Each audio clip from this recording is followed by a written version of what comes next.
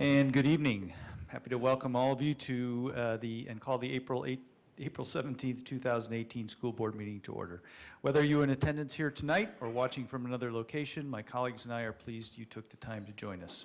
We certainly appreciate and applaud your commitment to partnering with us in support of our schools, our students, our staff, and our community. And while the board and Brevard Public School staff members remain fully committed to doing our very best to ensure excellence in Brevard Public Schools, we know that our success depends heavily on an engaged and committed community to work alongside of us and to help us continually improve.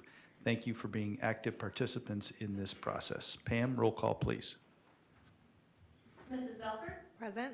Mr. Craig? Present. Mrs. Deskovich? Present. Mr. Susan? Present. And Mr. Ziegler? Present. This evening, Matt Reed, Assistant Superintendent of Government and Community Relations, will lead us in the Pledge of Allegiance.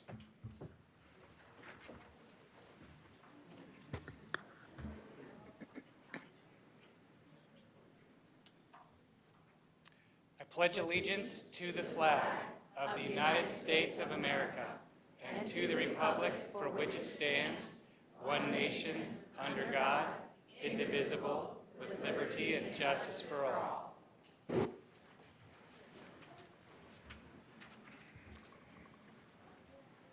This time, I'd like to offer my fellow board members and Dr. Blackburn the opportunity to recognize staff, students, or community members. We'll start, I think last time we had started on there, so Mr. Ziegler, would you like to? Just a minute.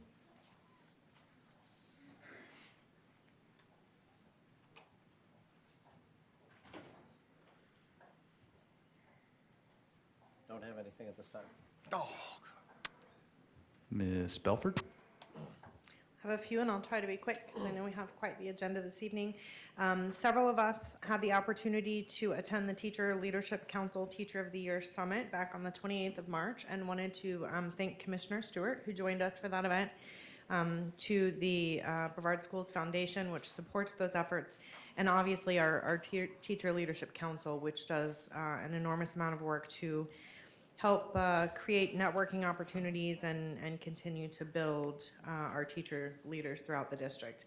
Then on the 11th, Dr. Blackburn and I had the honor of attending our last family resource night for this school year up in MIMS. Had a great turnout and lots of great conversation. So thanks to all who worked to put that together, and especially to all of the people that took the time to spend the evening with us. On the 12th, I had the opportunity to attend the Titusville Rotary Teacher Appreciation Luncheon, and they are gracious enough every single year to host a luncheon for all of our teachers of the year along with their principals, where they give them a certificate and they give them a nice lunch and a cake as well, and really celebrate. And I know we have several Rotarians, but if you're not familiar with the Rotary practice, one of the things that they do each meeting is happy dollars and sad dollars. And not only did they take the time to really recognize our teachers of the year, but several of the Rotary members actually gave happy dollars in recognition of our teachers of the year, which goes to scholarships for our students. So really a great all-around event. And then I had the opportunity on the 13th to attend the FAMU Night Under the Stars at the Brevard Zoo, which was a beautiful event. And they gave out, I lost track of how many thousands of dollars they gave out in scholarships that night to our students. Everything from book scholarships to the single largest scholarship was an $8,000 scholarship that was supported by one of our local families. So many thanks to them for that event and also for all of the support for our students. Thank you. Ms. Deskovich? I just have one. Last week, Mr. Craig and Dr. Blackburn, I think there were only two with me up here, went to the Level 5 Leadership Recognition Dinner. That's for all our up-and-coming principals, a training program put together under the direction of Christine Moore, and so a shout out to her for her hard work in organizing the trainings and putting them together, and for the actual event. It was held at the Crowne Plaza and sponsored by Community Credit Union. I want to get that one wrong. But we're going to give them credit because they do sponsor a lot of things. I believe they paid for the entire evening, and so a shout out to them. And again, Christine Moore for all of her hard work. That's it. That's all I got. Thank you. Mr. Susan? So I had a couple of announcements. The first one is that we have now surpassed the entire state of Florida by utilizing the STAR program for internships more so than any other district in the entire state. We're moving forward to put 300 kids to work throughout our entire county, and as of right now, we just surpassed 165, which is higher than any other county inside the entire state. So a lot of good things coming there. I want everybody to know that the USSSA, I went over and met with them, which is the tournament organization right up the road. They are not only hosting the female World Cup baseball team and bringing in teams from all over the world, Singapore, Puerto Rico, Dominican, that's going to be in August, but they also said that they are willing to give free tickets to the first 3 games this summer. It's like May 30th, 28th, 29th, and 30th to the girls Olympic softball team that they have there, free for any student or any teacher in Brevard schools, which was pretty phenomenal. I did want to say the Rotary that I'm the youth service chair for, we as a county form with the Rotary a program called RILA, where we take all of the leaders from our community and we go over to Umatilla, Florida. I oversee that program along with, while we're at Umatilla, all of our students are over there learning the high ropes and the seven habits of highly effective teens. We do all kinds of different stuff for them, then we bring them back, and the idea is that they become leaders inside of our community. Our district is going to put over 75 to 100 kids this year through that program. That is more than all the other counties that are part of the Rotary District 6930 going down to Boca combined. So we have a heck of a Rotary system here. I also wanted to say thank you to the PTOs at Manatee, Longleaf, Suntree, and Quest in getting all the input from the various PTOs on the STOMP program and our security program. I went directly into the schools and met with the PTO presidents and anybody else who wanted to come. Great conversations. Thank you very much. She's in the front row, one of them. And I wanted to say thank you for all the time that they gave to me and their input. I also wanted to say that there's a special individual, Mr. Dan Diesel, who is a city council member for Titusville. We should be recognizing all of our elected officials. Mr. Dan, can you wave your hand real quick? I know you don't stand out in a crowd at all, but thank you. And I wanted to also say that there's a special individual that's transferring from being principal from one school to another school. He's the guy that hired me to be a part of this education system. That's Mr. Todd Shear. Back in 2005, he took a chance on a guy without a certification to become a teacher, which catapulted me to do all the amazing things and learn all the amazing things from this district. Tonight, we're going to recognize him in a little bit, but there's a special part of me that recognizes I wouldn't be here today had he not taken that chance during 6-day count in 2005 for Space Coast High School. So Todd, where are you at, man? He's not here? Great. All right. Anyways, Todd, thank you. And then the last piece is, we had our Innovation Games a couple of weeks ago. And during the Innovation Games, and I've been talking about them forever, bringing STEM back to this county, making it #1 in the entire nation, and what we can do, and being all fired up for it, and everything else, right? Something special happened. A group of individuals for one of the components to Innovation Games, which is known as C-Perch, came, and it's the first time I got to see them.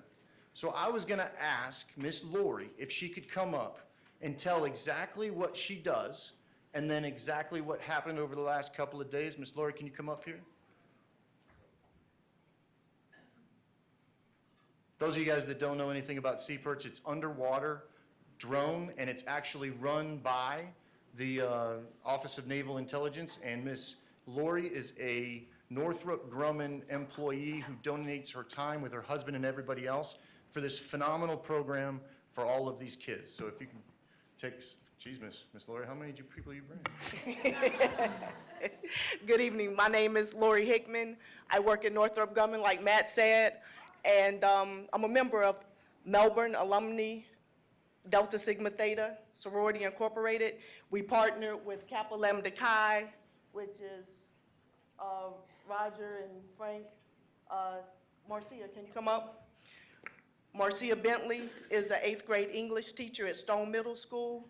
We use her classroom to build, like Matt said, underwater ROV submersible. We take a PVC piping, they cut it, and they build this underwater ROV. They solder the motors, They connect wires, they connect it to batteries, they use a tether cable, and they actually submerge it. At Northrop Grumman Innovation Day on March 23rd, our high school girls took first place.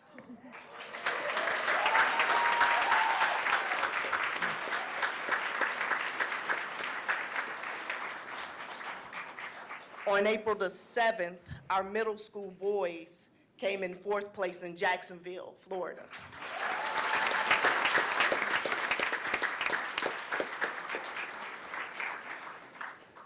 Roger, because we did partner with Kappa Lambda Chi, come on, you say something. Thank you, honey. I have to do this.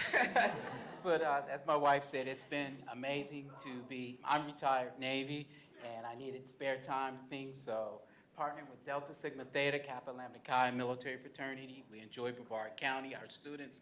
We love you all, and we look forward to doing things with the Brevard Public Schools. Thank you.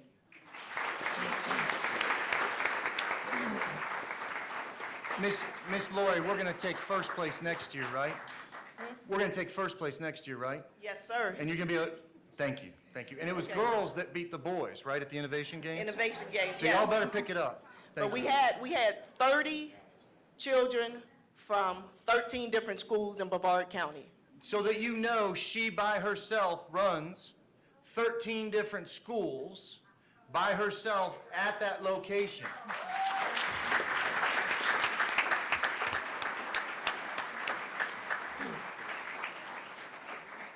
That's a difference.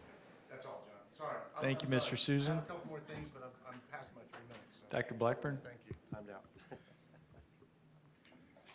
You're not going to believe this, but I had several of the items that board members have already mentioned to acknowledge people about. But I would just say thank you to the Black History Council of Patrick Air Force Base for not only hosting the Dr. Martin Luther King Jr. Legacy Luncheon on April 4th, but asking me to speak at that event also. It was the first annual recognition of the assassination of Dr. King, April 4th, 50 years ago. So thank you, Black History Month Council, or Black History Council of Patrick Air Force Base.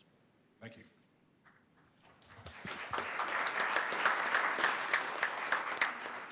Thank you very much. I had many of the same things. I will recognize one person, and we're voting on her transfer from one place to another.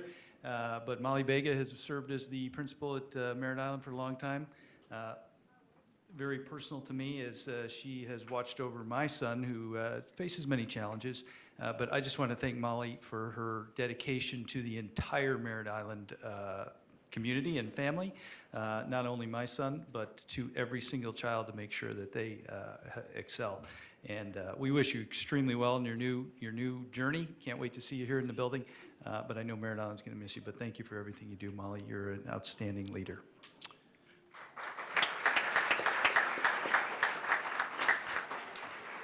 So that brings us to the adoption of the agenda. Dr. Blackburn. Mr. Craig and members of the board, on this evening's agenda, we have administrative staff recommendations, 2 recognitions, 1 presentation, 25 consent items, 2 action items, and 4 information items. You also have the yellow supplemental agenda, which are changes made to the agenda since being released to the public. There were revisions to item A7 on administrative staff recommendations, and a revision to item F12 on student expulsions, and a revision to item G37 on purchasing solicitations. Item F13 on meeting minutes was an addition, as well as a presentation, item D10, on the Marjorie Stoneman Douglas High School Public Safety Act, and information item H42 on the proposed draft School Security Memorandum of Understanding. What are the wishes of the board? Move to approve. Second. Moved by Ms. Belford, seconded by Mr. Susan. Is there any discussion? Hearing none, please vote.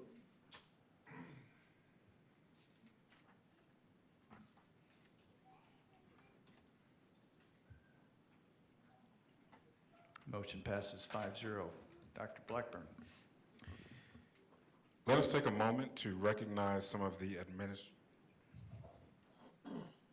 Like I said, Mr. Craig and members of the board, on tonight's agenda, there are 5 staff members for the board to consider. And what are the wishes of the board? Move to approve. Second. Moved by Mr. Ziegler, seconded by Mr. Susan. Is there any discussion? Ms. Belford? Just quick discussion. I have threatened to vote against this particular item this evening. And I think oftentimes we as board members feel that way, not because we don't want to see people go on and do wonderful things, but because oftentimes we have people who are retiring because of a drop commitment, and they have served many, many years in our district and our communities. And oftentimes, I think if they had their druthers, they would stay with us and continue to serve. And so it is my hope that we can at some point find some way to make that happen. But one of those individuals that is on item A7 this evening is Mr. Diesel, who was recognized earlier by Mr. Susan. But he has been a staple of the Titusville community for a really long time, not to make you sound old, Mr. Diesel, but going to school in that community, coaching there, teaching there for many, many years, and moving into an administrative role there. So thank you for all of those years of service. And as I have committed for the past 2 years, I'm going to find some way to bring you back to us, even if it takes that year of time off, because you are certainly a valued member of the team, and I look forward to your return. Ms. Deskovich? I too thought about voting against this for a different reason. Dr. Dunkel, I don't know if he's out there, he has turned in his resignation from our district, and he served as the principal of my son's school for a few years. I just think he's a huge asset to our district. He's going to be sorely missed. He's moving on to new adventures in North Carolina, I hear, and I told him, I super forbade him to resign as the school board member. It apparently didn't work. It's still on our agenda. So I wish him the best on his new adventures, and I would be remiss if I didn't congratulate Mr. Pruitt personally for his moving over to Satellite High as the principal tonight. We're going to miss Mr. Elliott as he is retiring, but the whole community is extremely excited about the future with Mr. Pruitt. So congratulations, sir. Mr. Susan? I just wanted to say that I think you may have difficulty getting Dan Diesel to do something because he's already preoccupied, probably on Friday night lights at Space Coast High School, assisting his son, who's the head coach, and might be there in the afternoon coaching as the sun's going down. So if you want to catch him, just go over there. I think that's where his heart's at. So anyways. Thank you for the discussion. Call the question, please vote.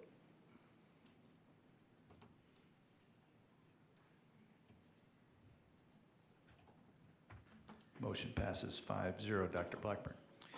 Mr. Craig and members of the board, let us take a moment to recognize some of the administrative staff members here with us this evening. First, we want to thank Mr. Dan Diesel for his years of service to the district as he announces his retirement from the position of assistant principal at Titusville High School effective June 30. Mr. Diesel. Wow, didn't know I was talking. But anyway, thank you all for coming tonight. I appreciate it. I picked the right night, huh? In all seriousness, I look out here in this room and I see people with passion for what you're doing tonight. And that's the same passion that so many of you take to the classroom every day. And it's a passion that I have in the classroom and in my school, and it's a passion I have for the Brevard Public Schools family. And I just want to thank everyone for allowing me this opportunity to do this for 35 years, to make a difference in kids' lives for 35 years. And that's what you're doing now, and enjoy this, because this is something other people can't do. You're blessed to do it. I've been blessed to do it, and I thank you all. Keep making a difference. Keep making a difference. Thank you.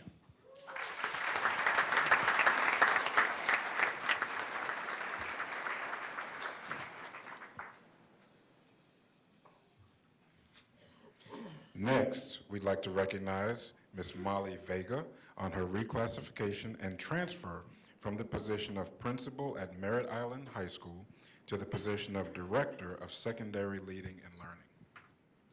Hi, I'd like to thank the board, Dr. Blackburn and Dr. Sullivan for this opportunity.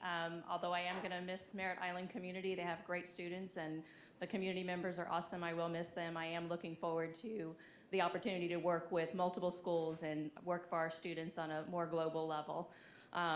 There's way too many people to thank that got me to where I am, and my support. I do have some of my colleagues here with me tonight, and I appreciate them. And then my two daughters are off at college right now. They're products of Brevard County, and I know they're here in spirit. So thank you.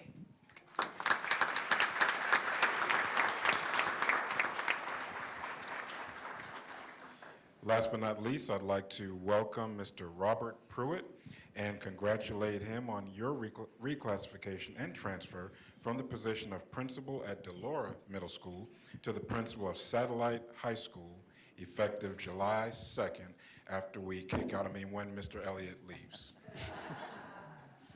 Thank you, sir. I'd like to first thank you, Dr. Blackburn, board members, Dr. Sullivan, for this opportunity. It's been a great tenure at Delora Middle School. Looking forward to serving the Satellite community.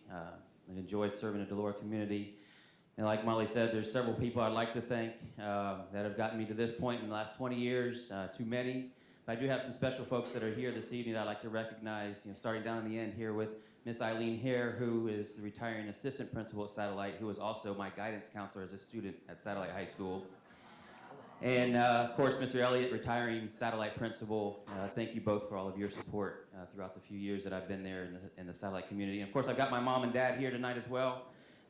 With their support, it means a lot. My lovely daughter, Emma, who's a freshman at Vieira High School. My son, Tyler, who's a senior at Vieira High School. He has a baseball game tonight over here at the stadium. So he couldn't be here tonight. And then, of course, my beautiful wife, Jennifer, who's in her 20th year as a teacher here in Brevard County at Croton Elementary.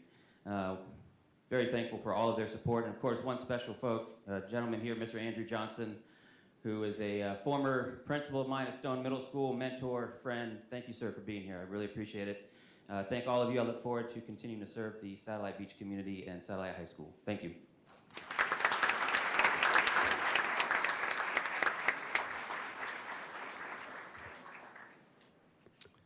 Dr. Blackburn, let's move on to the recognition portion of the meeting.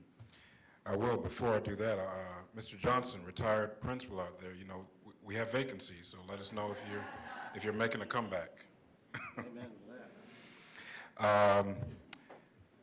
First, we will recognize the Office of Budgeting, Cost Accounting, and FTE for receiving the Meritorious Budget Award from the Association of School Business Officials.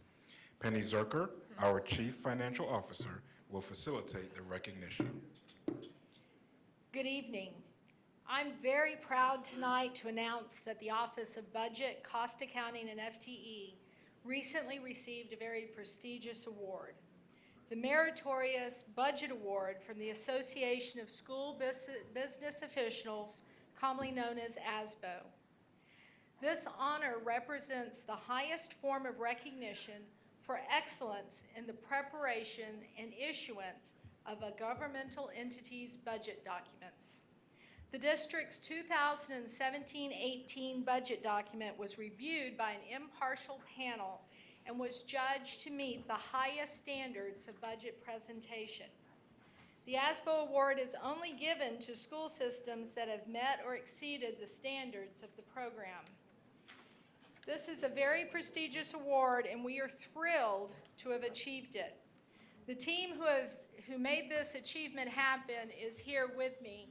Maureen Mason, budget analyst, Joe Strofus, student projections and budgeting analyst, Latalia Weaver, budgeting coordinator, and they're led by Karen Strickler, director of budgeting, cost accounting, FTE.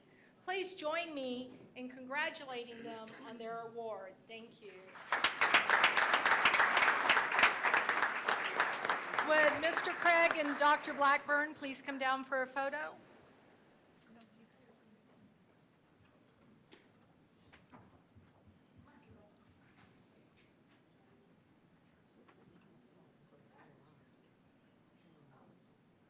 This is just here for the, yeah, so it shows video, and if somebody does it, any comparison? Can't be real sure. 74 speakers. It's 222 minutes.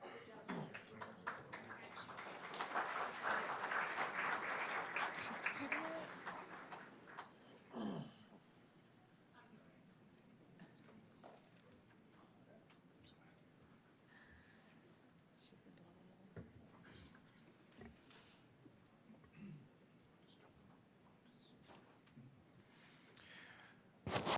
Our next item is to recognize James Madison Middle School as a National Model School of Professional Learning Communities at Work. Ms. Chris Moore, Director of Professional Learning and Development, will make the presentation. Ms. Moore. Hello, good evening, everyone. I am excited to once again honor James Madison Middle School as a National Professional Learning Community Model School. The word professional learning community, or PLCs, well, they can be interpreted in different ways, and some people interpret it as a book club, but that's not what this is. By earning this distinction of a national model PLC school, Madison Middle School has demonstrated the highest PLC standards, including intentionally focusing on the mission and collective commitments of the teachers, staff, and administration within the building in service to our students. Guaranteeing a rigorous curriculum for all of their students, not based upon the individual teachers to whom they are assigned, but upon the collaboration and commitment of those teachers to work together, ensuring they are teaching to the depth of the standards. As well as using common formative assessments to measure the impact of their teaching on student learning and using that data to drive instruction. In earning this distinction, Madison Middle School had to not only demonstrate that they were reaching these standards, but they were doing so with excellence. Please join me in congratulating James Madison Middle School as represented by the former principal, Sherry Tomlinson, and the current principal, Joe Flora.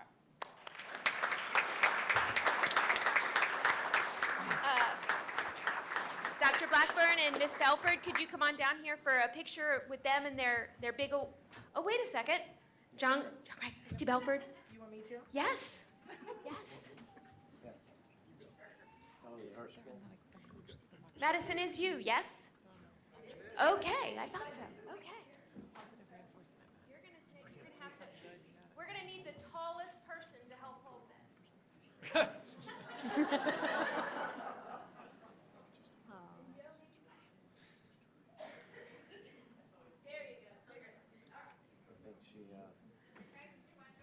Mr. Craig? Now we're filming.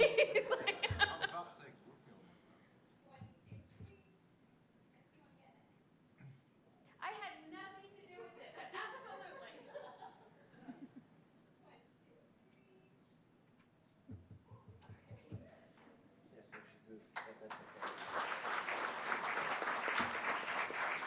Thank you, everyone.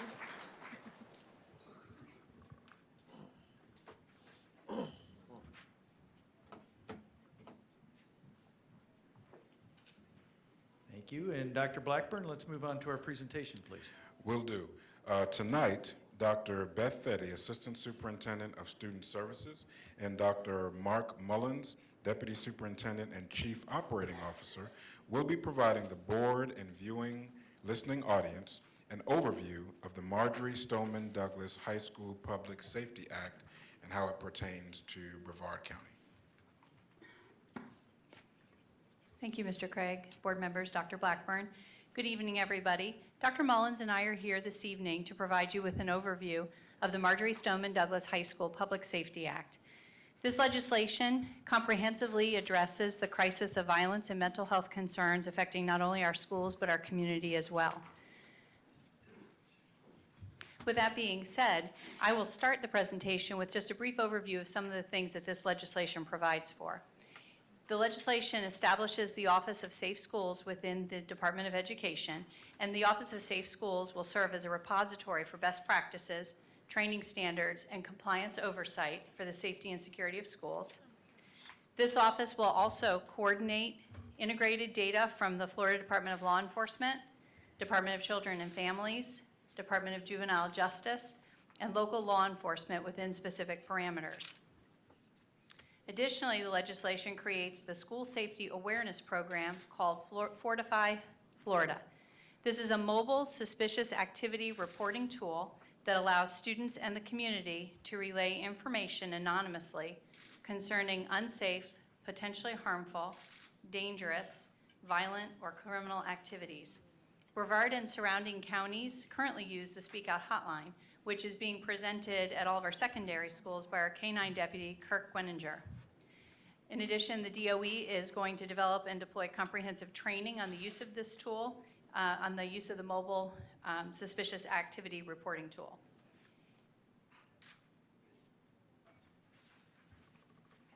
In the area of student discipline, this legislation amends certain sections of Florida statute to include related to student discipline, to include the addition of disclosing any mental health referrals upon initial registration. Students already have to disclose if they are up for expulsion in another county or state, or if they are under juvenile justice sanctions, and this adds one more element. The development of policies related to the referral of violent or disruptive students to an alternative setting or to mental health services.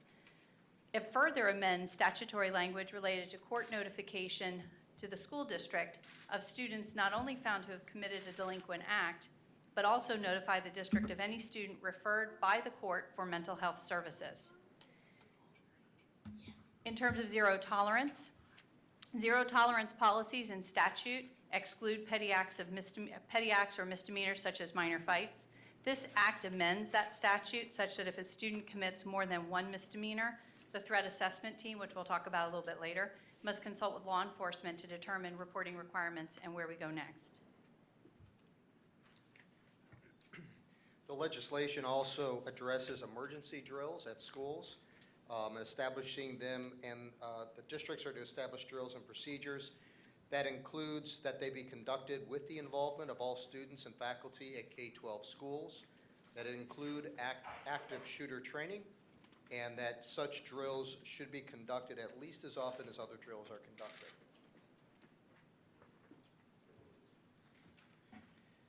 Promotion of school safety and ongoing threat review is addressed by the designation of a district school safety specialist and the development of threat assessment teams at each school, which includes at least a counselor, a teacher, administrators, and law enforcement. In addition, Safe School Officers and the School Guardian Program is outlined in legislation that includes promotion of the School Resource Officer Program. In legislation is an additional allocation to school districts, categorical to the employment of SROs. Brevard received approximately $2 million additional funds allocated after the charter school allocation for the enhancement of SROs. The SRO programs must be include certified law enforcement officers, and those officers must complete a mental health crisis intervention or de-escalation training. In addition, it provides for school safety officer programs. This is in support of districts that may have their own law enforcement agency. And then also the option to participate in the Guardian program as outlined in legislation. That includes no authority to act in a law enforcement capacity. It excludes classroom teachers as defined in statute 1012.012A. Exclusion does not include JROTC teachers, current service member, or current or former LEOs, law enforcement officers. It includes the requirement to complete 132 hours of firearm safety and proficiency training.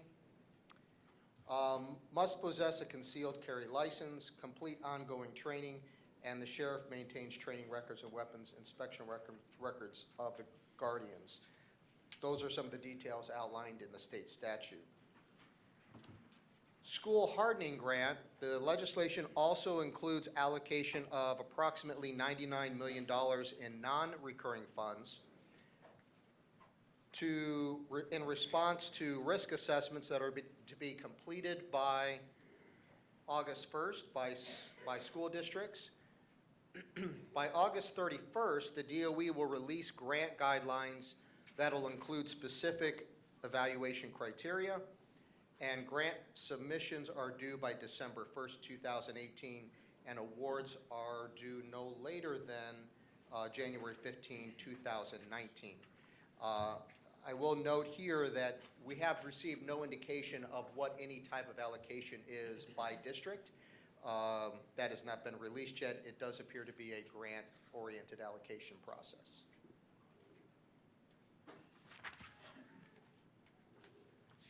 In reference to mental health services, the legislation allocates funds to Brevard Public Schools for $1.7 million with a proportionate share going to charter schools, and it's to establish or expand school-based mental health care.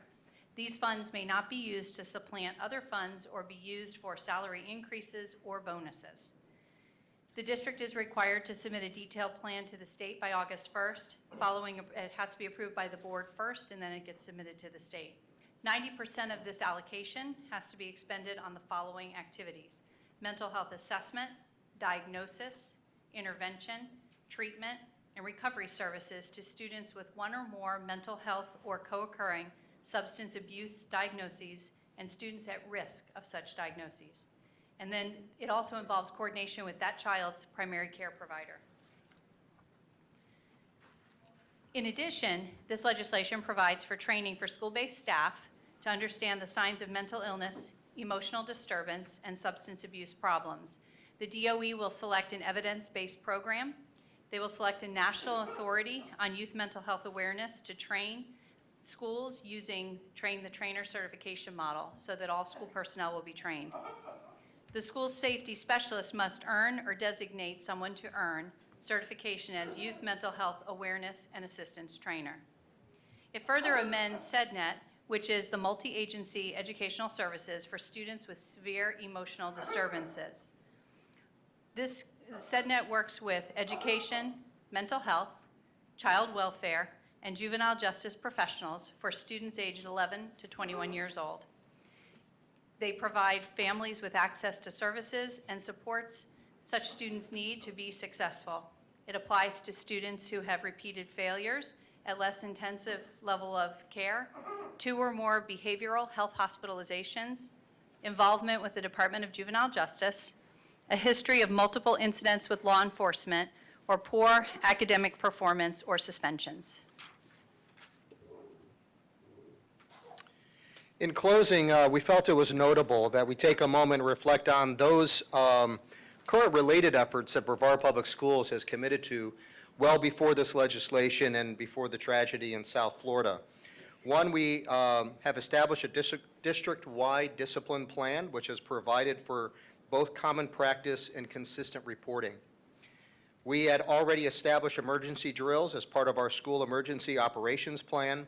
Those drills are conducted in cooperation with District Security Major Walters and/or a school's local law enforcement agency. Our CEOP, or School Emergency Operation Plan, includes a team approach in both planning how to address critical incidents and how to respond to them. BPS has already moved to increasing SRO presence in our elementary schools, and currently district operations staff, along with district securities, Major Walters and his staff, to begin our own school security assessment to determine next levels of security needs once the current security initiative is complete.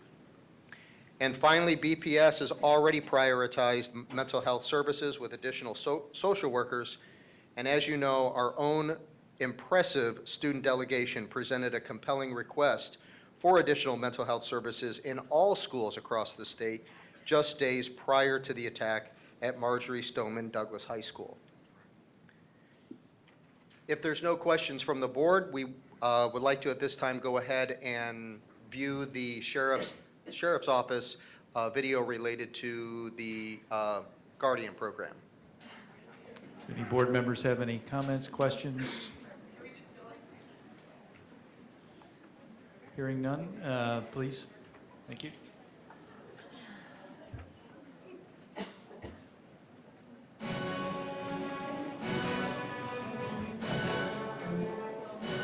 Hello, everyone. I'm Sheriff Wayne Ivey, and we're on scene with the Brevard County Sheriff's Office. Like each of you, my heart sinks each time I see in the news where a school was the chosen venue for an evil or deranged individual who decided to target children or educators in what should be the safest environment imaginable. As a father, lifelong law enforcement officer, citizen, and the sheriff of Brevard County, I'm absolutely convinced that we must take action right now to do everything possible to stop the next school shooting from happening, regardless if its intended target is a school in Brevard or elsewhere in the world. I mean, how many more Columbines, Newtown, Connecticut's, Marshall County, Kentucky's, or Marysville, Washington's are we willing to endure before we say enough is enough? For me and our community, not another one. That is why in the immediate aftermath of the horrific attack at Marjory Stoneman Douglas High School, our school board superintendent, Dr. Desmond Blackburn, and I discussed and announced a school security strategy and initiative to help ensure our children, educators, employees, and volunteers have the safest environment possible to teach and learn in. Our strategy was built around the concept of putting a bulletproof vest around our schools that was created using a multi-purpose approach to school security. Now, if you know anything about a bulletproof vest, it's layer after layer after layer of material that when woven together becomes so strong a bullet or edged weapon can't penetrate it. Using that same concept, our team created 4 layers of protection that would provide the strongest measure possible to keep our schools safe. Since the announcement and discussions with the school board for our school security plan, there have been a lot of miscommunications, confusion, and subsequent concerns about the details and specifics of our strategy. So tonight, I want to provide our citizens and community with the exact plan and details of our 4 layers of protection so that everyone is comfortable and well informed on how we intend to do everything possible to protect our schools. While I know there are citizens who oppose specific parts of our plan, I believe in my heart and my 39 years of law enforcement experience that to be effective in protecting our schools, we must take a new approach, one that provides layers of protection. So if one layer fails to stop an assailant, an additional layer is in place to protect our most precious of citizens, our children. Our layers of protection are broken down into 4 different areas: education and awareness and STAR program, hardening of facilities, school resource officers, and our STOP concept that allows volunteer Brevard Public Schools employees who are statutorily approved to serve as trained special deputy sheriffs while on our school campuses. Our education and awareness component is designed to make sure that everyone on each of our school campuses knows exactly what to do in the event of an active shooter or other type of critical incident. This layer of protection includes active shooter training for our teachers, staff, students, and volunteers, video-based training and drills that will be conducted quarterly at each school, Operation Speak Out, a program that allows students, parents, and others to anonymously alert law enforcement about safety issues and concerns through a smartphone app, and our newly developed and implemented STAR program. The Success Through Awareness and Restoration program, or STAR as we call it, is designed to serve as a foundation of discipline, intervention, and quite frankly, an attitude adjustment for students who act out and disrupt classrooms where others came to learn. This unique pilot program was initiated this school year to identify those students who are demonstrating concerning behaviors. Rather than remove them from school, they attend what was formerly known as the Alternative Learning Center in the hopes of successfully restoring them so they may return to their schools to become great students. The second layer of our bulletproof vest focuses on hardening our actual school facilities through the development of single-entry access control points, fencing, security cameras, and locking mechanisms to ensure that each of our 4,000 classrooms can be secured from the inside in the event of a critical incident. Layers 3 and 4 of our strategy involve the placement of school resource officers at as many of our schools as possible and the utilization of school guardians or marshals, as we call them, to assist in the protection of our schools and children in the absence of a law enforcement officer. The recently passed Florida Marjorie Stoneman Douglas High School Safety Act mandates that each school either has a school resource officer, public school police department officer, or school guardian assigned in order to be in compliance with the new law that was passed by our legislators and subsequently signed into law by Governor Rick Scott. With regards to school resource officers, Brevard County currently has 37 school resource officers for a total of 88 schools. So essentially, we are in need of 51 law enforcement officers to serve each and every school, which creates a significant fiscal challenge to our Brevard Public Schools budget and Brevard County law enforcement agencies. While our state legislature did allocate $97 million for funding law enforcement officers statewide as part of the SRO Safe Schools Act, Brevard County's percentage was nowhere near enough to fund the 88 school resource officers needed to have a minimal of 1 on every campus. As such, our superintendent and school board members are diligently searching for funding solutions. However, please keep in mind that even if funding were no issue, the recruitment and training of 51 law enforcement officers for this assignment, while also recruiting and hiring the replacement of those experienced officers selected, would take much longer than the 5 months provided by our state legislators, and is also compounded by the months of potential funding discussions on various local levels. Additionally, we are competing with every other law enforcement agency in the state for the same law enforcement candidates, as each county is now facing the same exact challenges during the same exact time period.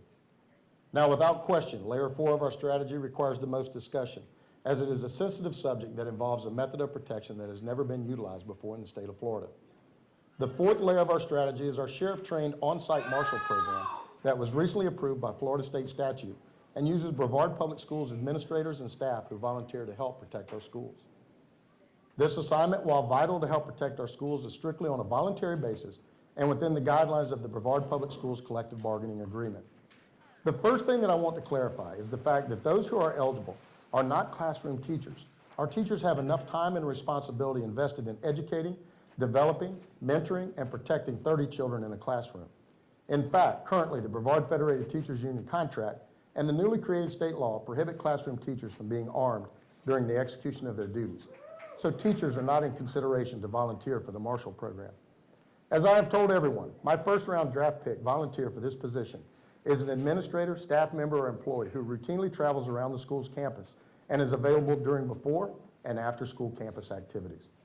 Those chosen for this assignment will be thoroughly vetted and, if approved, will then receive 176 hours of specialized training provided by the Brevard County Sheriff's Office in order to become a certified school guardian or marshal.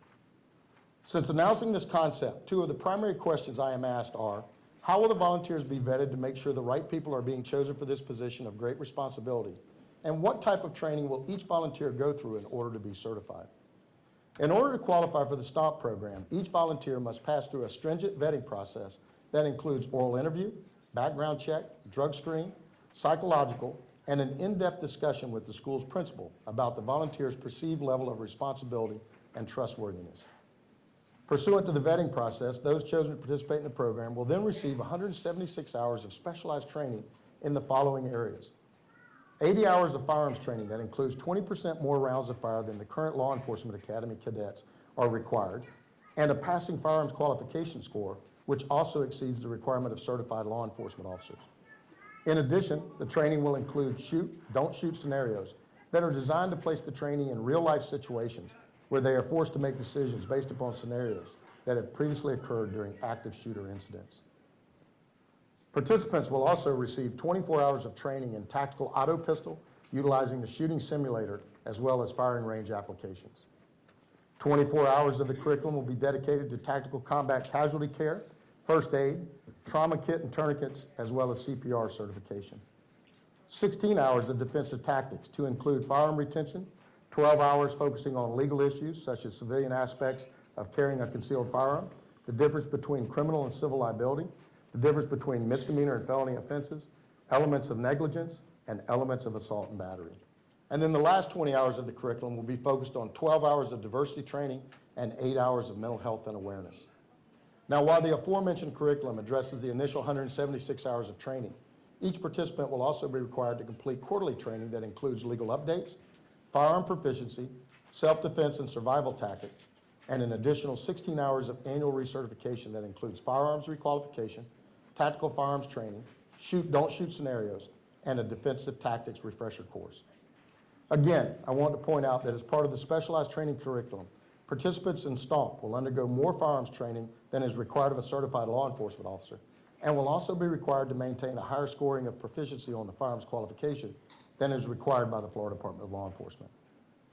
The goal of this program is to add an additional layer of protection to our schools by using trained and certified special deputies to stand ready to protect our children and themselves in the event of an active shooter scenario. The only law enforcement authority each will have after certification will be the lawful ability to use deadly force in the event of an active shooter or critical incident to protect themselves or others while on a Brevard Public Schools campus. Hopefully tonight's video provides the level of detail that is needed to fully explain our school security strategy and the reason for each layer of protection that has been presented. As I have said to several of our citizens in the past few weeks, it's a sad commentary on society that we have to have these types of conversations, but it's a real commentary and one we must act upon right now to save lives. As always, thank you for your continued support of our agency and for partnering with us to keep Brevard County safe. Okay, well, thank you, Dr. Mullins.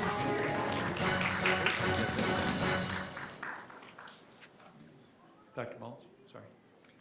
That was it, unless you have any questions, sir. Any board member have any comment or questions at this time? No? Dr. Blackburn? No? Thank you, Dr. Mullins. I'm sorry you weren't feeling well, but thank you for coming in tonight and doing that. And thank you, Dr. Theddy, for putting that information together. Critical that we all have the same idea of what the entire Public Safety Act has in store for us and what we have to act on. We are now at public comments. Initial comments will be heard that are specific to agenda items under consent or action, and comments for all other speakers who signed up will be heard when we have completed the official business portion of the meeting. That means that, as you saw on the signs, hopefully as you came in, we have some we have items under the F category, consent, and the G category, action, that we actually vote on as part of our business meeting. The information item of the MOU, which I think many of you are signed up to speak on, is not something we vote on tonight. It is merely on the agenda for information. Normally, our secondary public comment period would come after information, but it is the desire of the board to hear everybody's comments before we have that information item come. So what we'll do is we will get through the consent and the action items after we hear the public comment from related to those items, and then we'll roll back into public comment for the items that are not on the specific agenda, and we do appreciate your consideration and your patience with that. That way we can get through the business portion and give it the attention that it deserves. The maximum allowed time for each speaker is 3 minutes. Please be reminded that statements shall be directed to the board chair. No person may address or question board members individually. The board chair may interrupt, warn, or terminate a participant's statement when the statement is too lengthy, personally directed, abusive, obscene, or irrelevant. And if an individual does not observe reasonable decorum, the board chair may request the individual leave the meeting. Please keep in mind that we often have children present and/or children viewing our board meetings, certainly specific to tonight, and we encourage an environment appropriate for their viewing and everyone else's. Well, not every comment may be specific to an item coming for a vote. Certainly when we get to the secondary public comment period, this will be the case. But board members along the way may assist with connecting public speakers to district staff that can assist with concerns, respond in brief to comments made by speakers that require immediate clarification, and request that a staff member respond more fully following the board meeting. These responses and requests will take place at the end of the public comment portion of the meeting. Before speaking, please state your name, the organization you represent, if any, and identify the topic you will be discussing. We have 11 speakers signed up for specific agenda items that we will hear first in our first section of public comment. I'll call up in groups of 3. Just reminder to those who haven't been here before, we do have a new high-speed clock here that counts down from 3 minutes. Please keep an eye on it. It does give you a better indication than the lights that we used to have. There will be a beep that goes off, and then I'll be asking you to terminate your comments at that point. So I do appreciate your attention to the time as it counts down. Just to give you a heads up for the secondary portion, there are 62 people signed up to speak there. So certainly we are going to need to move through quickly to make sure we hear all of you and get all of your input to the items tonight. The first 3 public speakers, Eddie Bremer, Napoleon Carroll, and Brian Freeman. Eddie?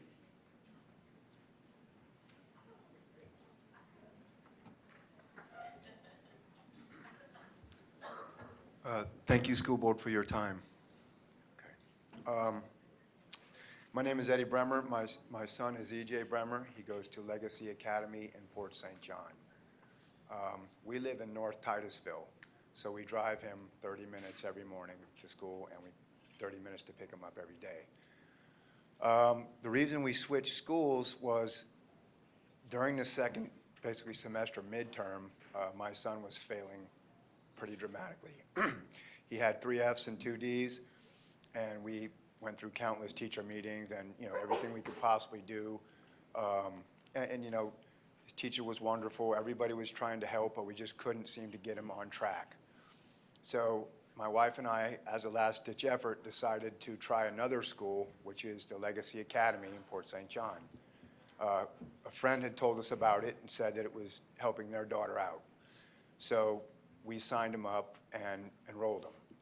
Well, his last report card was all Bs and 1 C, and current grades right now are almost straight As. All his test grades have improved, and his overall mannerism has improved. I'm not bashing any school, because I know everybody tries. The school that he was at before, I could have thrown a rock and hit it from my house. So we drive 30 minutes every day, and that's what it means to us. Now, our goal was to enroll all our kids next year. I have a younger one as well in Legacy Academy. But what I'm hearing is that the charter is going to be pulled and that they're not going to exist. We believe that it's important to have this option available to us. Without this option, my son would be failing 100%. There's no question about that. He would be repeating 5th grade. But his overall attitude has changed. The school was wonderful. They're a very tight-knit group, and they've done wonders for our family. You know, they say that the basis for a charter is achievement in education. My son is proof of that. I just wanted to tell my story so that maybe we could resolve this issue. Thank you very much. Thanks, sir. Napoleon Carroll, Brian Freeman, and Jalen Danhoff. Good afternoon. I'm speaking on the item F22 on the agenda, which is also related to Legacy Academy. I'm a retired NASA. I served as the Chief Financial Officer out at Kennedy Space Center for about 10 years. I stand here now as the chairman of the board for Legacy Academy. I can tell you that our first year has been a significant challenge for us as far as the school's concerned. We've the district has identified several deficiencies. We've worked very hard to try to clear these deficiencies, and we continue to work hard to clear deficiencies as they are identified to us by the district. We've taken several positive steps to reform various aspects of our operations and our leadership, and going into the new year, and we are committed to providing outstanding education experience for our students, as you've heard before. All we ask is that you give us a chance. One of the things that makes it very, very hard for us, and one of the things that the district has identified as a deficiency, is our turnover in our teaching and our leadership and some of the people that work for the school. Well, these pronouncements that we get, closure in 90 days, defaults, deficiencies, all those things, make it almost impossible to recruit and retain good staff. So the deficiencies, whether they come to fruition or not, makes it almost impossible for us to do our job. So we just say that we are working to do, we are committed to doing as fine a job as we possibly can in educating our kids, and we ask you to give us a chance.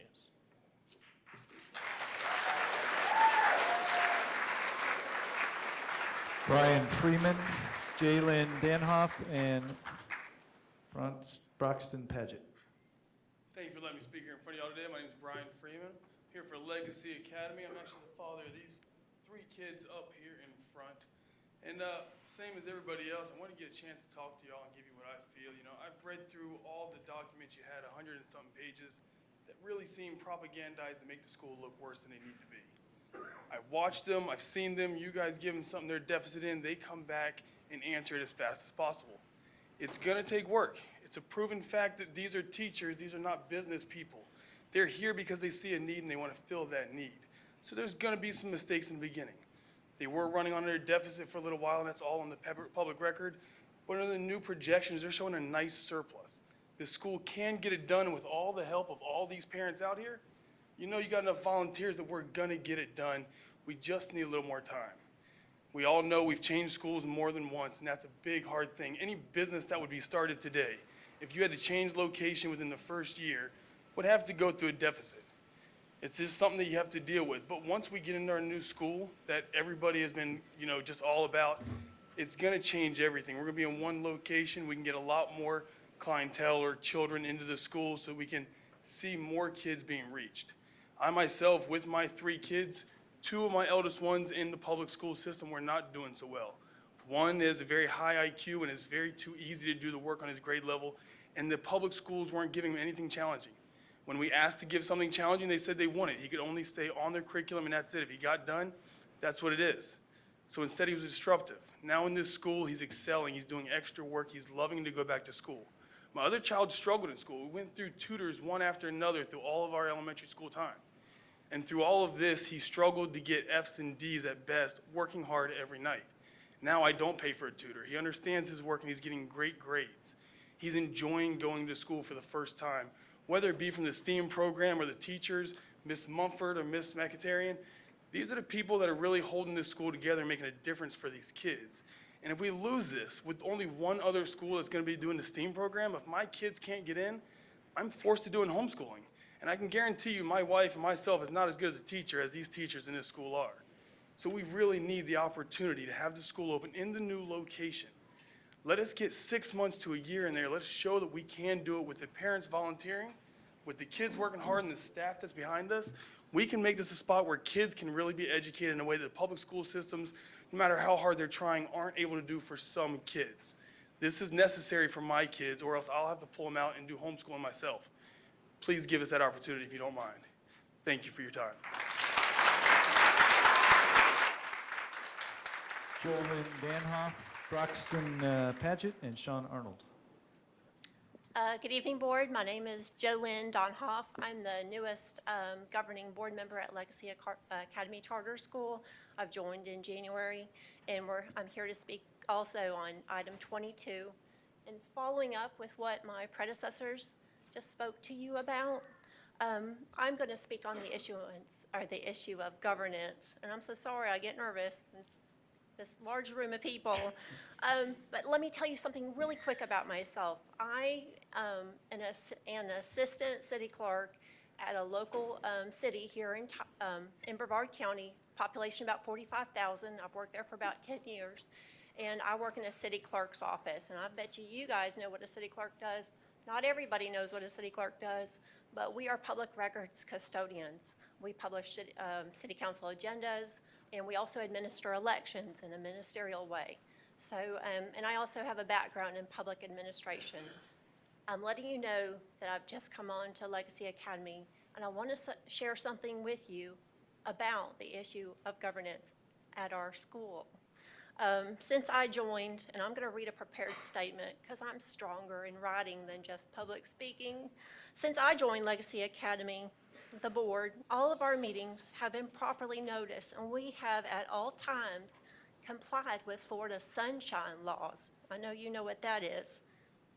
But in an abundance of caution, the board, at a duly noticed meeting held recently on April 12th, we adopted a notice of meetings policy that will ensure that all meetings going forward from here on out are properly noticed, and such notice is maintained by law. At the start of each board meeting, our chairperson will acknowledge how and where notice is provided and attach a proof of all of our, attach this proof to our meeting minutes. To the extent that there was anything needed to cure the issues that you're considering tonight about our school. If there's, again, to the extent that there's anything that we're going to do to cure so we can move forward and be healthy, we recreated the discussions held at our prior meetings since April 2017. We created those conversations and gave the public an opportunity to comment on those actions taken at our meetings. Needless to say, that was a long meeting on April 12th, but we're doing that to show you our goodwill, to show you that we want to do things right. And I thank you for your time.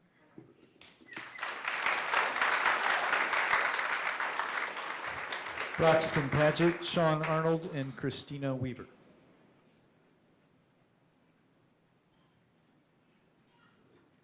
Good evening, Mr. Chairman, members of the board. My name is Braxton Paget. I'm an attorney that represents Legacy Academy Charter. I wanted to speak to you today quickly as I can about some of the specific issues that were identified in the recommendation for termination and some of the things that we've already done to try to cure some of those deficiencies here recently. As you know, as you guys have heard, this is the first year that the school's been open. It's had to move. It has faced many challenges, but at the same time, there's been a lot of successes too. For a lot of people, this is a positive learning environment, and it's a place that they call home. The school has taken a lot of measures over the last few weeks to try to remedy some of the concerns that the district has expressed. The school has also indicated that it is going to initiate a search for new leadership, which we believe will be very helpful in curing some of these things. One of the issues that was acknowledged in the recommendation to send the 90-day termination was that the teachers were not properly certified. This was primarily due to an issue with the AS400 system where the teachers' certifications were not being properly input into that system. All the teachers at Legacy Academy Charter are authorized and certified to teach in the state of Florida, or they are authorized substitutes. There is one long-term substitute that they have. The reason for that is not because they haven't been looking. They have been looking. But as you guys are probably well aware, the market for teachers right now is a difficult one. And they're doing the best that they can to find somebody to replace that teacher. Background checks was another issue that came up, that there were people that were not getting proper background checks. We've cured that completely. This board also adopted a new policy to ensure that from here on out, all new staff that come on are properly, have proper background checks and fingerprints. We actually modeled our policy exactly after the policy that you guys have adopted yourselves. There's been concerns about changes to the curriculum and staffing plan versus what's in the charter application. The reason for this is that there was a lower than expected FTE count at the school. That limited them, and they had to make certain changes to their curriculum and staffing plan that was different from what was in the charter contract. The board on March 8th has authorized the school to seek a charter amendment, which the school is planning to do. And lastly, in the last 10 seconds that I have, I want to mention that as far as ESE services, the school is fully compliant with all ESE services and is prepared to document them better to the extent that they can. Thank you. Sean Arnold, Christina Weaver, and Melinda Villan.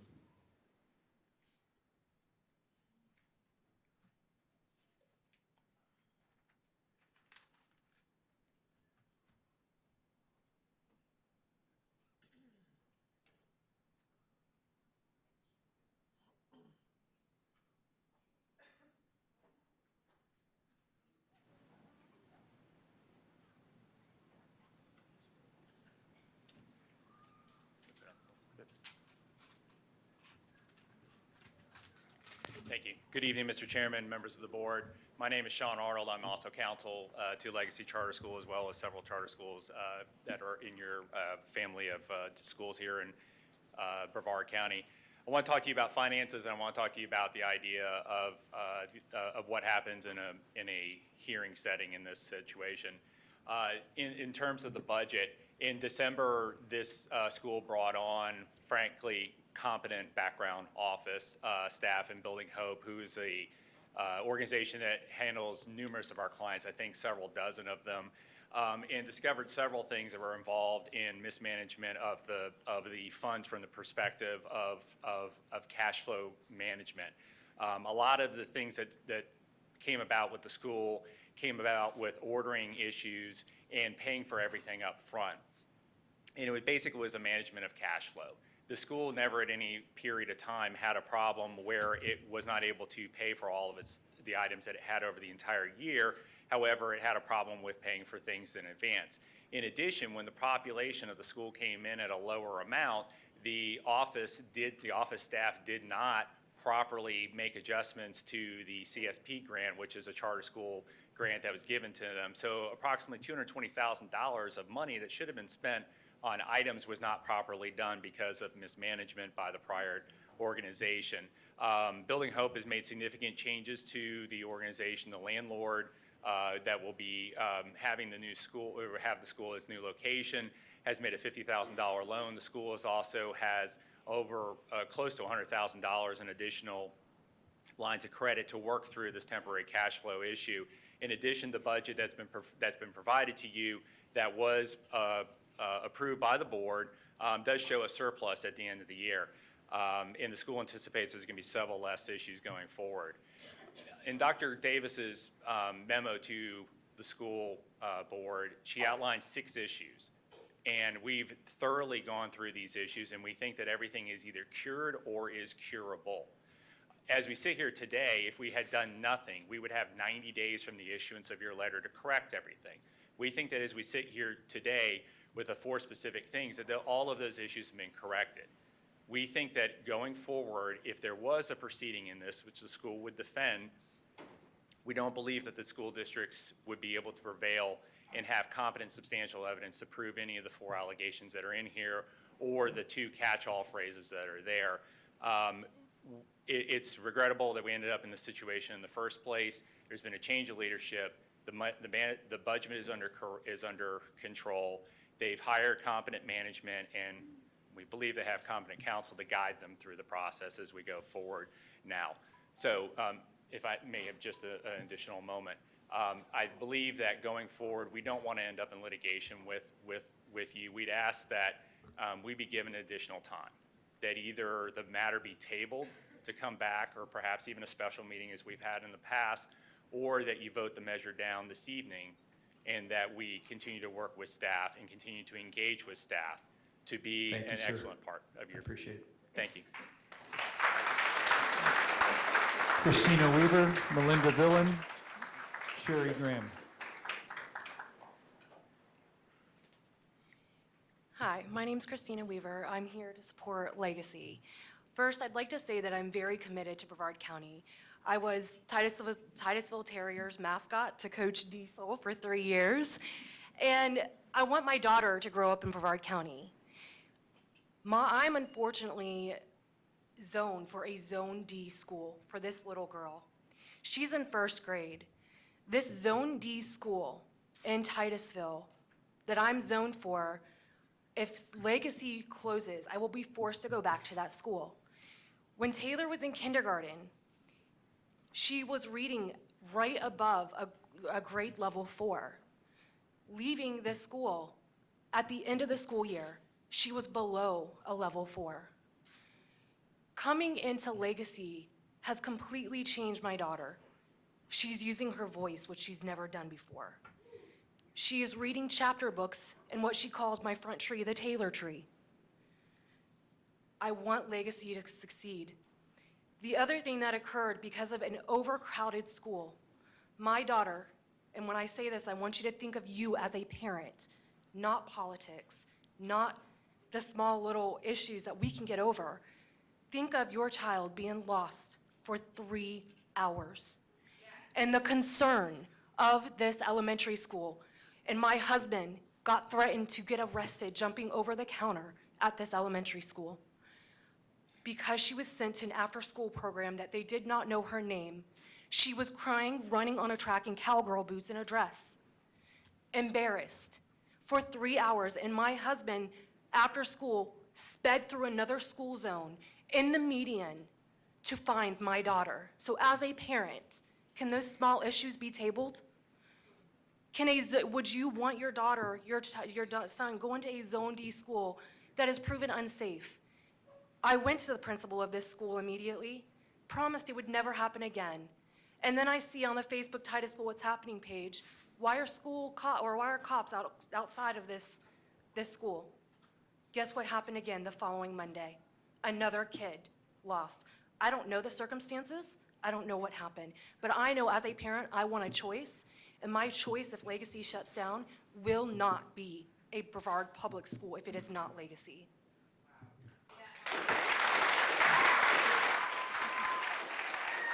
Melinda Bullen, Sherry Graham, and Carl Lusterman. Hello. My name is Melinda Villan, and my daughter is a kindergartner at Legacy Academy Charter School. While I initially wanted to be here to speak against the STOMP program, instead I am here in an effort to save my child's school. I was raised in one of the best public school systems in the country, Fairfax County Public Schools, and I've never understood teaching to the test or taking a less hands-on creative approach. I took field trips to museums, battlefields, Mount Vernon, Williamsburg, and it was those numerous hands-on experiences that have stuck with me more than any textbook. We have watched our child's knowledge grow in leaps and bounds. Every parent says that their child is bright, but ours really is. And she is challenged, and she rises to that occasion every single time. I've actually brought one of her homework packets that she receives every single week, if you guys would like to take a look at it, just to see the amount of work that she does each week just at home. Legacy provides the level of education that we want for our daughter to receive, hands-on, creative, and STEAM-based in a caring and supportive environment. Many of us took into consideration that there would be kinks to be ironed out.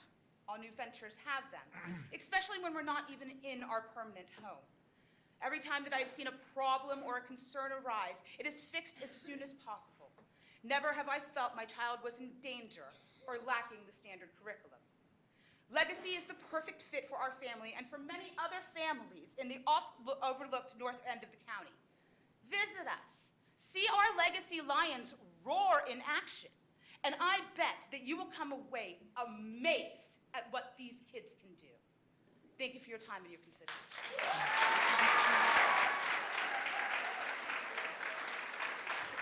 Sherry Graham, Carl Lusterman, and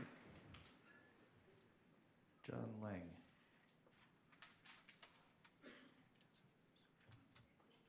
Hi, good evening. I'm Sherry Graham. I'm, of course, talking about Legacy.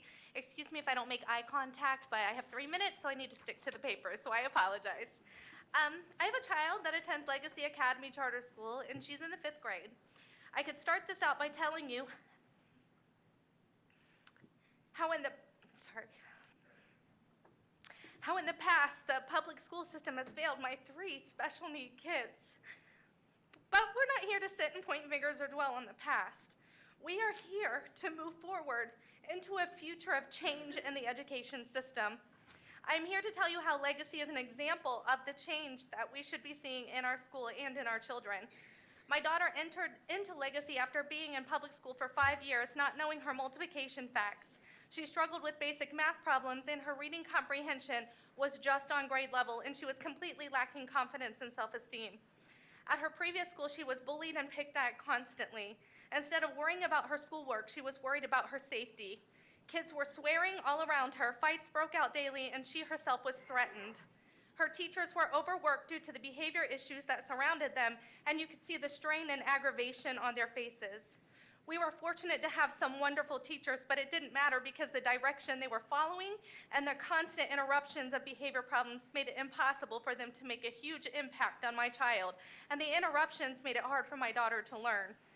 At Legacy, my daughter is now not only multiplying and doing basic math, but fractions and decimals, and she actually gets it. She has passed reading simple chapter books to checking out autobiographies on people and subjects that interest her.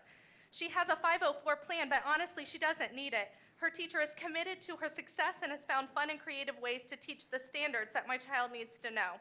I no longer have to guess at how to help my child do her homework because her teacher is always ready to help her no matter what time of day it is. Did I mention that Legacy teachers are committed? My child loves school and wants to go to school. She does not see the overabundance of behavior problems, and she has a huge social life. We attended Legacy Spring Dance this past Friday, and I was in awe as I watched my daughter mingle with different groups of children from kindergarten to 6th grade and be accepted by them all. Legacy is a dream come true for my family. Legacy is doing more than just teaching our children. They are raising up future leaders in our community. They are teaching them to talk through their differences, to lift each other up and encourage one another. They are teaching them to lend a hand to those who need it and work with their peers to reach a goal. Academics are important, but as we all know, the mental health of our children is declining, and at Legacy, they are striving to empower our children academically and emotionally. If you take anything away from here today,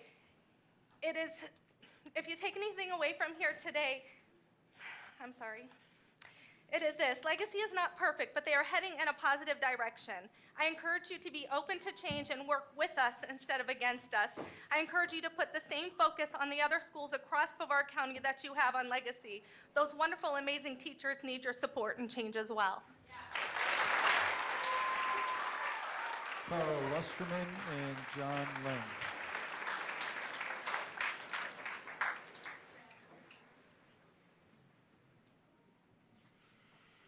Good evening, board members. My name is Carl Lesterman. I'm here on behalf of my two kids and in support of keeping Legacy School open.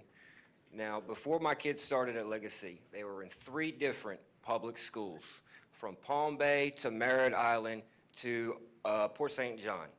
And in each instance, my kids were in large classes. They lacked the attention that they need. Whenever they had an issue, they were dismissed every time that they were brought it to a teacher.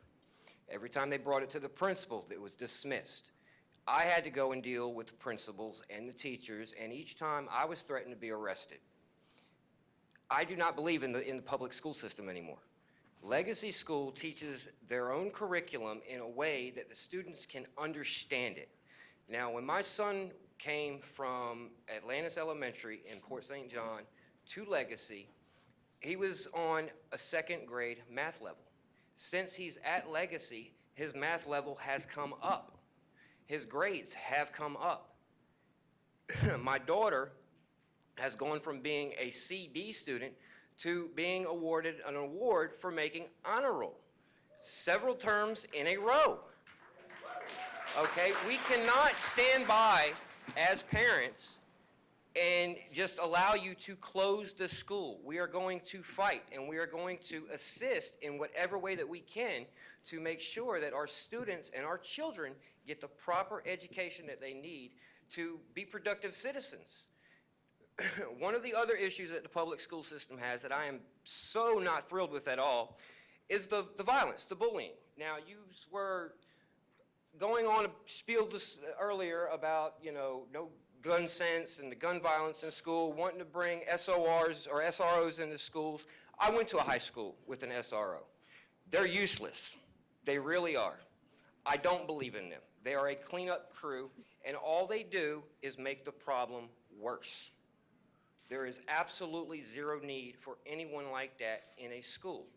If the teachers get better training and they get the assistance that they need, not only from the school board, but from the police departments and the parents, then we can cut out the violence in the school. It all starts at home. That is the #1 problem that I have noticed. Everything starts at home. If you go to any school system in this county and you don't even address who you are, you make no indication as to who you are, and you just observe and you walk around and you listen to how the students interact with one another. They're very aggressive. They're very violent. They make threats. They make derogatory comments. They talk down to one another. We don't have that problem at Legacy. My kids enjoy getting up. They're excited to go to Legacy and learn. We do not want the school closed. Simple as that. And should it be closed, I guarantee you, me and my ex, we will pull our kids out of public school and we will homeschool them. No question about it. Thank you, sir. John Lang and Rachel Breckenridge. John Lang and Rachel Breckenridge. Mr. Chairman, members of the board, and Mr. Superintendent, good evening. I just want to give you an update on the progress of the Legacy building that is being built in Royal Oaks Plaza. The plans for the school have been approved for a 21 classroom building with a security camera system, key card access to the building, and technology in every room. Construction began about 2.5 weeks ago on this $5.5 million project, and the target date for completion is August the 1st of this year. And That's to bring up to date on what's going on.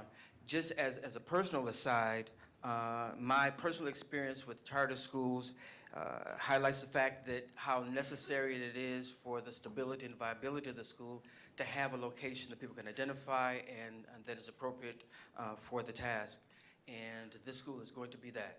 And I think that it's going to be one which this entire community can be proud of, that is going to be a place where students will learn, they will prosper, they will grow, and they will be safe.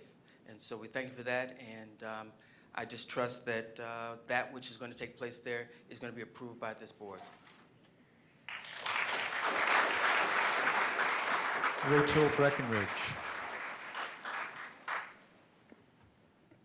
Good evening, Board. I'm here to address some of the concerns that were noted in regards to the ESC department at Legacy Academy. As a high-impact teacher for the state of Florida, highly recognized every year as highly effective, I assist with the ESC department at Legacy Academy under the direct supervision of Brevard County School Board staff. All of our meetings are met with Brevard County ESC staff. We have supported evidence of implementation of all accommodations, lesson plans, attendance records, progress reports for all ESC services, and documentation of everything has been provided. The district has presented us with a corrective action plan, of which we have already begun addressing the district required standards of the ESC audit. Legacy staff have followed all trainings, attended additional trainings, taken all suggestions given by school board members and staff who have been overseeing our needs at Legacy Academy. All students are served with excellence as a standard at Legacy in support of Brevard County Schools. Thank you.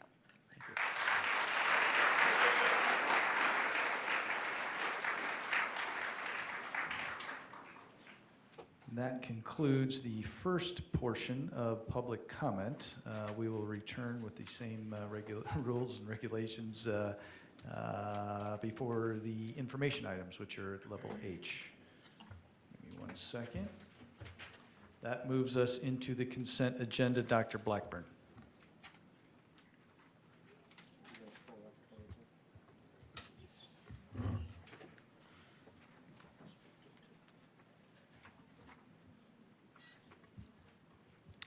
There are 25 agenda items under this category, Mr. Craig and board members, 1 with prior information.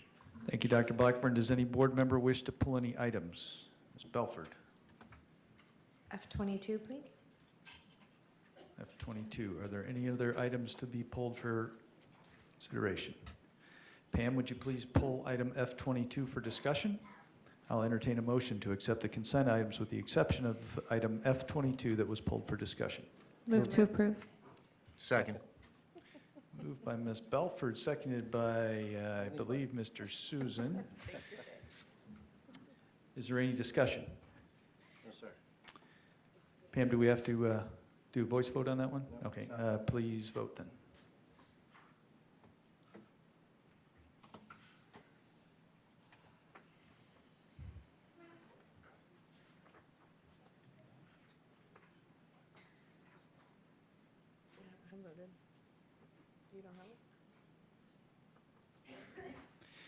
Mine is not working, so we're going to have to do a voice vote if that's all right. Pam, all in favor?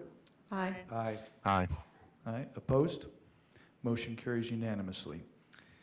Ms. Belford, your item pulled, your motion. So I will move to approve for discussion. Second. Item F22 moved by Ms. Belford, seconded by Mr. Ziegler. Is there any discussion? Ms. Belford. Thank you, sir. Ms. Sunball, I don't know if you or Ms. Davis are best to address this, but my hope was that you could clarify for us what the process is. We have in front of us a 90-day termination recommendation, but what is if that is approved, what is the process going forward? If that is not approved, what is the process going forward?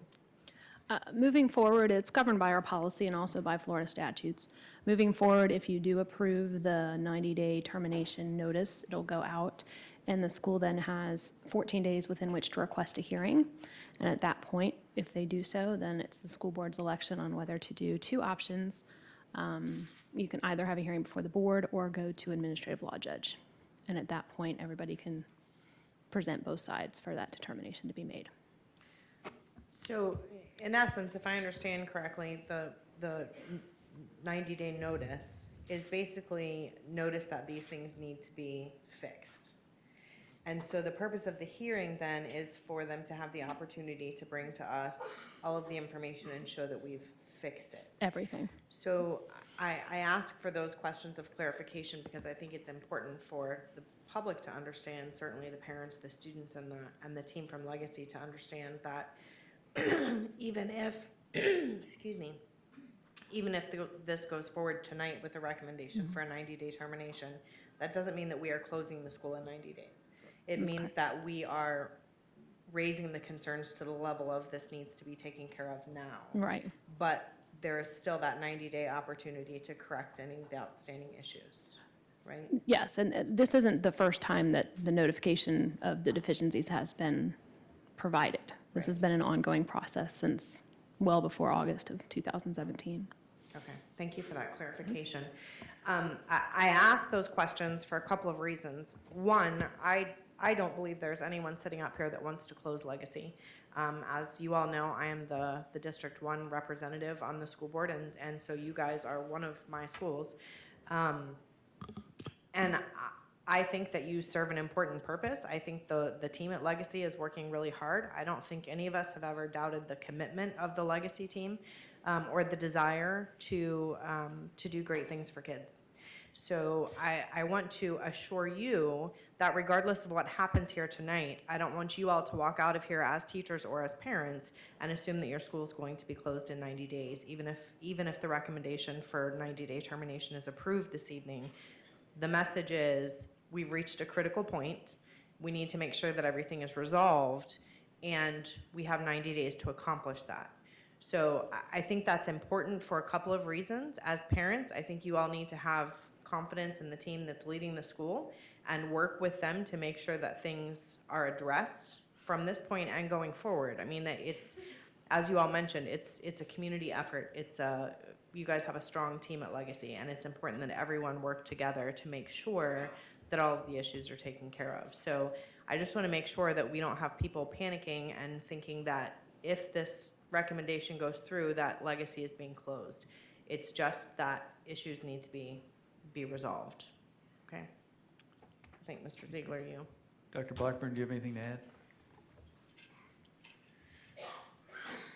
Just from a procedural standpoint?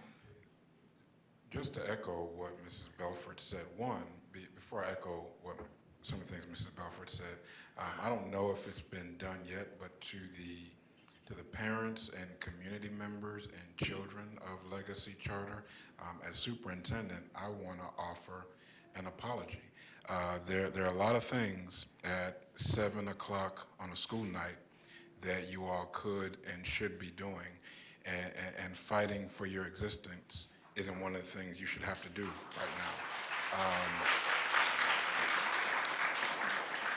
There's homework to be done and checked, books to read, problems to solve, dinner to cook, and for the men in the room, dishes to wash and tables to wipe down.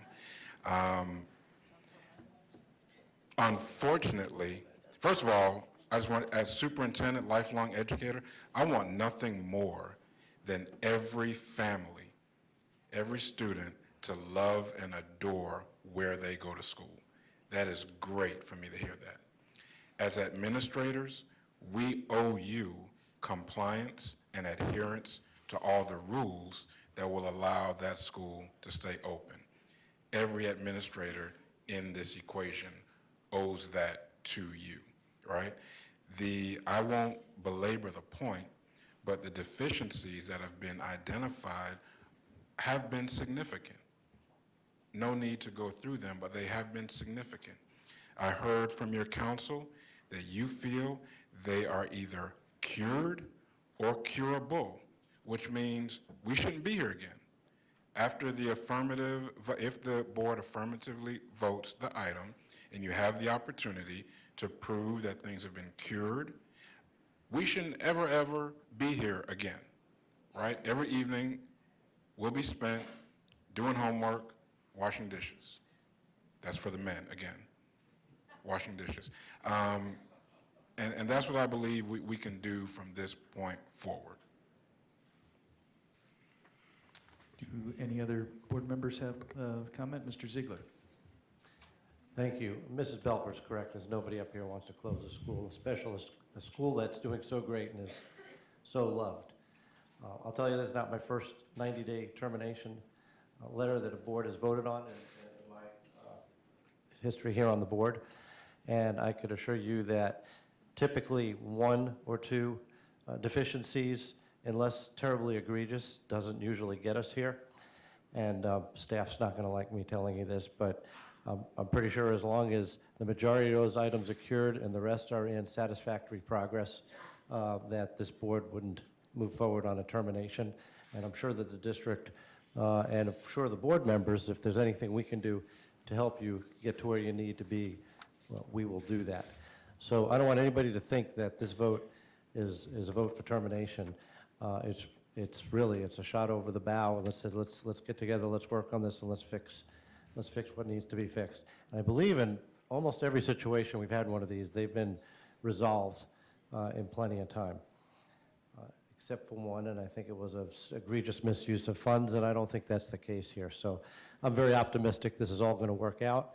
There's a matter of governance on our behalf as required by the statutes of the state, and if there's anything I could do or any questions I could answer for you, please reach out to me. I've been down this road before, but that's all I wanted to let you know is please be confident and be diligent.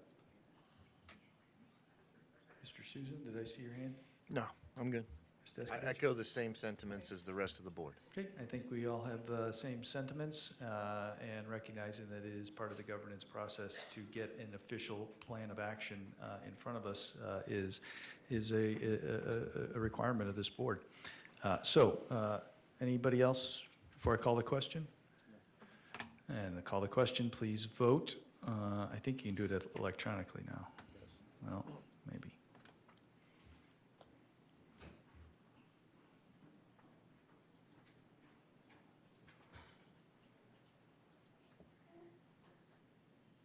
And the motion passes 5-0. That takes us to Dr. Blackburn. Hold on a minute. Let's move on to the action agenda. Dr. Blackburn. We have two items, and the first item is G37 on purchasing solicitations. What are the wishes of the board? Move to approve. Second. Moved by Ms. Belford, seconded by Mr. Susan. Is there any discussion? Hearing none, please vote. G37.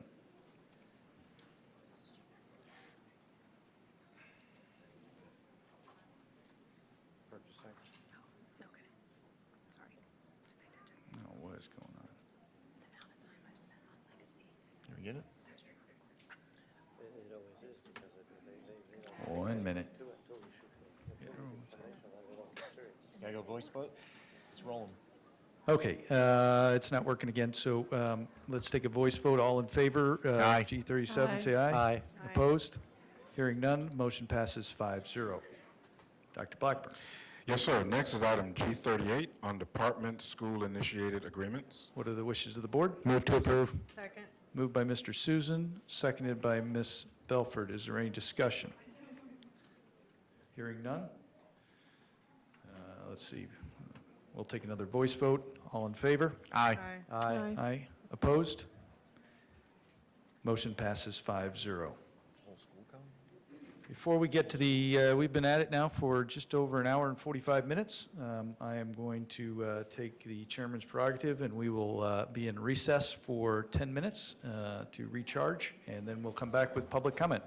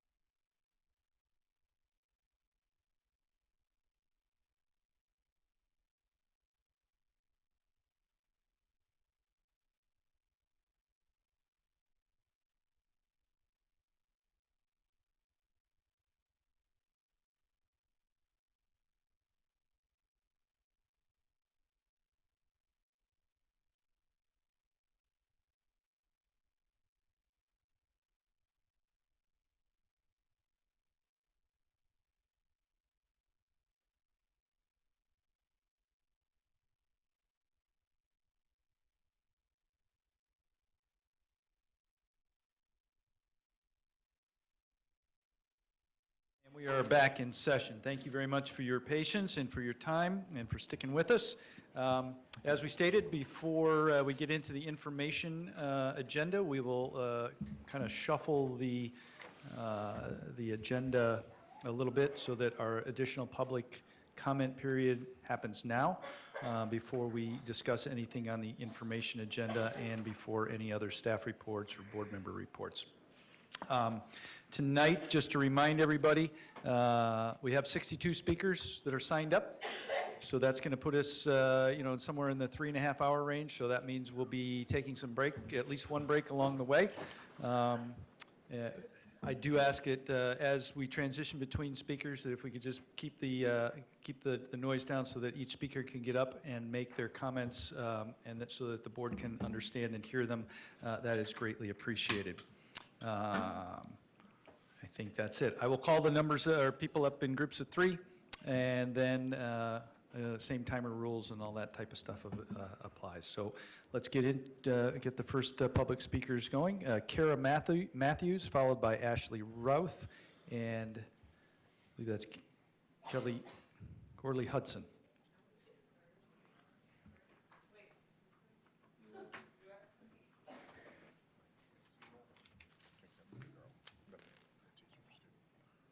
Hi, everyone. My name is Kara Matthews, and I am here as a voter in this district, in District 3. I am here tonight to speak on the Marjorie Stoneman Douglas High School's Public Safety Act, and that I still vehemently oppose the Marshall Program.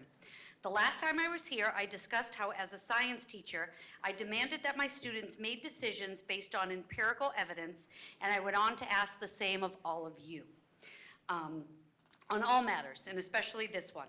Tonight, I want to reiterate that I expect critical thinking based on sound data from you. Rather than give you heaps and heaps more data that you have undoubtedly analyzed and will receive more of tonight, I wanted to share with you a few points of view from friends and family in law enforcement. My friend Don O'Hara and I took the Boston police exam 25 years ago. I scored a 92% and didn't even rank. Dawn got a 96% and ranked 800 and something.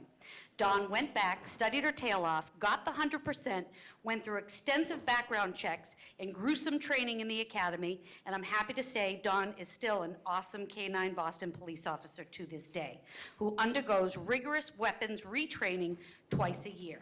My cousin Kevin has been a Massachusetts State Trooper for the last 22 years. He got a 99%, and it still took 6 years for him to get on the force, and then extreme vetting and 6 months in the academy. He too undergoes extensive weapons retraining twice a year. The point of these stories is that in both of these law enforcement agencies, thousands answered the call because this is the career they wanted. That pool was decreased first by an exam, next by vigorous vetting, both psychological and physical. With the Marshall Program, you are starting with a very small pool of people who did not answer the call. When you start to vet that already feeble pool, you are left with close to nothing that even remotely resembles Boston and Brevard's finest, who I know, respect, and love. Finally, I spoke to my cousin Erin's husband, who is also a Massachusetts State Trooper. He and Don, who I spoke of earlier, were on their way tonight to a wake for a K-9 officer who was recently killed in the line of fire. And I will leave you with his words about law enforcement officers. Not Joe Schmo from I don't know, not volunteers who didn't try to become a police officer, actual law enforcement officers. And he said it is an awesome responsibility, and it should never be taken lightly. And to Ashley Routh, thanks, guys. Corley Hudson, and Kara Page. You're not going to like me after this. Good evening. My name is Ashley Ralph, and I'm proud mom to my beautiful daughter Lauren at Longleaf Elementary and 2 handsome boys, Robbie and Charlie, at Delora. I'd prefer it to be at home with them tonight, but conviction drives me to be here. When our elected officials exploit their positions to propagate their own agendas and beliefs, undermining democracy and the will of the people, I will be there to defend it. You see, I'm in school to be an attorney. Constitutional law is sort of my thing. I'm also a voter, And in this election cycle, I will be a single-issue voter. Many of the men and women behind me will be as well. The beautiful people in red are part of Moms Demand Action, an organization committed to common sense gun reform. The ones in black, and some of them in red and various other colors, are part of a larger coalition of organizations that have come together to say no to arming school personnel. We are unified in our messaging, and we will not be silent on this issue. Our membership is quite large. We're only a portion here tonight. You may really want to pay attention to what I'm about to say. Our organizations will support you on the following levels of the STOMP program. Level 1, awareness and education. Level 2, the hardening of schools. And Level 3, school resource officers. But we will not support Level 4, the Marshal or Guardian program. Should you choose to vote in favor of all 4 levels, your time on this board will be short-lived. That is not hyperbole or rhetoric. That is a promise to you. We know that Ms. Belford is running for re-election in her district, and we have membership in Apollo Elementary, Atlantis Elementary, Enterprise Elementary, Space Coast Junior Senior, and Titusville High. And we plan on expanding out to the rest of her schools as well. Should she vote in favor, our membership will rally behind her opposition.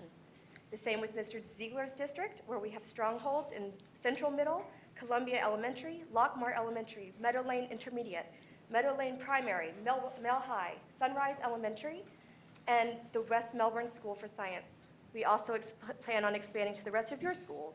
Should you vote in favor, our membership will support his opponent who has spoken out against arming personnel. Mr. Cragg, well, you're smart for not running again this time, but we will be supporting the candidate in your district who is opposed to the Guardian program.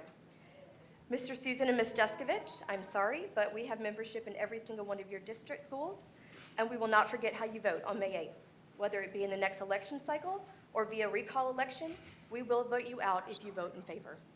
Do the right thing. Parents have spoken. Look behind me if you're still unsure.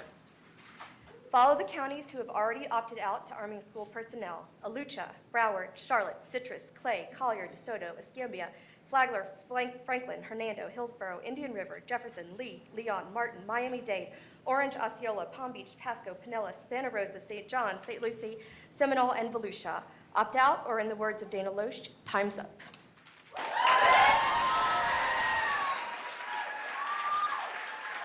Carly Hudson, Kara Page, Cheryl McDougall. Good evening, Dr. Blackburn and the school board. You're in for quite the treat tonight. So a quote from Marjory Stoneman Douglas herself has really inspired me to step up as a student since day one. She says, "Be a nuisance where it counts. Do your part to inform and stimulate the public to join your action. Be depressed, discouraged, and disappointed at failure and the disheartening effects of ignorance, greed, corruption, and bad politics. But never give up." So after finishing my honors government class with Ms. Ziegler, she's here tonight, at Melbourne High School this semester, I have learned what a real democracy looks like. And juxtaposed to what you guys are presenting, it's nowhere close. The definition of a democracy is expressed in the Merriam-Webster dictionary as a government by the people, in italics, especially rule of the majority. In regards to the Coach Aaron Feist School Marshal Program, you've done the exact opposite, or will do. You have used the power that you were given from voters in a gut-wrenching way. Although a parent survey completed by the Florida Today and, Mr. Susan, your personal survey, showed a large majority of opposition, you were all going to put more guns on our campuses. You've completely disregarded the public's majority opinion on this matter. A couple of things that have resonated with me through all of my education is that you must cite your sources. So I ask upon the board, where are your sources? Where is the evidence that supports your opinion in arming school staff? My friends behind me sure can't find any credible evidence, but we sure can find a plethora of credible evidence saying why not. The second is being a critical thinker, having the ability to have objective analysis and evaluate situations of an issue to form better judgment. With my critical thinking and research skills, I have found copious amounts of nonviolent solutions that can be very feasible in this situation. The mousetrap mechanism, bulletproof glass and screening, locks on classroom doors with the capability to lock from the inside. In conclusion, do not ignore the evidence that you've been given tonight or will be given. And if you do refuse your duty of representing the people of Brevard County and the best interests of my peers and I in Brevard County schools, my friends and I will be working very, very, very hard that all of your opponents win in November. So thank you, and never underestimate the power of a teenager. Thank you. Kara Page, Cheryl McDougall, and Megan Pauvey. Good evening, Dr. Blackburn and all of the school board members. I do appreciate you staying late and being at multiple meetings for many, many hours. We are all here for the same reason, because we care about the children in this school district. We might come at it from different angles, but the bottom line is that we all do care.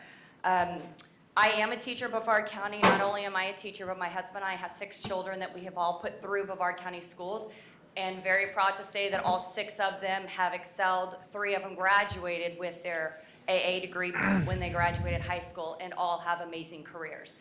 That is because of this school system. I believe in our county. I think it is a wonderful county. However, I think this is a crucial point. We have heard from many parents, teachers, that this is not a good idea. I do want to bring up, as a teacher, I know that last Friday, we were given 1 school day to complete a survey, how teachers felt. This was given by Matthew Reed, and I have his email, and it came out at 12:02 on Friday afternoon. It was 1 day because he said it closes on Monday afternoon. I know that parents had a month to do their parent survey, and you give teachers 1 school day for this kind of survey. You also had nothing on there about our comments and how we feel about it as the teachers in our classrooms. Also, this did not go to the support staff and all the other people that this might affect.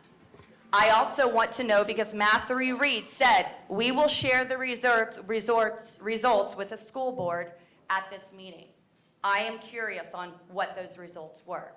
I think that everybody here has the right to know what those results were for that survey. I also have a couple of questions. If this does pass, what if a school does not have any volunteers, or those volunteers do not make it through? How are you going to fill that position? Are you going to pull a support staff from another school just to fill that position? Are you going to hire somebody solely on the fact that they are volunteering for this program? What if that person quits in the middle of the year? Are you going to hire somebody just because they say they will do this program? How are you going to make sure that there are enough volunteers in every single school for every single school day for the whole entire year? Thank you. Cheryl McDougall, Megan Poway, and Daniel Batchelder.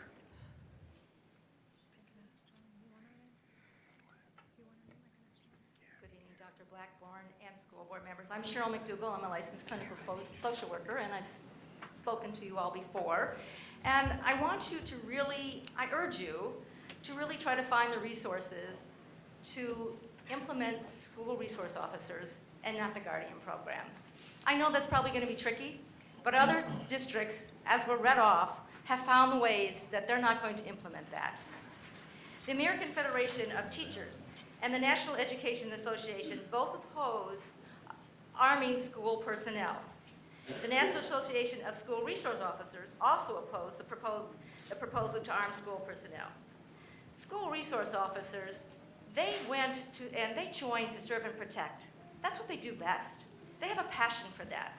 Our teachers are educators. They have a passion to educate our students, and they want to uplift our students. I really feel we're blurring the lines of what each occupation does best. I really urge you not to blur the lines. Let's add school resource officers. Let's add a social emotional curriculum. I will always push for that. And also mental health clinicians. Please reconsider your stance on implementing the STOMP program. Thank you for your time. Thank you. Megan Poway, Daniel Batchelder, and Vern Blanchette.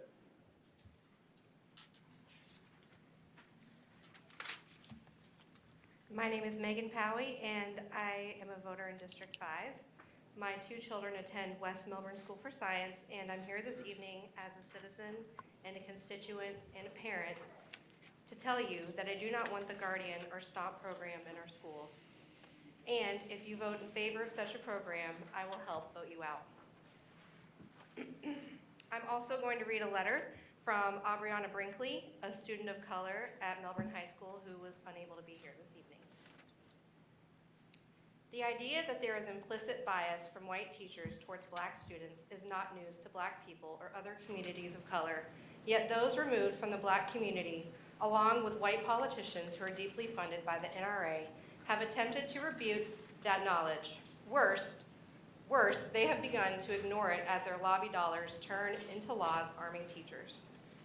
I find myself feeling personally afraid of the majority on a daily basis.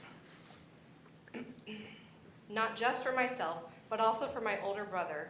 I was raised to know my rights and protections and learn to stand up for myself, especially with this increase in police brutality and unjust treatment of the minority. I already feel unsafe in school as it is, and no 12-hour course is going to teach a racist how not to be a racist. Many teachers already treat me in a nastier, more surly way than my white counterparts, but the idea of giving them a gun raises the hairs on the back of my neck. The idea of an active shooter walking on campus is terrifying, but the thought of the active shooter being met with more active shooters is horrendous and makes me worried about people who may get caught in the crossfire, especially if it's not an accident. Thank you.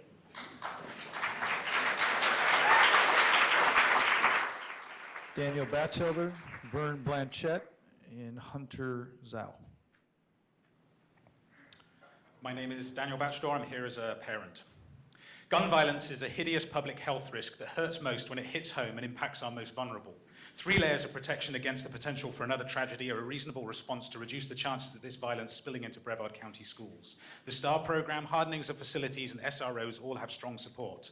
The 4th proposed layer, STOMP, includes a 3-layer failure of decency. STOMP is a catastrophic failure of logic, a heartbreaking failure of compassion, and an objective failure to consider consequence.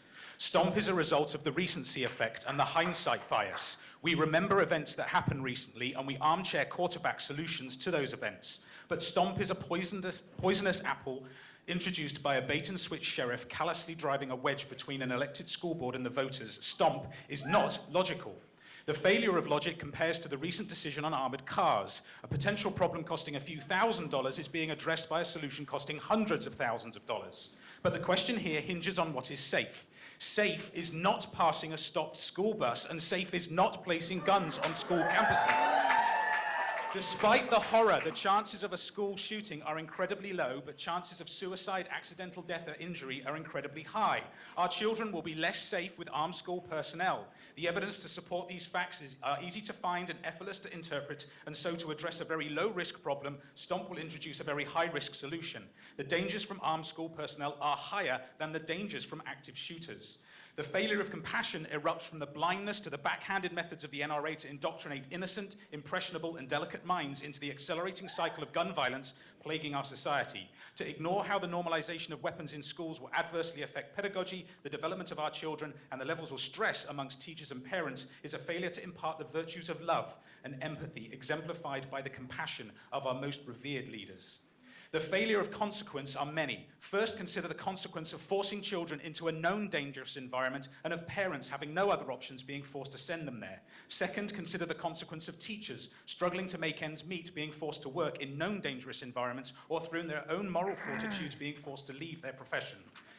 Third, consider the consequence of elected officials not upholding the constitutional ideas of a more perfect union, domestic tranquility, general welfare, and the blessings of liberty. And finally, consider the consequence of lawsuits served to the Brevard County School Board by thousands of plaintiffs who were not listened to when their wishes were made perfectly clear. Finally, consider some words from a popular book we should all read. If you have any encouragement from being united with Christ, if any comfort from his love, if any comfort from sharing in the Spirit, if any tenderness and compassion, then make my joy complete by being like-minded, having the same love, being one in spirit and of one mind. Do nothing out of selfish ambition or vain conceit. Rather, in humility, value others above yourselves. Thank you. Vern Blanchette, Hunter Zhao, Kim Kroflich. Vern Blanchett. Vern. Hunter Zhao. Or Hunter Law, I'm sorry, Hunter Law. It was misspelled, I apologize, Hunter.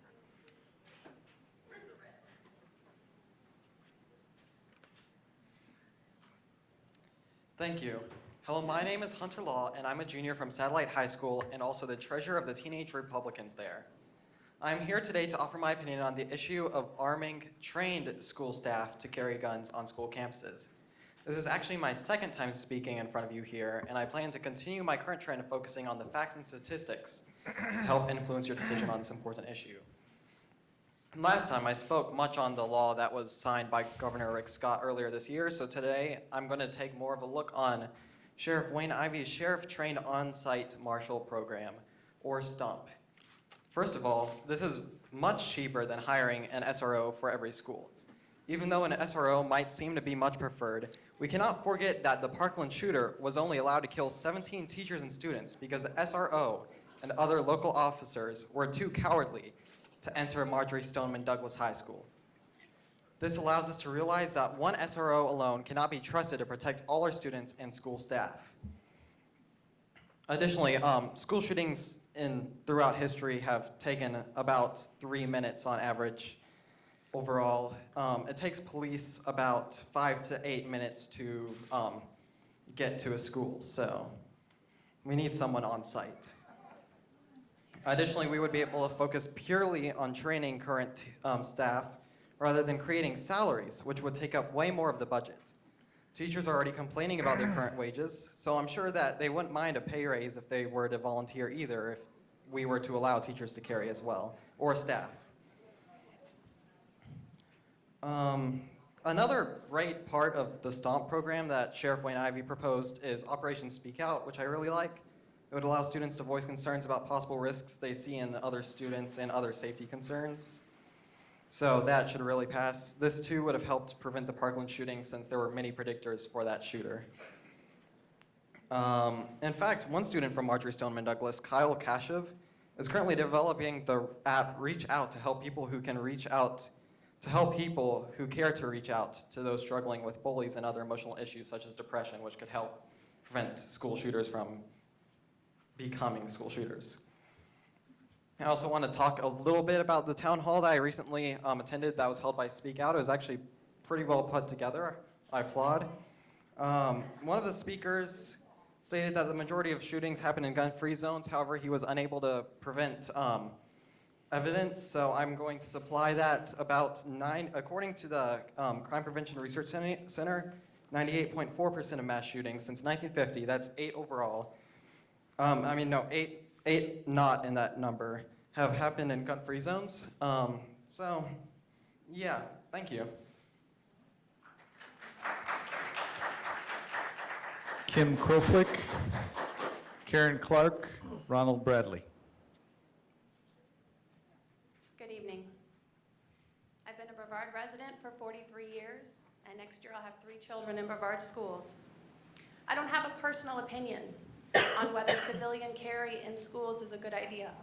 I have a personal opinion on who has the best pizza or what the best movie is. I learned through Brevard schools and Florida universities that on issues where there is data, you look at it. On issues that you can research, you use statistics and you analyze them. My personal opinion is anecdotal evidence. Hopefully, we all know that's not data, that's not research. Previous speakers have told you that, or have mentioned that you already have all the data. I'm still going to put some out there. I think it's important. When you have cancer, your oncologist looks at the numbers, right? When you're a pilot, you look at the numbers. These are life and death situations, and professionals in those fields know to look at the research. Your opinion, honestly, is anecdotal. It's not science. Don't toss that data out the door. I'm sure you've been sent the Johns Hopkins research from 2016 on guns on campus. Simply, it concludes that civilian carry on campuses causes more death, not fewer. How is your opinion, why should it hold more weight than 8 PhDs from Johns Hopkins that study this. An FBI study from 2000 to 2013 found that out of 160 active shooter incidents, only 1 out of 160 ended with an armed citizen exchanging gunfire. There are numerous incidents in Idaho, Texas, Utah, California of school personnel accidentally discharging their weapons. Often civilian concealed carry end up getting injured themselves or killed. When Gabrielle Giffords was shot, many people around there were armed. The one civilian who decided to shoot shot at the wrong person. These are anecdotes. What about the data? About every year, 10,000 people are injured by accidental civilian gun discharges. Hundreds of those die. According to the New England Journal of Medicine, not me, every one time a civilian gun has been used in self-defense, there are 4 instances of accidental shootings. Do you like these odds for our children? I don't. Associations of police chiefs, the majority of them, are opposed to civilian carry in schools.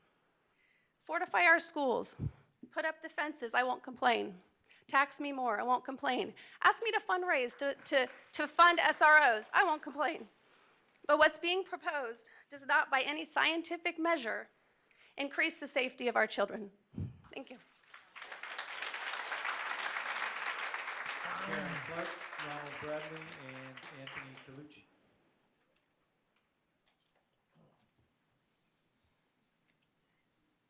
I'm sorry, but I didn't start yet. Can you restart my time? Thank you. Board, my name is Karen Clark. I am a parent of a junior in high school. I am in District 5. The video from the sheriff is a glossed over pretty video that is short on details. Arming school staff is a bad idea. You're trying to do security on the cheap by using minimally trained school staff versus SROs, and this is truly a poorly thought out, knee-jerk response to school safety issues. I am a voter, again from District 5. I am the parent of a daughter who's a junior in high school. I am a school volunteer. If you vote to arm school staff members, I will homeschool my child, as I am sure will many other Brevard County school parents in response to your action. This plan is supposed to keep secret which school staff is armed. In a small elementary school, the number of school staff is small, which defeats the purpose of secrecy. And have you thought out the logistics of this plan?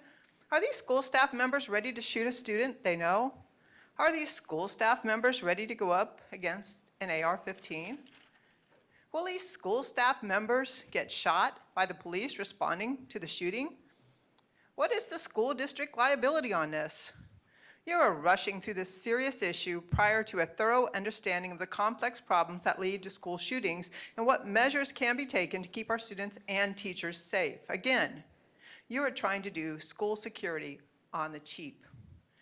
At a recent school board meeting, you voted on a solution looking for a problem. The armored car service at a cost of over $700,000. You chose that, even though you knew you don't have enough money to pay for an SRO in every school.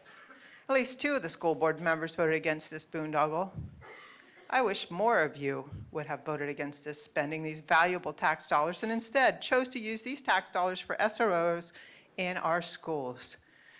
Rick Scott, on March 23rd, wrote to BPS saying, if you opt out of the Guardian program, I will ask the Budget Commission to reallocate funds for SROs. Ask Rick Scott for the money for the 51 you need. You have 3 armed police officers protecting you at this meeting. Don't our children deserve trained SROs too? I will agree to pay more taxes for secure schools. I do not want you to cut arts and athletics to pay for this. I do want you to take up Rick Scott's offer of asking the Budget Commission to reallocate funds for SROs for our schools.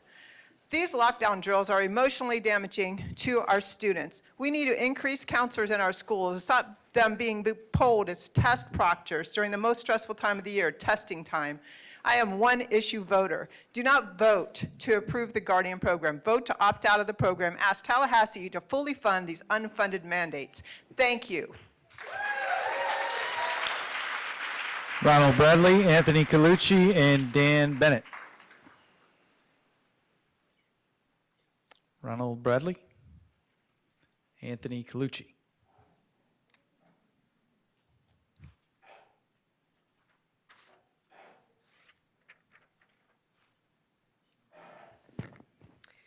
My name is Anthony Colucci. I'm the Vice President of the Brevard Federation of Teachers. This year, I will serve as our organization's chief negotiator. And with that said, I'm asking that we begin the collective bargaining process the first week in June. My goal is to have a contract for teachers to vote on early in the 2018-19 school year. I'm going to ask for a 2-year contract with reopeners for salary and a few pieces of language. At today's budget workshop, I was pleased to see that salary was at the top of those priorities. I urge you to leave it there, to leave it at the top of the list. And as you consider the many other priorities you have, I would appreciate it if you ask yourself, is that the best place for that money, or should it go to our teachers who are struggling financially? As we go forward, I just want to remind you that our teachers are really counting on you for being the buffer for the bad decisions that are happening in Tallahassee and what's going on here locally. Just thank you for your consideration, and I look forward to a productive year at the bargaining table. Thank you. Thank you, Anthony. Dan Bennett, Barbara McDonald, and Marjorie Ebersbach. Good evening, Dr. Blackburn. Good evening, members of the board. As I was getting dressed this morning, trying to think about what I might have to add to this gun discussion, I found this shirt, and y'all will remember it, at least, well, almost all of you. Well, all of you are new to those seats, except for one of you, since we last took this out. It was 5 years ago, I believe to the month. It was the spring of 2013 that this board made a bad decision, made the wrong decision. You made a hasty decision, not based on all the facts, and it blew up in your face. You closed schools that spring because you were trying to save some money. And you closed this school, you closed Southlake, trying to chase $250,000 a year in savings. Well, it cost you $1 million to close it and retrofit it and get it ready for the next project. Now it's cost you $1 million to reopen it and get it ready to be an elementary school. So it's $2 million you spent to save $250,000, up to $250,000 for 5 years. So it turned out to be a hasty decision, but you were giving in to pressure from whatever sources. It certainly seemed to the public back then that it was a predetermined decision. And today's decision you're going to make on guns certainly seems to a lot of people like it's a predetermined decision. What we know, everyone's saying, look at the facts. Here's the facts. This is an unpopular program with the public. Now, back when Southlake closed, 2 of you were even inspired to run for the school board back then. And you did it, you made it, congratulations. We supported you because you brought to us a new spirit, a new belief that decisions would no longer be predetermined or badly made. You would no longer just run over the will of the public when you were making decisions. Now you're fixing the Southlake decision this fall. But let me tell you, if you go down the road of listening to the gun manufacturer lobby, if you go down the road of buying into the mistaken belief that as soon as we are all armed, we will be more safe, if you go down the road of believing that and taking action based on that, that's going to be a tough decision to reverse down the road. We already got clowns across the street talking about arming all public employees, not just in schools. This is going to spread like wildfire. Fortunately, 10 brave school boards have already told the governor, no, try again. Hold a special session and find the money for SROs. But if you all are going to lead the state in jumping on this Guardian program and buying into the belief that, sure, when we're all armed, we'll be safer, and more guns in schools makes it safer, you're ignoring the will of the public, and you're falling back into the trap of a past superintendent and a past school board by making a bad decision. We're counting on you to be better than that, and we're counting on you to make the right decision. Thank you. Thank you, Barbara McDonald, Marjorie Ebersbach, and Stephen Tobiah. And just before you start, Mr. Bennett made a comment that said that we were voting on something tonight. We are done voting. This is an information item, which means there is no vote on it. I just want to make sure everybody knows that. There is no vote on an information item. That is part of the governance process, is to put it in the information agenda, discuss, and move it to an action item for the next meeting. Thank you. Barbara McDonald, Marjorie Ebersbach, Stephen Tobiah. Good evening. I'm Barbara McDonald. My husband, Sergeant Kenneth McDonald, is currently deployed to the Middle East, participating in Operation Inherent Resolve and Operation Spartan Shield. He has served a total of 22 years as a Marine and Army infantryman. In addition to his normal duties, he is also the NCOIC, non-commissioned officer in charge for primary marksmanship instruction, combat skills training, and small arms range safety. Soldiers in theater utilize what he teaches each day. On my husband's base, even highly trained soldiers are not permitted to walk around openly with guns. The weapons are kept locked and secured until needed. To put this in perspective, it took me longer to drive to this meeting from Palm Bay than it does for my husband to be in the middle of the fighting. Yet even they have the military equivalent of SROs patrolling the base. No one else, be they Green Berets or cooks, carry a weapon because the command deems it unsafe. In the state of Florida, there are 12,000 National Guardsmen and women. The Army spends around $100,000 per year per soldier to maintain their qualifications to carry a weapon. Soldiers must pass an annual physical, behavioral health analysis, and physical fitness assessment, as well as pass an annual proficiency qualification in the weapons they are assigned to use. If a soldier fails any of these or is charged with a crime, the soldier's access to a weapon is suspended and his or her service can be terminated. Are you willing to spend that much for that level of training to arm school staff under the STOMP program? That's what our soldiers expect. They expect their children at home to have the highest level of protection available. So why would you vote for the STOMP program, a cheap alternative to the more highly trained SROs? Our soldiers deserve the best, all our children deserve the best, and these soldiers deserve to know their children are being protected by the best, and that those protecting them meet a standard closer to their own training, and that would be SROs alone. What you are considering with the STOMP program would create the very dangerous conditions the military avoids by using select, highly trained, designated personnel to secure its bases with arms. The equivalent for our schools would be SROs only. Here in this room, you have 3 armed personnel to protect you. Why don't our children deserve that much or more? I am the sole guardian for my kids while my husband is away. It's my job to protect them at home. But for the 7 hours a day they're in your schools, it's your job to keep them safe. I need, and my husband needs to know that you can keep my kids safe at school, that you won't cut corners. I need you to be my backup. I need to assure my husband that he will come home to all 6 of his children, that they are safe in your schools, and that they are protected by only SROs and not minimally trained people who really aren't up to the job, nor is it their only job. If you can't do that best job, but instead go with the cheap option, here is my assurance to you.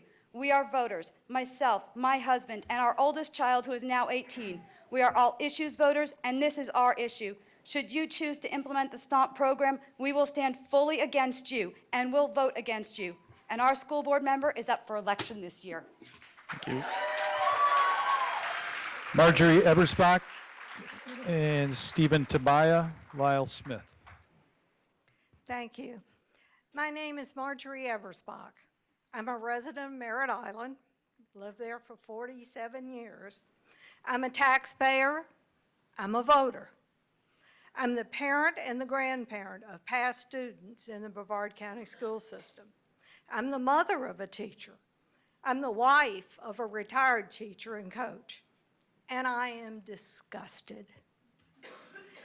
It is difficult to find the words to express my revulsion at turning our finest educators into little more than armed guards. I'm speaking to you tonight as a former educator. I spent 45 years of my life working to advance the cause of public education in Brevard. I've always been a proud advocate for Brevard County schools and for public education until now. The board appears to be ignoring all pertinent information and plunging headlong into an ill-advised plan to arm administrators and staff. I spent 12 years as a school-level administrator.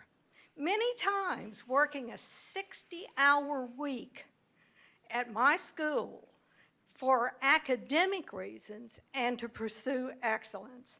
I never asked any staff member to do anything that I was not willing to do, including cleaning out ditches and taking weapons off of students. So obviously, under those conditions, I could not be a principal in Brevard County Schools today. I could not carry a gun, knowing that I might have to shoot another human being. I chose education because I'm an educator. I am not a law enforcement officer. I have spoken to many former administrators of my generation and asked them what they think about this program. The adjectives include dumb and insane. The Brevard County Schools, this is a bad fit for our schools. All the schools that need guardians or marshals are elementary. You have 2 administrators, one of them 10 months, and clerical and custodial people. Some of those employees are part-time. The 176-hour training package represents 22 8-hour days, and that's the length of time these people would be absent from work. This is an unreasonable expectation, and it will not give the people the skills and the mindset that they need. Do the right thing. Find the money. Stephen Tabaya, Lyle Smith, Krista Trefez. My name is Dr. Stephen Tabaya. I'm an obstetrician and I work at Holmes Hospital. My job too revolves around the health and well-being of children from the earliest stage.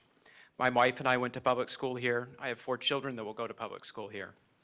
I have never been as disappointed with Brevard County officials as I am by this proposal for a Marshall program.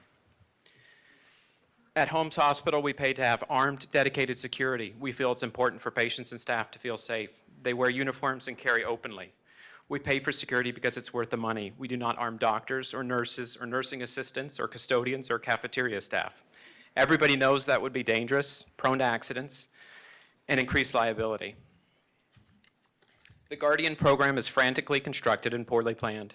If I had to describe it to my children, I would say it's cheap and lazy. Our children deserve better. They deserve dedicated security staff. They deserve your time and your budgeting to make that happen. Thank you.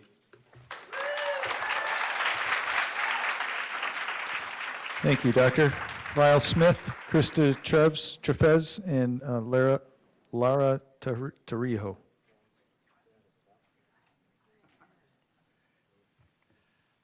Hello, and thank you for listening. My name is Lyle Smith. My wife Heather and I are the parents of an 8-year-old son in Mrs. Kellum's 2nd grade class at Manatee Elementary School. Keeping our children safe in school is of paramount importance to all of us.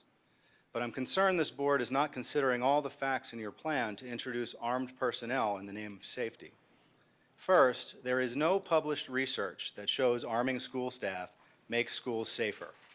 In fact, the only research available shows that environments with more guns are, in fact, more dangerous. More than 2/3 of parents in this school district oppose arming our school staffers. A full 80% of our teachers oppose being armed. These are your constituents, and facts are stubborn things. According to the Violence Policy Center, 21% of officers killed with a handgun are shot with their own weapon. Trained law enforcement officers have only a 20% average hit ratio in armed confrontations, and the Department of Homeland Security reported 228 lost firearms in 2014 to 16, mainly because officers did not properly secure their weapons. These are the stats for highly trained, full-time, professional law enforcement personnel. Consider this for school staffers with part-time training, and the risk should become obvious. If that's not enough to convince you, when the state of Kansas enacted a law like this in 2013, EMC Insurance Companies, insurance provider for more than 85% of that state's districts, refused to provide coverage due to the financial liability. So what do we know makes schools safer? Locked doors make schools safer. This board paid for and installed security doors at Manatee in October, and they have never once been locked. Assigned and trained security personnel with direct communication to the police make schools safer. We've seen no legitimate effort to assign such personnel at those locked doors. Free programs developed by Sandy Hook Promise by the parents of children massacred in Connecticut are proven and make schools safer.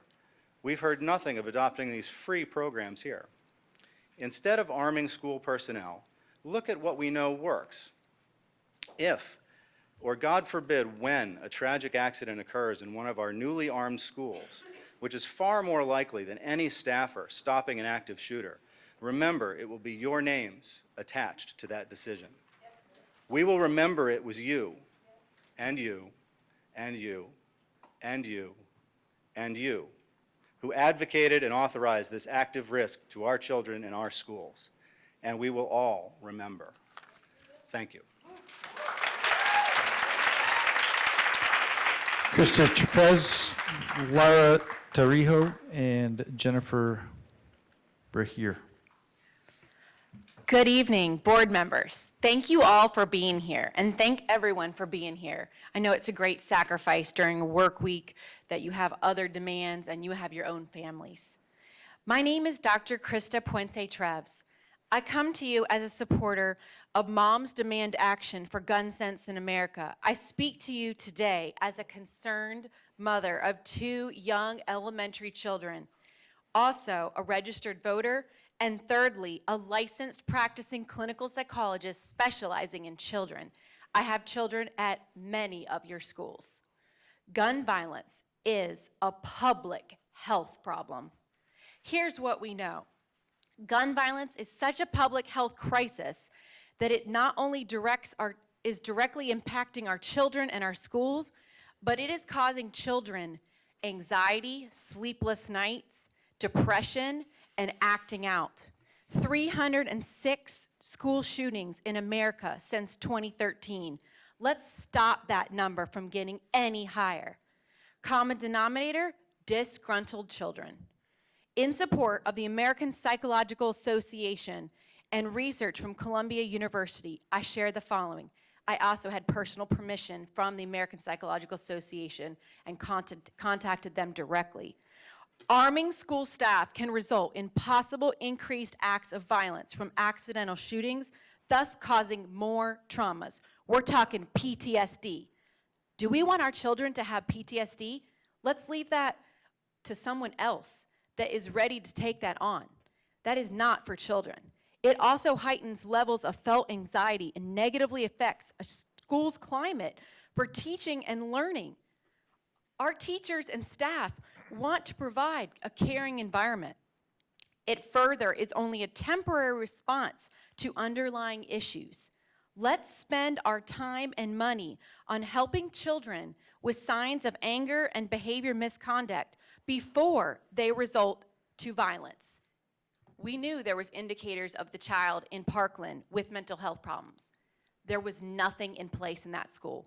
I have nieces in Miami at a private school near that school, and there was no one who took him to therapy. That is our community's fault. Let's increase training for teachers and staff through education programs. Let's give the Fortify program, the RILA, the Operation Speak Out, the STAR program a try. Let's not do the STOMP program. Say no to arming staff. Say yes to restoring our schools as safe havens for our children and youth. I was at the school for an Easter egg hunt during a lockdown, and my preschool son and his friends were shuddering in fear. Children with autism were crying. We do not want our children to be in fear. We want our children to be supported. Thank you, Doctor. I Thank appreciate you. it. Lara Tarijo, Jennifer Brahir, and Ian Vadella. Good evening. My name is Laura Torillo. I'm an engineer at Harris, and over the past 16 years, I have donated over 6,250 hours of my time for STEAM activities in the Brevard Public Schools. I am also a voter in District 4. I vote in every election, every primary, for every race, and every referendum. I do my research and I make informed decisions. I am not anti-gun. I am for gun violence prevention. As a parent, I have the right to choose when I allow my kids to be exposed to risk. I'm careful about their friends, where they're allowed to go, how far they're allowed to drive.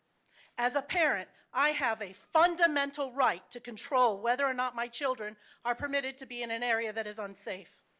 You are taking that right away from me. By arming school staff, you are taking away my right to protect my children from gun violence. I understand this is an emotional issue. You've heard from a small but vocal group who feel in their gut that they will be safer, that my kids will be safer if you arm school staff. They are appealing to your fear and to your very human need to just do something. So what should you tell them? You tell them the truth. You tell them that guns in the hands of school staff, trained or not, increases the risk that my kids will be shot by 300%. You tell them that they have less than a 20% chance of shooting the bad guy. In fact, they have an 8 times more likely chance of killing one of the children they are trying to protect. You also tell them that when they aim the gun at the bad guy, it's 5 times more likely the gun's going to be trained on them. You tell them that the risk of death to our children from accidents, mistaken identities, misreading the situation, bad judgment, collateral damage, or even a bad guy taking the weapon away from them, this just isn't a smart choice. Instead, you make an educated, informed decision about school safety. You start from the position that we won't buy our children's safety on the cheap.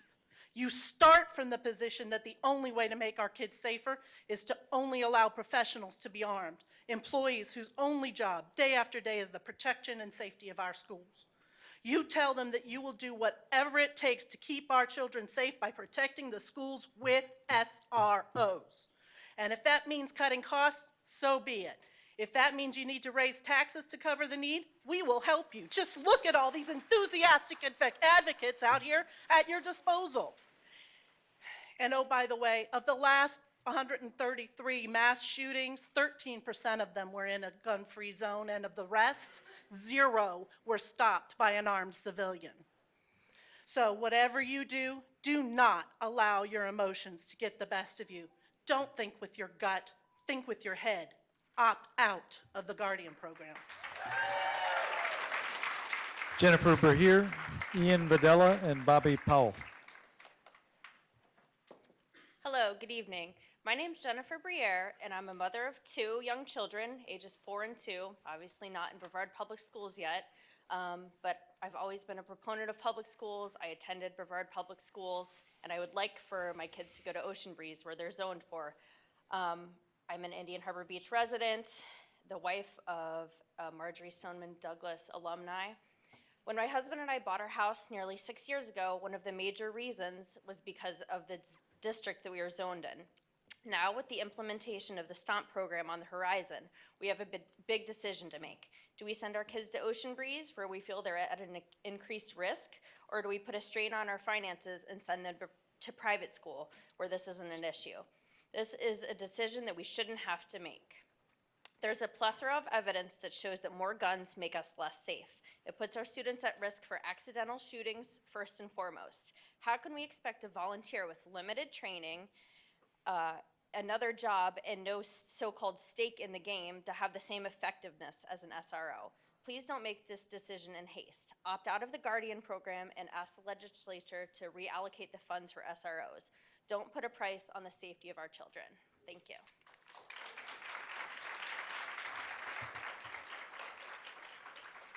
Ian Videla, Bobby Powell, Jonathan Schumann. Hello, school board. My name is Ian Videla, and I am part of the Young Republicans Club. I am also a student at Satellite High School. I am their secretary, and I am here in support of the STOMP program. Now, I know that that is not a very popular opinion. You're probably going to see a lot of red over there, not like you don't already, but a few things. The reason why, the person before me mentioned that in a private school, this isn't an issue is because this is a problem about our culture. It's not a problem about, well, it is also a problem about mental health, but it is also a problem about our culture. You saw before in the beginning how at a private school, it was nice kids. It wasn't a bunch of bullies who would go around picking each other and putting each other down. That's a problem about our culture. You see that in today. I see that in Satellite High School. A kid, maybe he's not wearing the nicest shoes, maybe he's not wearing a cool shirt, maybe he's clashing outfit. Kids will put them down for that. That makes kids more prone to violence. That doesn't make them higher, that doesn't put them up. That does not allow them to feel that they belong in that society, and that is one of our risks. Another issue is you see everyone coming out here and they say, look at the facts, look at this. They're not giving you facts. I mean, only a few people give you facts, but they're giving you incorrect data. I mean, yeah, they could laugh and they could smirk and they could say them incorrect, but once again, they're not actually giving you any data. The Center of Crime Prevention Research Center states that 92% of mass shootings were committed in a gun-free zone, not the 300 mass shootings. You see this in London, where they took away all the guns. London has one of the strongest gun control laws in the entire world, and London is now being infested with SMGs from Colombia. If guns are not in the area, there will be more guns from somewhere else. Look around you. You have 3 armed security here. You have actually our sheriff in the back here. Why are we protecting everyone in here with guns, but we're not protecting our students with guns? I would feel a lot more safer if I knew that my teacher or one of my janitors was packing and there was a school shooter, rather than, oh, hey, look at this. We have a 14-inch baseball bat or a bucket of rocks to attack our shooter with. What's that going to do? Huh? That's just going to make us more of a target? Oh, hey, look, this teacher just came out of a classroom to go throw rocks at the shooter. Wow, that's going to be a good idea. Sorry, I'm a little enraged on this because they say that we're here to support our schools, but you're not actually seeing the students come out. Only 2 students have come out, and that's me and and the treasurer. That's awesome. Are you a student? I don't believe I interrupted you. Thank you. Please stop interrupting. Thank you for that. And then you see another poster.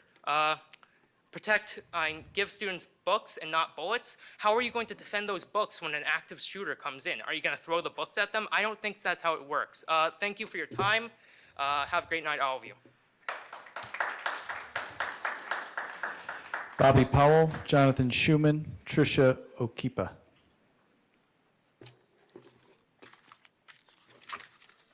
Thank you for having me today.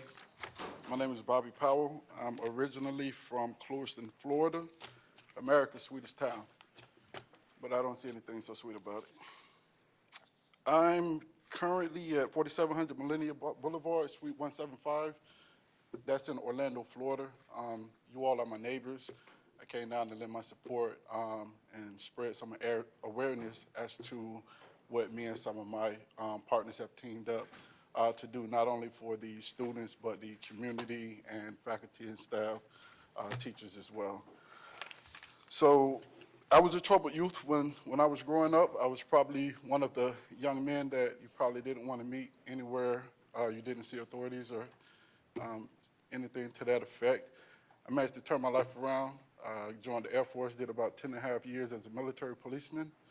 I got out, started my own security agency back in 2011, and I've also formed a 501c3 tax-exempt organization called Forsaken, which is designed to address delinquent and pre-delinquent behavior. Some of the things that we want to do is give some specialized security training for the kids themselves. A lot of times, when you're trying to teach something to somebody, unless they role play and actually go through it and have hands-ons themselves, that brain memory function doesn't kick in for them to get it. So we look to compare giving them the hands-on training of the security, of some specialized security, so they can see the difference with different encounters with law enforcement officials. And we want to give them better behavioral patterns, give them some problem-solving skills, help them locate an individual purpose, specialized security, and increased self-esteem. We've also partnered with Soyini Circles, which is a STEM and self-esteem initiative that my partner has put together.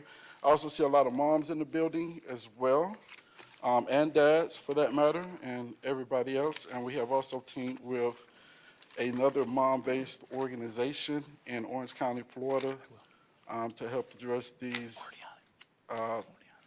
potential, to help address these potential situations that may occur from time to time. We're here to help. I don't know if anybody has the answer that we're seeking for. If anybody does have the answer to stop these issues that are going on, please step forward. Until then, I would just caution everybody to be patient. Please take a deep breath. And at the end of the day, we're all in this together. So let's all come together. Let's all be smart.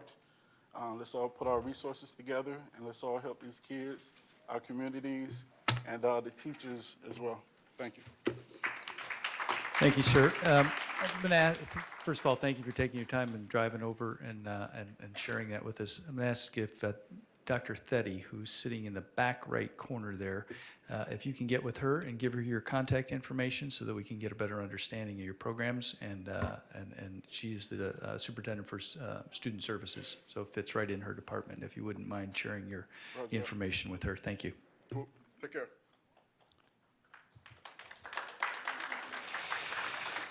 Jonathan Schuman, Tricia Okipa, and Vanessa Skipper.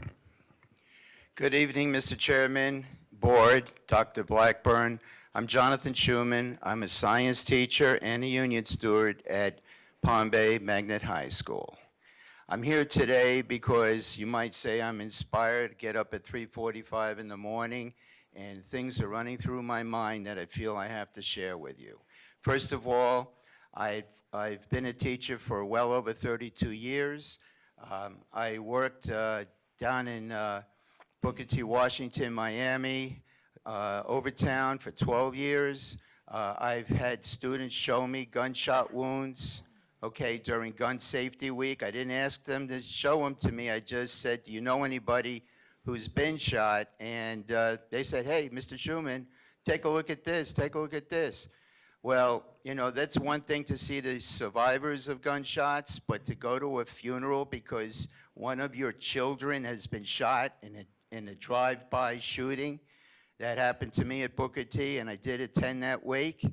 The thing is this, I'm a science teacher. I deal in variables. I am a master at manipulating my classroom, at controlling the various things that can happen in a classroom.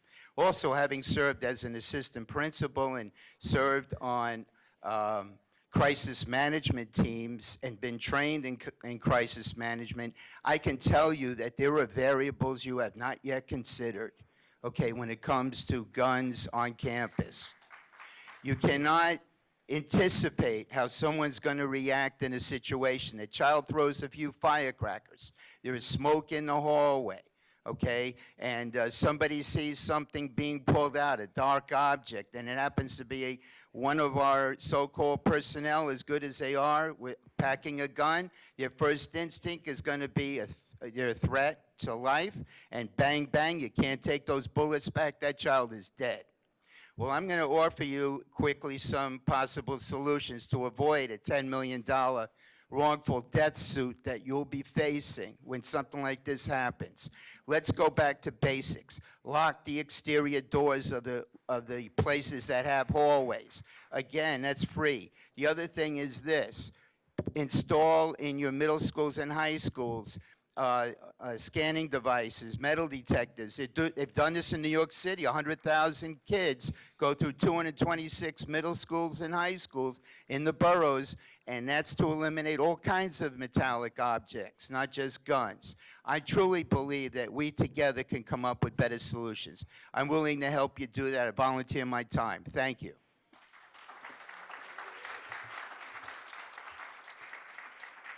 Thank you. Tricia Okipa, Vanessa Skipper, Stephanie White. Good evening, I'm Tricia Ochipa. Last time I spoke with you, it was as a mother, pleading with you not to take away my children's school lives as they know it, to not allow the danger of weapons to be introduced into their academic environment. I, along with many other parents and teachers, have repeatedly conveyed our fears. We let our emotions do the talking. But we have also hit you with statistics and facts explaining why this program is dangerous, ridiculous, and irresponsible. We have told you about the many studies that prove more guns beget more violence, more accidents, more deaths. We have explained that citizens, despite numerous hours of training, will likely be outgunned, and that the training they receive could never adequately prepare them to take on an active shooter, and that any training they receive diminishes in weeks, if not drilled rigorously and continuously, not just annually or quarterly. We have pointed out that school administrators or anyone on a school staff does not have the time to take on this role as a marshal.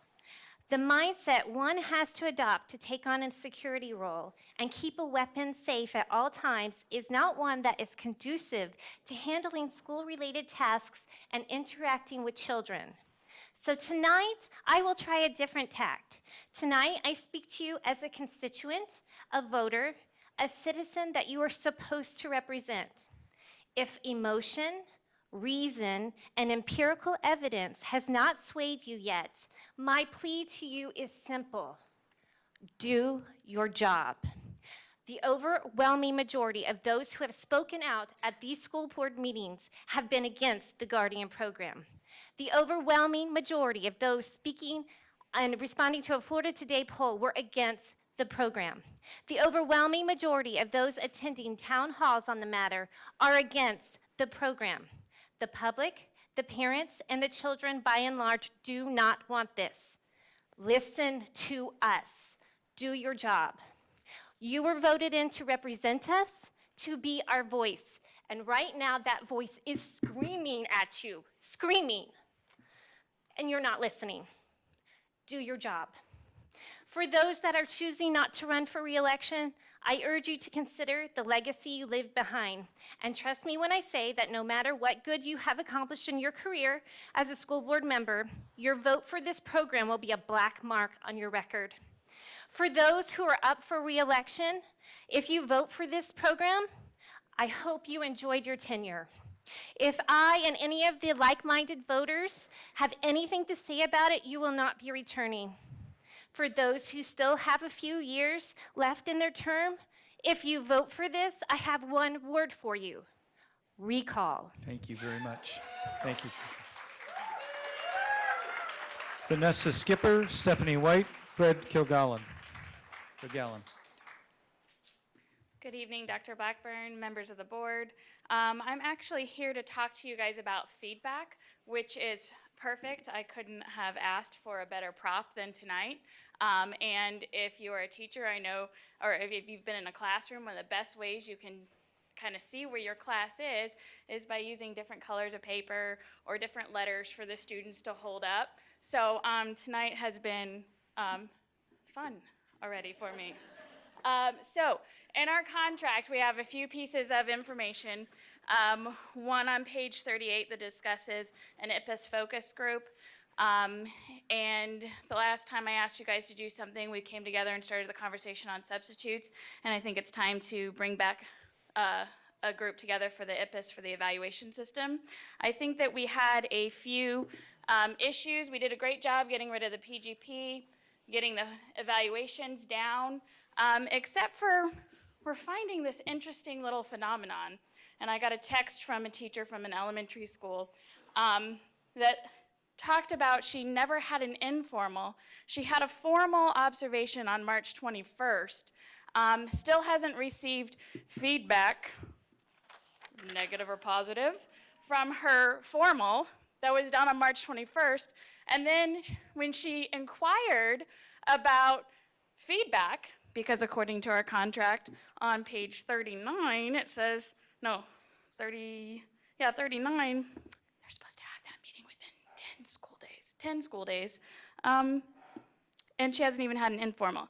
This is not unique to the elementary school. I've actually been getting notice of it all week, especially from annual contract teachers who are probably going to find out whether or not they have a job on Friday in this district, and they haven't even gotten feedback on their evaluation. This is a problem. Because if a teacher is not doing his or her job in the classroom, We want to work with the district to get that teacher the professional development that he or she needs to be successful. Because that means a teacher spent an entire year, or students have spent an entire year in the classroom, and they're about to receive negative feedback. They don't know if they're going to receive negative feedback. Some teachers have even had a meeting scheduled to meet with their principal on Friday to find out if they have a job in this district or not, and they haven't gotten formal feedback on an evaluation. It's a problem. So I don't know how we work together to fix it, but I do know on page 40, you'll see more language about it, that we will be bringing grievances against principals who give negative feedback to teachers and then choose to not rehire them back, especially if that feedback came way past the 10 days, as we have many examples. Thank you. Thank you, Vanessa. Stephanie White, Fred Kilgallen, Julie Adams. I will keep this brief because it's past bedtime, but I felt very passionate about them understanding this process and about us remembering who this is about, and it's about these kids and keeping these kids safe. Thank you for the opportunity to speak. My name is Stephanie White, and I'm the certified school counselor at Cape View Elementary School. I'm also the proud parent of these two children, along with my husband, who I will make do the dishes before we go to bed tonight, Dr. Blackburn, don't worry. I started my teaching career at Cocoa Beach Junior Senior High School 18 years ago, and I was super excited that I got to come back to Brevard 4 years ago, and I was hired at Cape View. I work super hard every day to help ensure that all of these students at my school feel safe and that they're able to focus on learning. That's our goal, right? Learning. My fear is that we are blindly heading in the wrong direction. My hope is that we as a district make a smart decision as we move forward. There are many ways to secure our schools that do not include arming non-instructional staff like myself. These include many innovative security systems already in place in other states. I would ask you to please look into a system called Alert Points.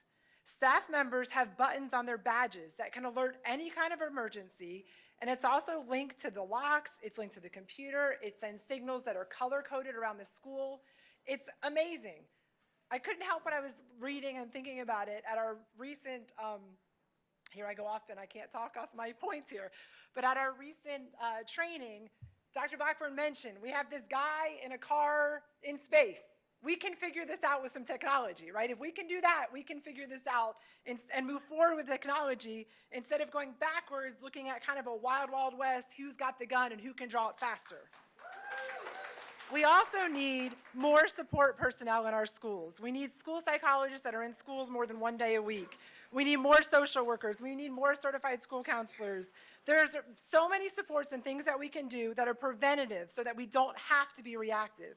I implore you as a board to please vote no to STOMP and opt out of the state program. More guns in our schools is not the answer. Instead, let's look at school resource officers. Let's look at technology. Let's look at things that we can do. Let's have people in our schools who their sole purpose and duty is to protect our children. Do not arm me with a gun.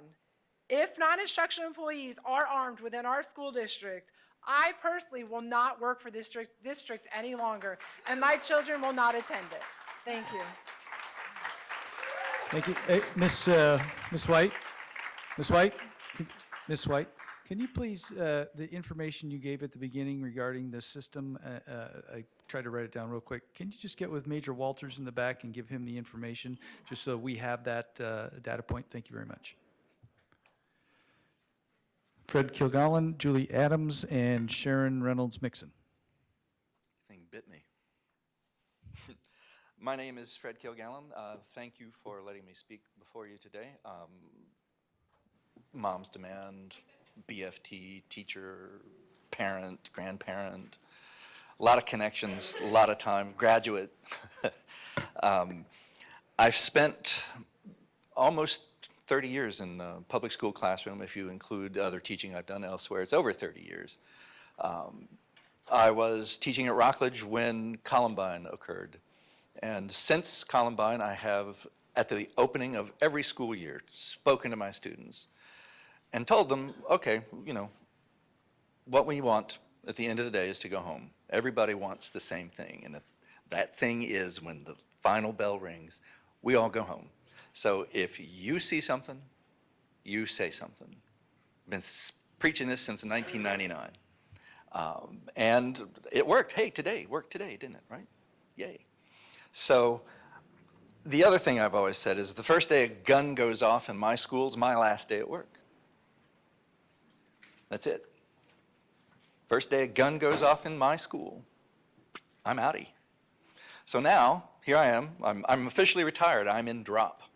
I got 4 years to go. But you've complicated my decision-making just a tad here, because now you're proposing, perhaps, to introduce more guns into my workplace, and I'm not sure I want to work there. I'm pretty sure I'm not the only teacher going to be facing that decision. So now we're in the unintended consequences area, right? And I appreciate the position you're in. I really do, right? We want the same thing. We want safer kids. We want a safer workplace. We want that. And now I have to evaluate, is this going to make it safer or not? Because if I think it's seriously not safer, then unfortunately, I'm going to have to give up what I was hoping to accrue over the years of drop and consider my safety.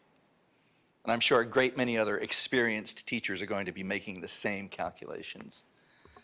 So there's that. And then, since we do want the same thing, I want to urge you to consider how to reach that decision, right? I mean, you've been given lots of evidence to consider. You've been given lots of emotions to consider. How do you pick? How do you choose? What's the right way to move here? How do you sort out the data? Well, in the end, this is a democracy. Majority rules. And I think we're looking at the majority. Thank you. A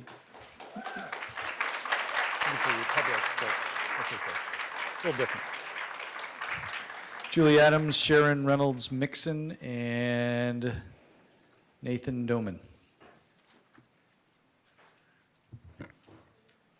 Good evening, members of the Brevard County School Board.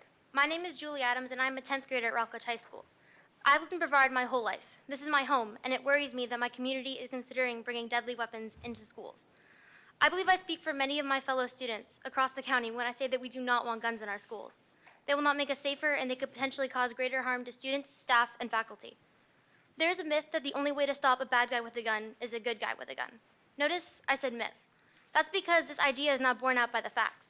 John Donahue, a Stanford University professor who has been studying this topic for 30 years, says that, quote, "What the FBI found was that between 2000 and 2013, in the 160 cases of mass shooting events, there was only one incidence of a private citizen who was not security personnel or police officer who effectively intervened in a mass shooting, and that individual was an active duty Marine.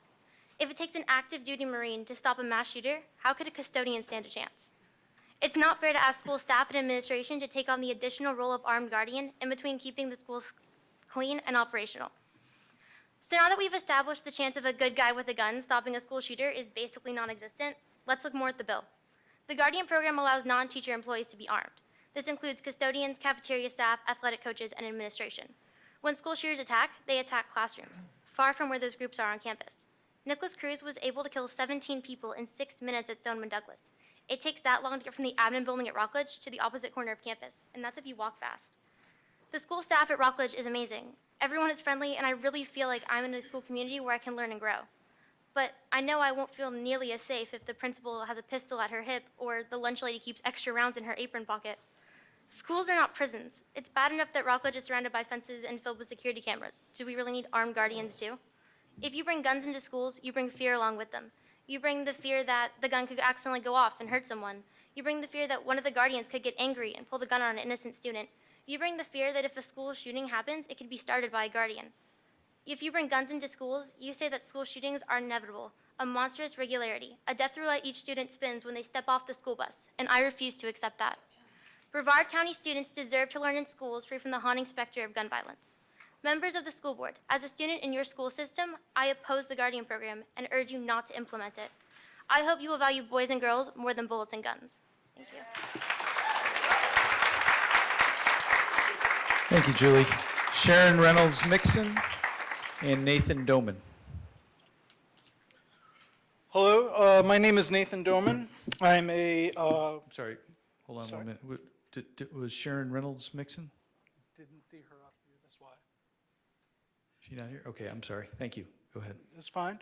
My name is Nathan Doman. I'm here as an individual parent and a voter. I live in Melbourne Beach, and I'm a proud product of the public education system of Sarasota County, but I'm still here.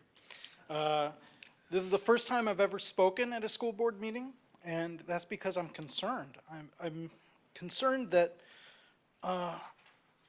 your intentions, there's been a lot of reporting about your statements in both Florida Today and in casual conversations of individuals speaking with you directly. And it seems and sounds like you guys have already made your decisions and that anything we say will not have any sway on your opinion. I trust that that's not true. I trust that you're listening to your constituents, and I trust that you will value all of our opinions as well. The Marshall program is financially irresponsible, in my opinion. The odds of an accident happening with additional guns in school campuses increases greatly, the dangerousness of the school. The bad press coverage from an accidental discharge will lower our property values. Lawsuits are expensive. There are no penalties for tailoring the SRO program to fit the budget of our county. So if we choose to not implement it exactly the way that this legislature proposed, the legislature did not specify any penalties for doing it our way, for tailoring it to our budget. So all counties in the state are finding this exact same issue with funding of this bill. And I'm pretty sure that all of you collectively would have a case against the Florida legislature for an unfunded mandate. So in closing, I hope you guys will all listen to your parent constituents and vote the correct way. Thank you, Mr. Doman. That gets us through the first half of the public speakers, and we are right at 9 o'clock. And I am looking at my board members and recommending we take a 10-minute recess and get a heads up for that. So we are in recess for 10 minutes.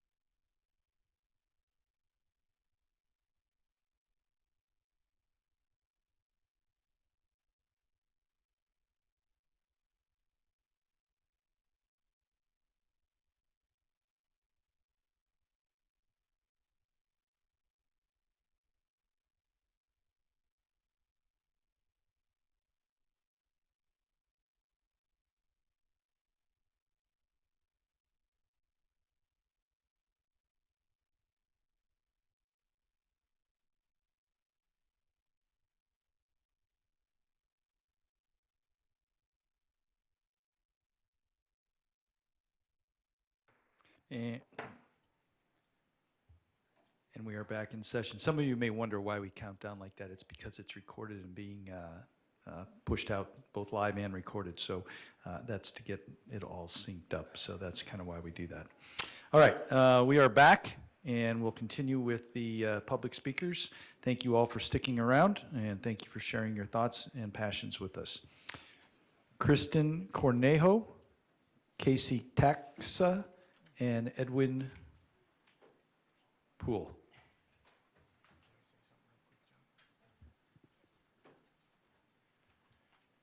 Kristen, if you could wait 1 minute, I do have a request from a board member. Not from my own idea, but there were some individuals that are a part of your organization that said that in the event to get to our speeches, it may be that we can waive the right in support or against to get to that quicker. Just wanted to know that's an availability and option. Not that I don't want to silence anybody's ideas, but it's just an idea that we could get to the discussion earlier if you wanted to. That's all. Don't shoot the messenger. It was your people that told me to do it. Kristen Cornejo, Casey Taxa, and Edwin Poole. Kristen. Hello, I'm Kristen Cornejo. My two children attend West Melbourne School for Science. One of them is slated to attend Stone next year to participate in the science and research program. My personal feelings about guns are that I do not like them. I think Americans have an unhealthy obsession with guns, and if it were up to me, personally, I wouldn't want guns in public ever, and especially not in schools, and especially not around my children. And yet, despite my personal feelings, I'm not blind to our current reality.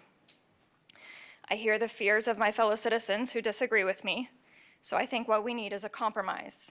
That is why I think we need to come together and figure out a way to put an SRO in every school. This is one thing nearly everyone agrees on, so we need to come together to make it happen. SROs are preferable to armed personnel because they're trained law enforcement professionals whose only job is keeping their school secure. They're not secretly armed school staff carrying on with other substantial responsibilities while whatever skill they gain during their training perishes. It is a widely known fact that firearm training and in particular active shooter training are highly perishable skills. School staff who are busy with their regular jobs do not have the time to maintain this level of ongoing training. I acknowledge budget is a concern, but Governor Scott has indicated that districts opting out of the Guardian program could request to have funds rerouted for use to hire SROs. We know that SROs do not cost $139,000 apiece, as Sheriff Ivey claimed. An SRO stationed at a single location does not require a brand new, fully equipped $70,000 vehicle. This board has reassured us that the Guardian program is voluntary, that no one's being forced to carry a gun. But voluntary for whom? Isn't it really only voluntary for the individual carrying the gun? What about the thousands of citizens who have spoken out in opposition to this? What about the teachers and other school staff who would not be comfortable with their coworkers carrying a firearm? What about the children who are afraid of guns? What about students of color who already face discrimination at school, who already fear that teachers and staff members may not always have their best interests at heart? For us, it feels like the Guardian program is being rammed down our throats. We did not sign up for this.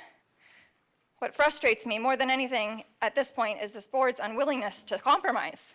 If hiring SROs is a solution everyone agrees on, why can't we commit to making it happen?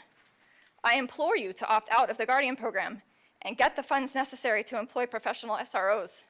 This issue has made me a single-issue voter. If anyone in my kids' schools is armed besides an SRO, I plan to educate my two children via Florida Virtual School. That would be a $14,816 loss for BPS.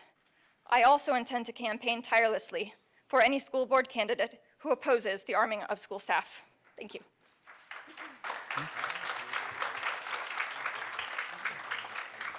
Casey Taxa, Edwin Poole, and Joan Crutcher. Good evening. My name is Casey Taxa. I could stand here before you and speak for the full 3 minutes about my opposition to the Guardian program. I could spend all of my 180 seconds telling you exactly how wrong it would be to arm the staff at all of our 88 schools. Instead, I've decided to tell you why I'm here. I am the mother of 3 school-aged children, some of who were adopted, some who were not, some who experienced trauma and were beaten before they were even born. some who did not. Some are children of color, some are not. Some who have IEPs for their disabilities, some who do not. I am the mother of a child with a mental illness. She was hospitalized 9 times before she turned 12. She could not function in a traditional school, but she is thriving at Riverdale, where counseling is part of her curriculum. My children have spent the entirety of their lives overcoming challenges that are not their fault. My children should not be subjected to more trauma from the one place that they feel safest outside of their home, their school. And have no doubt about it, armed staff members will be traumatic for children, mine and yours. This will do further damage to my children, and it will newly traumatize others. If there are going to be guns in our school, they need to be in the hands of a school resource officer. Children are trained from the very beginning to know that police officers are there to protect them. It needs to stay that way. Fortunately, I also stand here before you as a mother with options. I am a stay-at-home mom who has her degree in education. I can homeschool. My husband is an engineering manager at Northrop Grumman. We have the means to put our kids into private schools. I have long been a proponent of the public school system, but I no longer have faith that you had the best interest of our children in mind. And lastly, I stand before you as a registered voter, prepared to make a big change.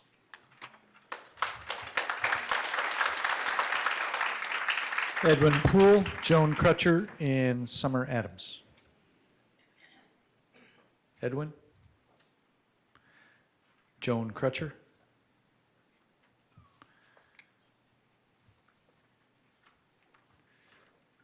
Oh, I'm sorry. No Joan. Summer Adams? Oh, sorry. Sorry, ma'am. Sorry about that. I was going to waive my time, but there are a few things I really need to say. I'm sorry. Absolutely. So my name is Joan Crutcher. I am a concerned voter from District 5 in West Melbourne.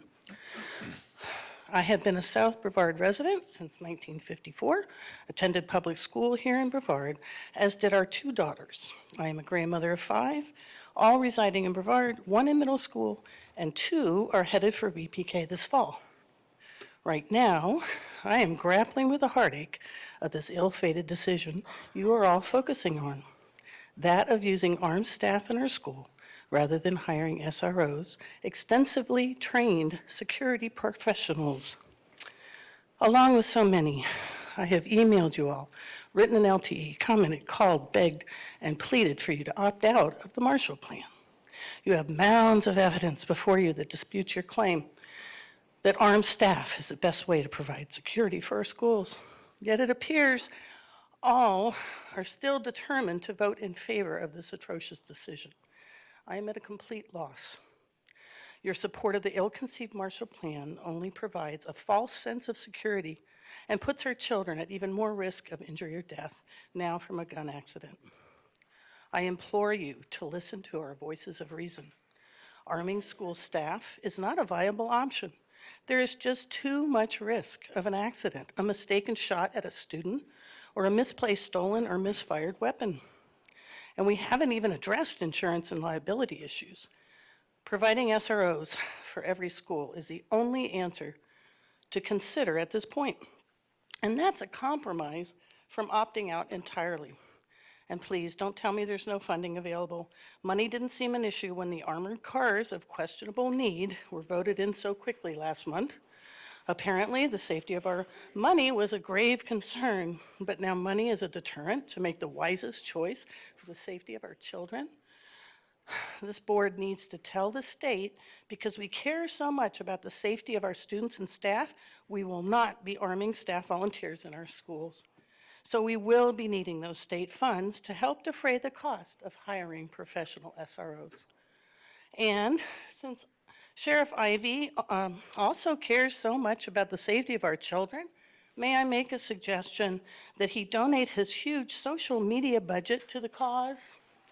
That $500,000 would be very helpful addition to the SRO fund.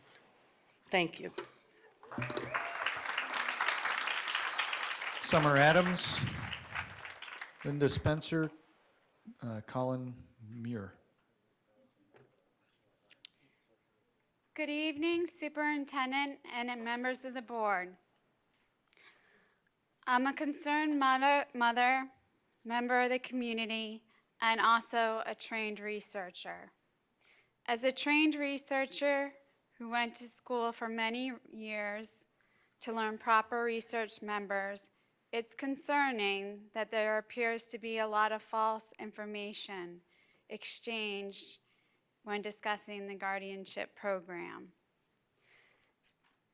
As an example, I think it's fair to say that a major theory behind the Guardian program is that gun-free zones attract, or at the very least, do not deter mass shooters. I would like to share with you the oft-referred 2016 report based on several studies compiled by 10 researchers at Johns Hopkins. The purpose of this report was not to place any restrictions on private gun owners, but to examine years of evidence relating to firearms on college campuses. The report gained some interesting findings regarding mass shootings in the U.S. in general. Between the 50 years of 1966 and 2016, only 12% of mass shootings took place in gun-free zones. These are facts based on evidence-based studies, not incidental findings reported in books or online. Moving on to the context of our schools, we don't yet have any specific K through 12 evidence-based data to discuss, but we have ample data relating to the consequences of arming civilians on college campuses. In a recent study, in 2016, there were 85 shootings in college campuses in the U.S. 45% were interpersonal disputes. 12% were premeditated violence. 12% were death by suicide. 9 unintentional shootings. 2% were a result of rampage shootings. These are not theories. Again, they're evidence-based facts. Gun-free zones have not led to increased violence. Allowing more guns on campuses leads to more gun violence, and it is unlikely to affect the rate of mass shootings. Mass shootings are horrific, but they are rare. The research demonstrates that increasing firearms access around use will lead to far more assault and suicide attempts than the rampage incidents this policy is intended to prevent. These are the facts.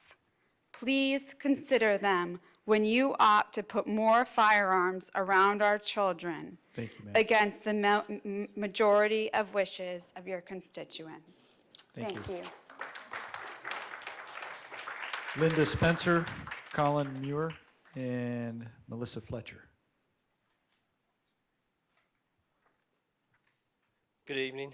My name is Terry Spencer. I have practiced medicine as a pediatrician for over 20 years.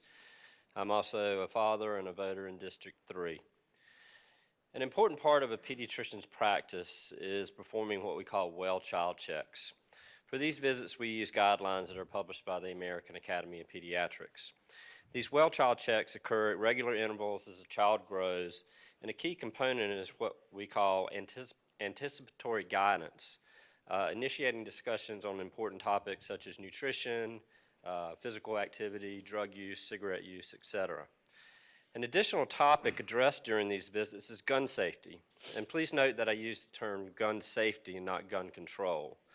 These are not politically driven guidelines, but rather a set of questions designed to ensure the safety of children in homes where their parents exercise the right to own firearms.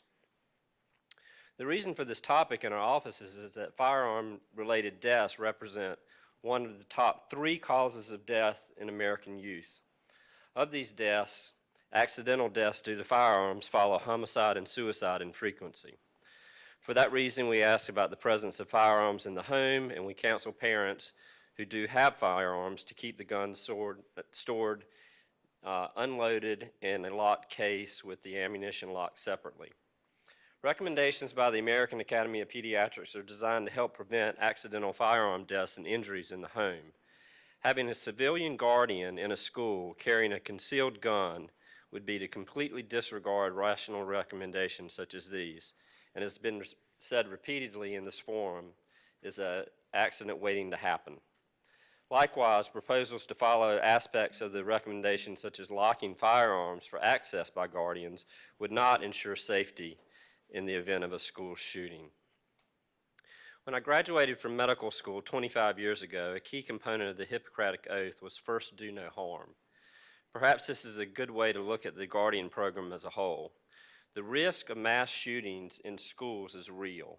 Increased security at our schools is indicated.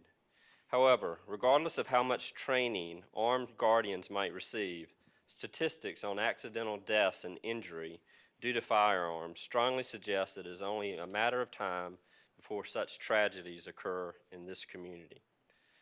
So as parents, my wife and I are considering other school options should the Guardian program pass.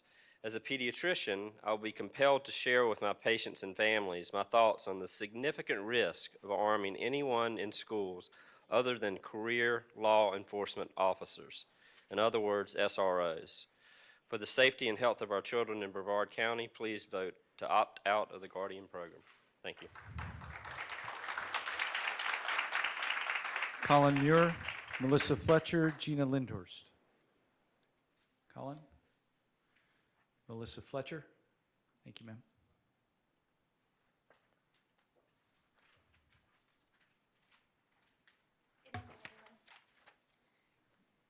Thank you for staying so late. I'm sure you can appreciate where most of us would rather be right now. I'd rather be with my 2 babies, putting them to bed, my 7-year-old and my 4-year-old. Would have liked to have eaten dinner, which I'm sure you all would have liked to have done too. But it is your job to listen to your constituents, right? Yes, thank you. So again, my name's Melissa Fletcher. I live in Melbourne Beach. I have a child at Gemini Elementary, and I'm a voter in District 3. I went through the Brevard Public School System from 1st grade through 12th. I'm a graduate of Melbourne High School. I went on to become a teacher at Gemini Elementary in District 3, where my daughter now goes. I volunteer weekly and am the classroom mom for my daughter and for my son at his preschool. He will be going to Gemini, hopefully, if this program does not pass in a couple of years. I just wanted everyone to know that I'm not alone in saying that if this program passes, we will not allow our children to go to Brevard Public Schools. I am fortunate enough that my husband works very hard and travels weekly to provide for our family, and we could probably afford a private school, which we are considering. But more importantly, what I wanted to bring up, and I know I'm not adding anything to all the fantastic stories and statistics that have been presented this evening, but I'm currently earning my master's degree in counseling. Mental health is my passion. The presentation earlier by the 2, I didn't get their names before Sheriff Ivey's video. The presentation stated that more money is being allocated to the Guardian program than mental health services in our schools, and it was by a significant amount, and that's a travesty. Because I promise you that focusing on the mental health of our students will have greater impact on reducing gun violence than adding armed staff in our schools. I'm not against SROs. There were SROs at the schools that I attended in this county. I am for that program. These people are professionally trained and have one job to focus on. Let them be the ones that carry guns into our schools. Please don't allow random staff members to do that. I beg you. And please, please don't rush through such an important decision. There is no rush. I've read up, I've talked to attorneys, my friends have talked to attorneys. There is no penalty for not implementing this in the coming school year. So please, please do your own research, listen to what your constituents are saying, and do not rush through such an important decision. Do the right thing. Thank you.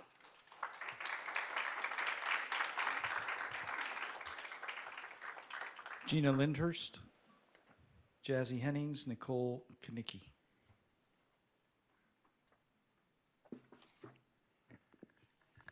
Good evening, School Board.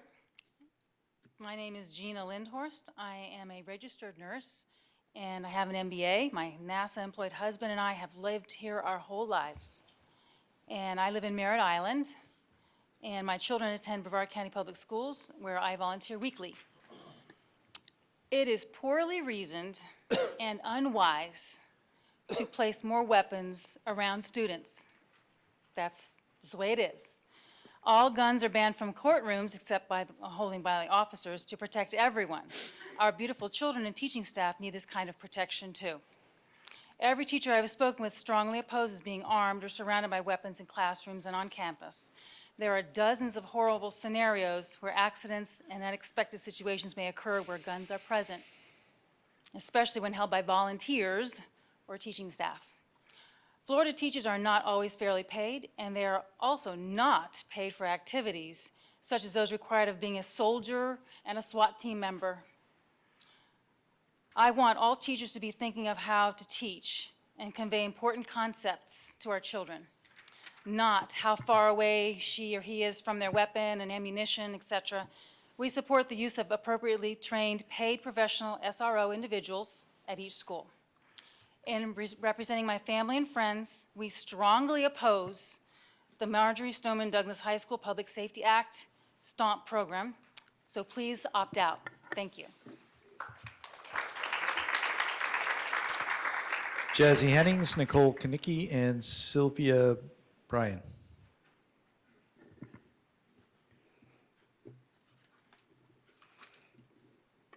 Good evening. Wikipedia defines diversity training as any program designed to facilitate positive intergroup interaction, reduce prejudice and discrimination, and generally teach individuals who are different from others to work together effectively. Wow. This sounds incredible. It also sounds like a workplace initiative. That's great when you can be contemplative and have reflection. Maybe not so much when dealing with an active shooter. Each person who I've heard claim their willingness to participate in this program has said that they won't be looking at skin color, they'll be looking for the person with the gun. That will be complicated considering we're adding more guns. And what are the first responders? Who do they aim for? I wonder if the diversity training could ever penetrate the instincts of a woman who clutches her purse as a person of color approaches.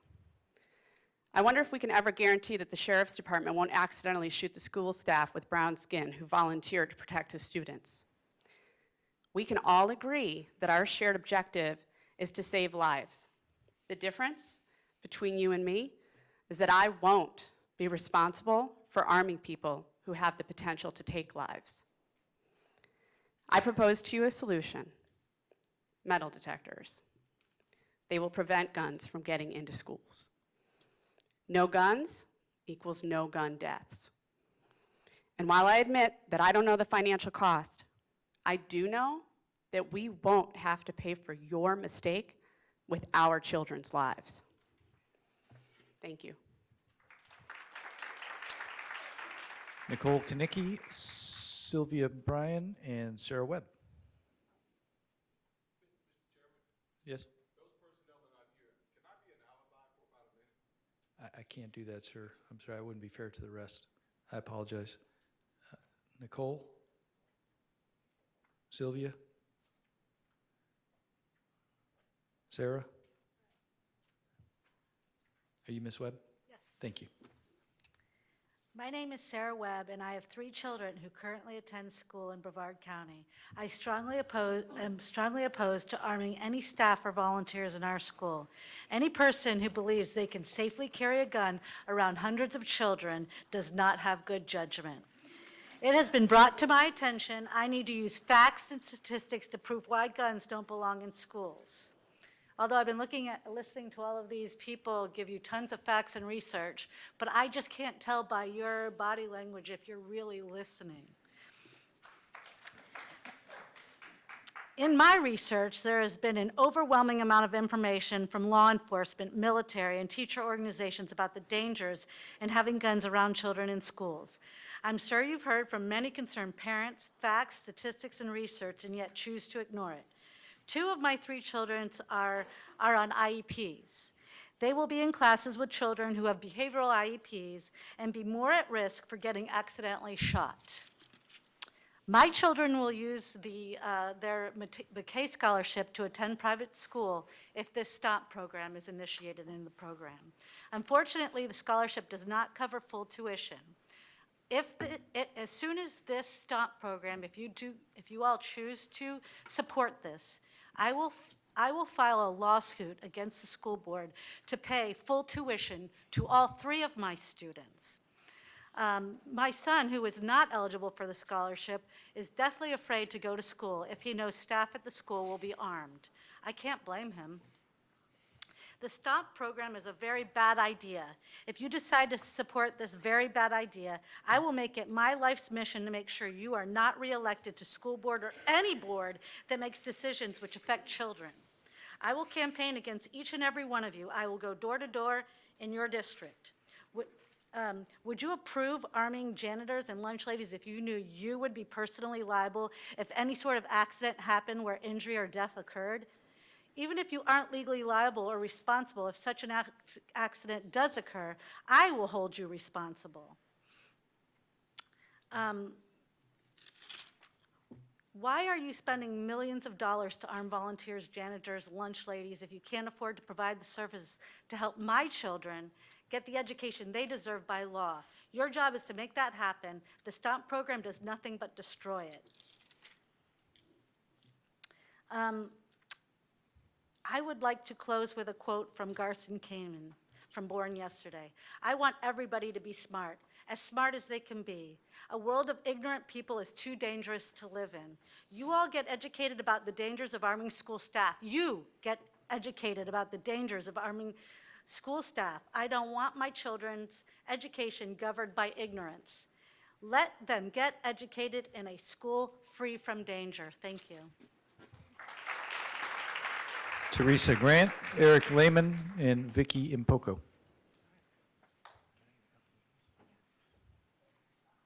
Teresa Grant, that's you? Oh, thank you.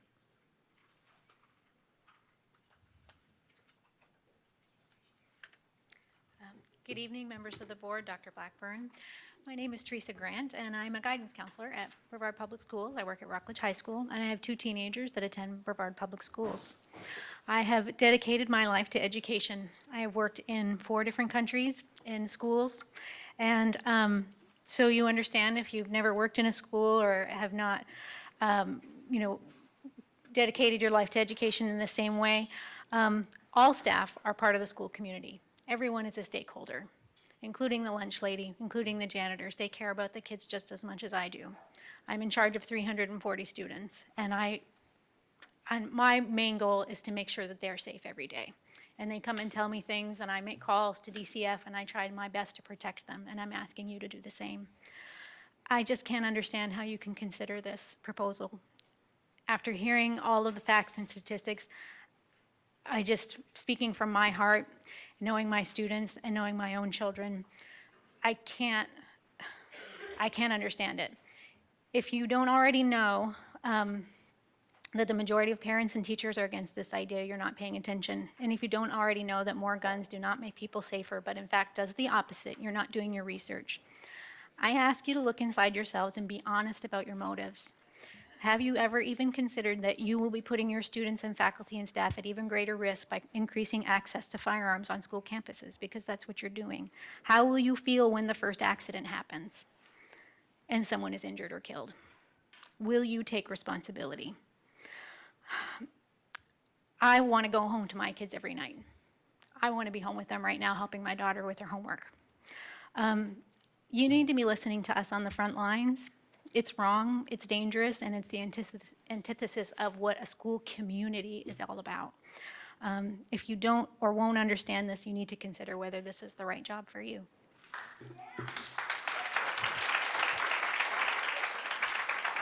Eric Lehman. Eric, followed by Vicky Impoko and Michelle Diamond. Thank you, Mr. Craig, members of the school board. You've heard statistics and anecdotes inveighing against arming teachers.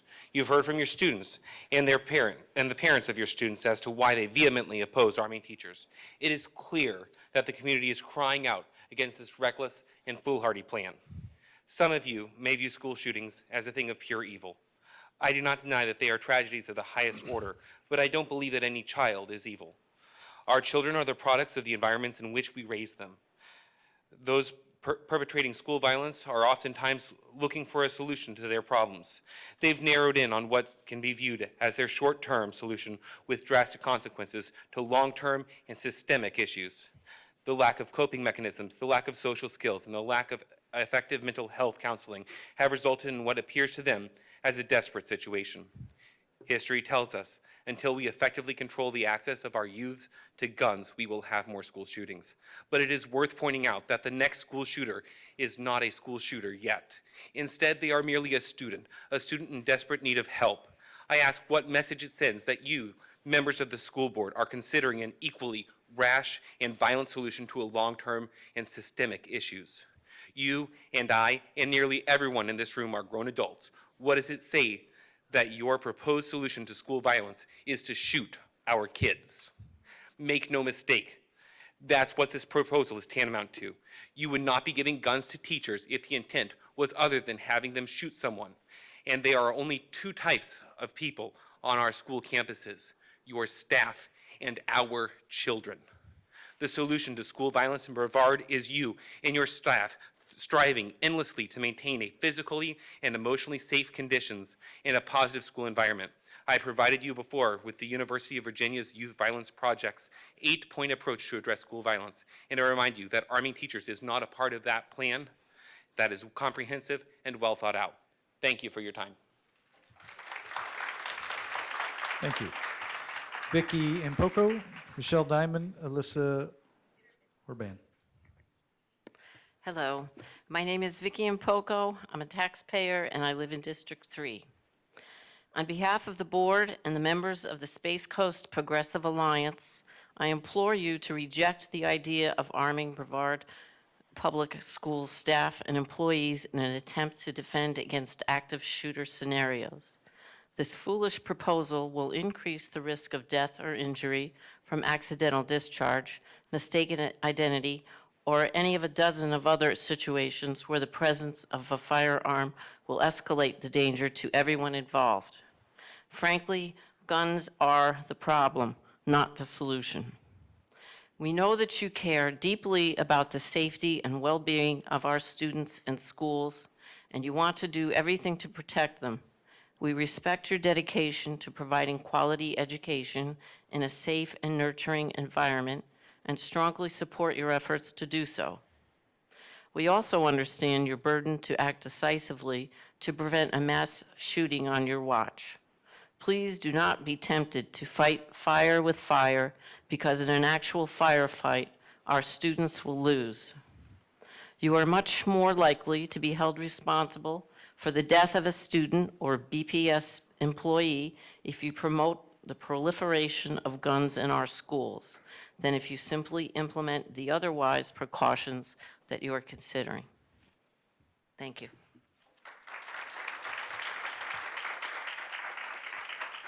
Michelle Diamond, Alyssa Organ, and Kimberly Anders.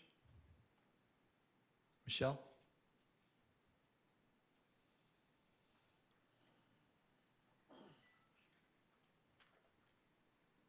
Kimberly Oh, Anders. thank you.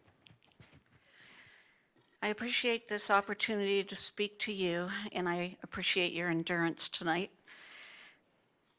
My name is Kim Anders, and I've worked with Brevard Public Schools since 2005. I'm a certified school counselor and have a master's degree in counseling psychology and school counseling. I came into this profession because I love children, and I've always been passionate about helping others.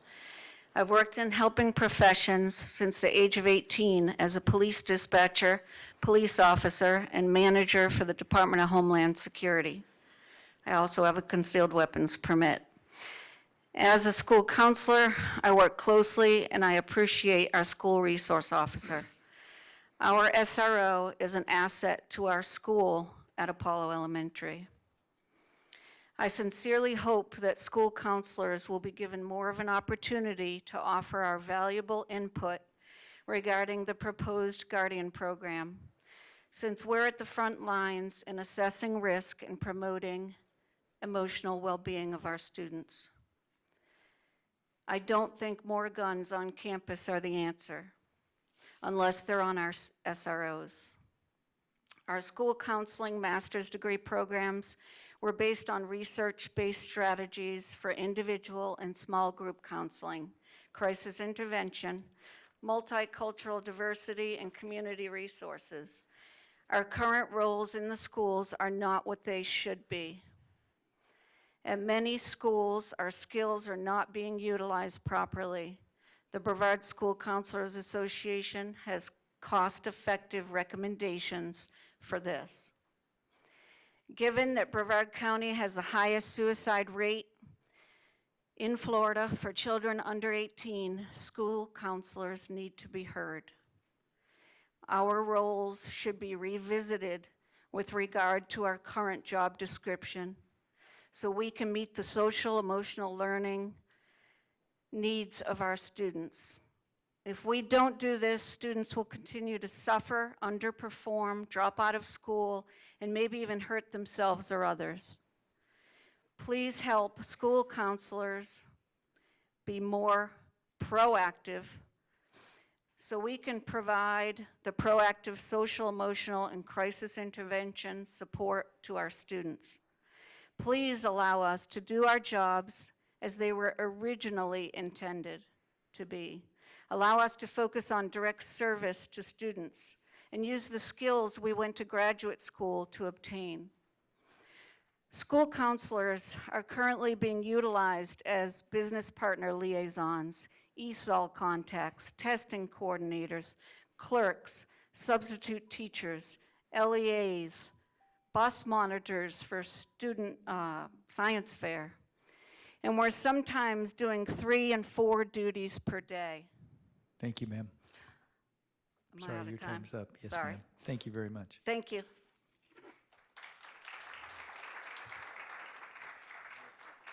Christine Santiago, Kelly Damerow, and Alexa DeLayden.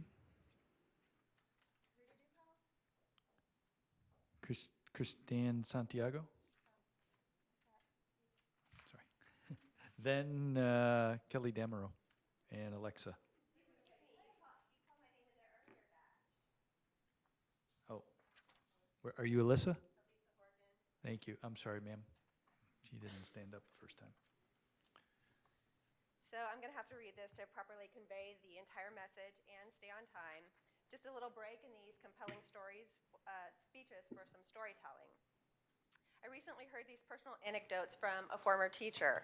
Some of you may have already heard this, and one of you in this room in particular may have actually lived this. Anyway, his school was experiencing a lockdown. They were in lockdown mode for an unspecified amount of time. He had no communication with anyone from the outside. His adrenaline was rushing when all of a sudden, his doorknob to his classroom started jiggling. He called out several times for the outside individual to identify himself, and no response. The door finally opens, and who should be standing before him but the principal and another student. His response to a follow-up question, "If I had been armed, I could have shot them." Same former teacher, different story. One day in a high school cafeteria, he sees 2 figures in masks carrying black bags charging to the opposite side of the cafeteria. He witnesses teachers and students diving under the tables. He goes into Rambo hero mode and decides he can knock out these people with the door so they fall flat on their backs. He's able to tackle them and discovers they are students playing a prank with water balloons in their bags. His response to a follow-up question, "If I had been armed, I could have shot them." This former teacher openly admitted he could have hypothetically killed 3 unarmed students and a principal because he was scared of an erroneously perceived threat. Despite his snow job to promote the compromise of biometric lockboxes and gun safes, this is the same former teacher who sits before you on this panel and plans to vote in favor of the Guardian program. Am I the only one here who sees how dangerous, misleading, and hypocritical this is? Flash forward to 2018. Front office ladies are citing they are scared against an improbable and unlikely perceived threat and want to be armed. Really? You want to armed, scared, paranoid people? Scared, paranoid people protecting our children? If they are scared in their line of work, maybe they need to find another job. Instead, I am scared of their potential recklessness and accidents, which I have statistics, research, and facts on my side. If this Guardian program passes, my family is strongly considering moving out of this county we've called home for the past 11 years. My husband and I both work from home, so we have the ability to live and work anywhere. My kids are off the chart bright and will succeed anywhere, but the way I see it, you need them to skew your A-rated schools. P.S. I usually spend a lot of money in this county toward that half-cent tax, and I am an issue-based voter. Christine Santiago. Kelly Damaro, Alexa DeLayden. Good evening. My name is Christine Santiago. I am a certified school counselor as well as a parent of children in Brevard County Public Schools. I come to you today for the reasons that we are all here. I am a student advocate. While public speaking is about my least favorite thing to do, I feel strongly that the challenges our students are faced with need to be better addressed, and now is the time. School counselors, the providers of mental health services within our schools, need to be a part of the conversation regarding the Marjorie Stone Douglas Act. School counselors are certified mental health educators who are guided by the American School Counselor Association, known as ASCA, which provides professional and ethical guidelines for the profession. School counselors are instructed to spend 80% of their time delivering direct and indirect services to students. Delivery of these services are to include the provision of comprehensive school counseling programs that are both preventative and responsive in nature. School counselors are specifically trained to provide preventative core curriculum with lessons designed to meet student standards and competencies of the Florida framework for school counseling programs. ASCA, the American School Counselor Association, instructs us to provide individual and group counseling based on needs, bullying prevention programs, conflict resolutions, and peer mediation, as well as crisis intervention and preventative counseling and connecting families with community resources. The issues our students are faced with are beyond comprehensible. Drug-addicted parents, neglect, parent incarceration, physical and sexual abuse, exposure to violence and crime, trauma, foster care, homelessness, bullying, anxiety are among the most extreme. This, by the way, is in an elementary setting. School counselors are intended to be among the people in the school that students can come to when they see something. They are the professionals within the schools that are trained to identify students with risk factors. They are the professionals within the schools whose education is focused on building relationships with students and parents in providing both preventative and responsive services to all students. Our counseling requests, bullying reports, suicide risk assessments, and Department of Children and Family Services reports are at an all-time high. And yet, Brevard County school counselors have meetings to schedule and attend, paperwork to be done, ESOL, 504, IEP, IPST, EP compliance deadlines to meet, standardized tests to administer, lunch duties to supervise, none of which pertain to the direct and indirect services that we are directed by our professional organization to be spending 80% of our time on. I personally am blessed with an administration who does what they can. They do their best with their limited resources to support the school counseling program. It's not enough. Thank you, ma'am.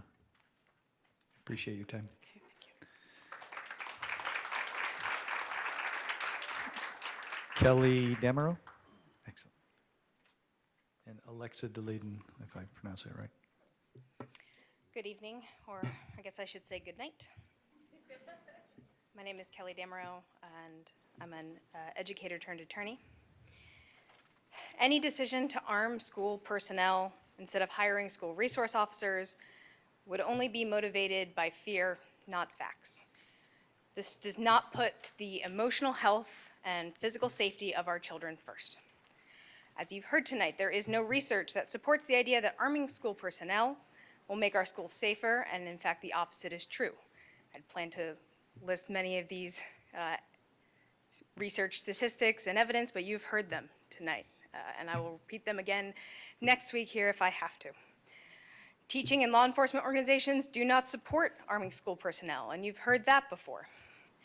I also told you the last time I was here about the liability that this could incur to the school district. Liability for unauthorized use, liability for misfire, and what is known as Monell liability. This is where the school district could be liable for an accidental injury as the result of the execution of a policy that it adopted. Additionally, volunteer marshals can be subject to personal liability. I had more that I planned to talk about, but I want to speak to the unique situation that you're in. You're between a rock and a hard place, and you've been put there by the other elected officials of this state and this county. You were told by state legislators that you're given enough money for SROs. We know that's not true. You were told you were given an option between SROs and guardians, and with an unfunded mandate, that makes that not really a choice. I had the opportunity to speak with the sheriff a little earlier, and he said he would follow your lead. So really, this has been put into your laps. But you are elected leaders, and I am imploring you to lead, to stand up, to say to the state legislature, come back into a special session, really fund this, and not by robbing the teacher pay piggy bank, which is how they actually paid for SROs, but by really putting money behind this if they think that is the safest option to protect our students.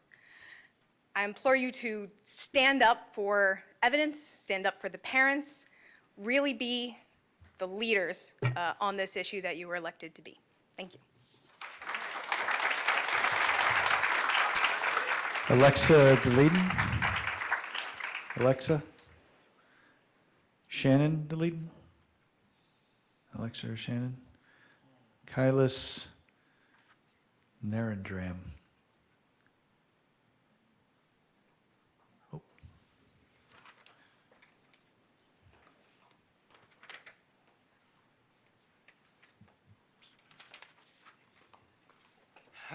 Here we are. Have you ever listened to hundreds of passionate parents who care? Really listened to them? I have. The legislation we're faced with today is the result of a compromise at the state level that's been pushed down to the local level. However, we haven't seen any compromise here.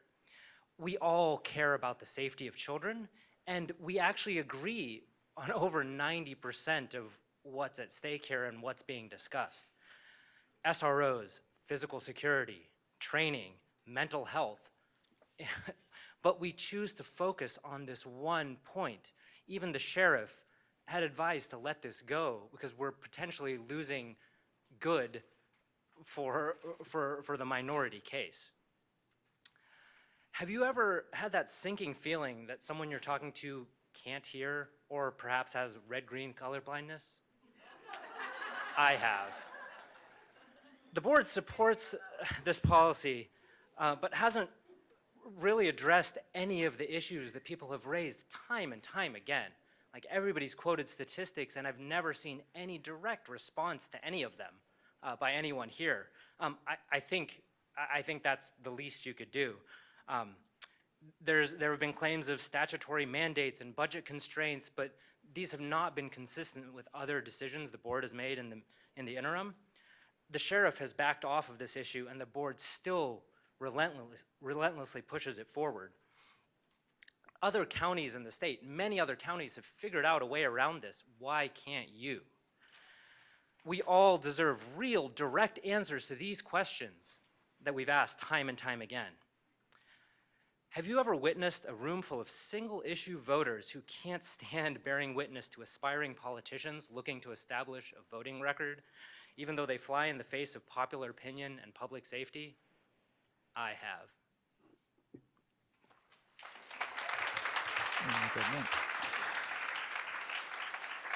Matthew Fleming, Connie. Matthew Fleming? Matthew? Connie Rook?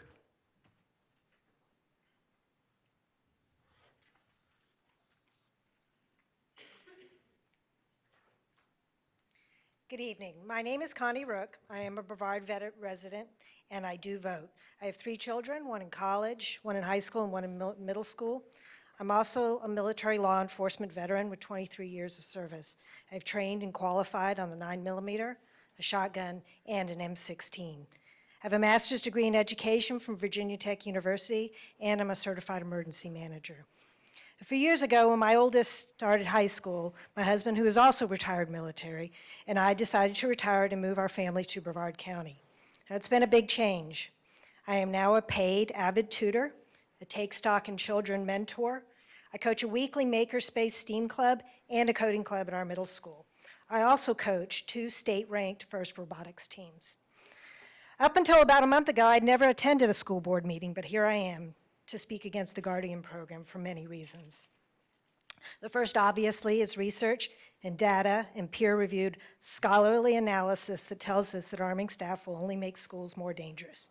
I know you're busy and I know you're tired, so to help you out, I've compiled a binder of some of the research collections from Stanford, Harvard, Johns Hopkins, Vanderbilt, just to name a few. That's in the black binder. I have copies of all my sources for anybody else in here that would like those copies. My second reason for the recommendations is also the recommendations of professionals, and we've heard that from a lot of folks. Listen to the professionals, listen to them. So in the binder, there are statements from the National Association of School Resource Officers, the National Association of School Psychologists, the Network for Public Administration, the National Education Association, the Society for Academic Emergency Management, and the 450,000 member doctors of the American Academy of Pediatrics. It's in the black binder. Now, if the research and the professional opinions are not enough, I offer you 30, and that was just after a 1-hour Google search, 30 real-world examples of firearm incidents in schools caused only by police, teachers, and staffs. They're human, they make mistakes, and frankly, it happens every single day. March 13th, the school resource officer at Virginia Middle School accidentally fired his gun inside the school Tuesday while children were attending classes. And oh, by the way, all 30 of those articles are in the red binder for you. Seaside, California, the very same day, a teacher accidentally discharged a firearm in a classroom. Maplewood, Minnesota, February 28, an officer was sitting on a bench and a 3rd grader pushed the trigger of his holstered weapon. This is just a sample, and I only have 30 seconds, so I'm going to wrap this up. Ultimately, it comes down to this. If an incident happens, not if, but when an incident happens, God forbid a child is injured or killed, when it happens, it will be on your head, and it will be a dark, dark day in Brevard County. We need you to please be smart. We need you to make sound decisions. Thank you, We ma'am. need you to opt out. I appreciate it. Thank you. Devin Van, Ashton Gelzinas, Julie O'Neill. Devin? Ashton Gelzinas? Sorry, is that Devin? I am Devin. Okay, thank you. I'm Devin Van. I'm going to read mine all out of order because I've gotten thrown off by all of these. First, I just want to quote the Martin County Sheriff William Snyder. He said, "I can move to any position the school board wishes as long as the people of Martin County support it." The board went on to vote 4-1 to allow only trained law enforcement officers to carry firearms in Martin County schools. It can be done. Am I a security expert? No, but I would add that neither are any of you. Neither is Sheriff Ivey, the only security expert in the state. In fact, others in his position around the state have reached quite a different conclusion in regards to arming school staff. Sheriff Prendergast of Citrus County, Sheriff Daniels of Clay County, Sheriff Staley of Flagler County, Sheriff Lohr of Indian River County, and Sheriff McNeil of Jefferson County are all opposed to arming school personnel and are moving forward accordingly to protect students with professional law enforcement. Other experts that oppose arming school personnel include the American Academy of Pediatrics, the National Association of School Resource Officers, the American Federation of Teachers, the National School Safety and Security Services, and the National Education Association. SROs are a valuable member in school communities. They aid in crime prevention and can identify at-risk students before problems occur. Please vote to opt out of the Guardian program. Thank you, Devin. Ashton Gelzinas. Hi. My name is Ashton Gelzinis. I don't have a speech written out. I did not plan on speaking until just before I got here and was talking to a few of the wonderful people here. And I just want to be one more mom, one more voter, one more person begging you to please keep guns out of our schools. Our kids don't deserve to go to school and be afraid. I should not have to go home and explain to my 5-year-old where I've been all night. It's not fair to us. It's not fair to our children. So please wipe the stone cold looks off your face and listen to these people in this room, because it's our children's lives. This is not set aside money, set aside politics, set aside all the bullshit. It's about my kid's life, and I don't want to pull him out of public school. I'm a strong proponent for public school. My mom teaches in public school. I have 2 sisters that teach in Brevard Public Schools. I have a mother-in-law that teaches in Brevard Public Schools. I have 6 kids in my family that go to 6 different schools in this county, and none of them should have to walk into school and be afraid that their janitor might think that they're doing something wrong and shoot them. It's not fair, and it's not right. And you've heard it a million times tonight. I don't have to give you statistics. I don't have to read out different data and things that should sell you on this idea that you need to vote this down. I shouldn't have to stand up here and do this. I shouldn't have to spend 3 minutes to convince you. These people here who have been here all night, who have spent time away from their families to try to convince you, have said enough. And I'm just one more person standing here begging you to make the right choice and to vote it down. Thank you.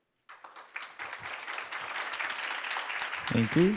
Julie O'Neill and Melissa Martin.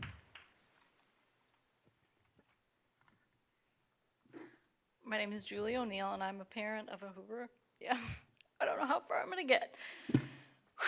Hoover Middle School child, and I'm a voting member in District 3. And I'm not going to look at you because I have to look at this or I'll just cry.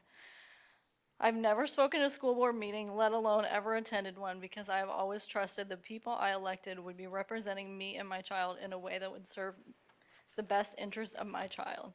I do not agree with the program that will arm staff volunteers.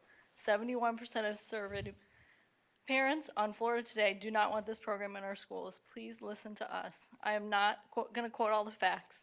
You guys rock. The facts are clear. Guns do not belong in our school. They don't make our children safer. They put them at risk. Our children are in school to learn. It should be a safe, secure, nurturing environment, and guns do not offer that. Our children should not have to be afraid of the guns that you are allowing into our schools. 96 people every day die from gun violence, and you want to put guns at close range to our children.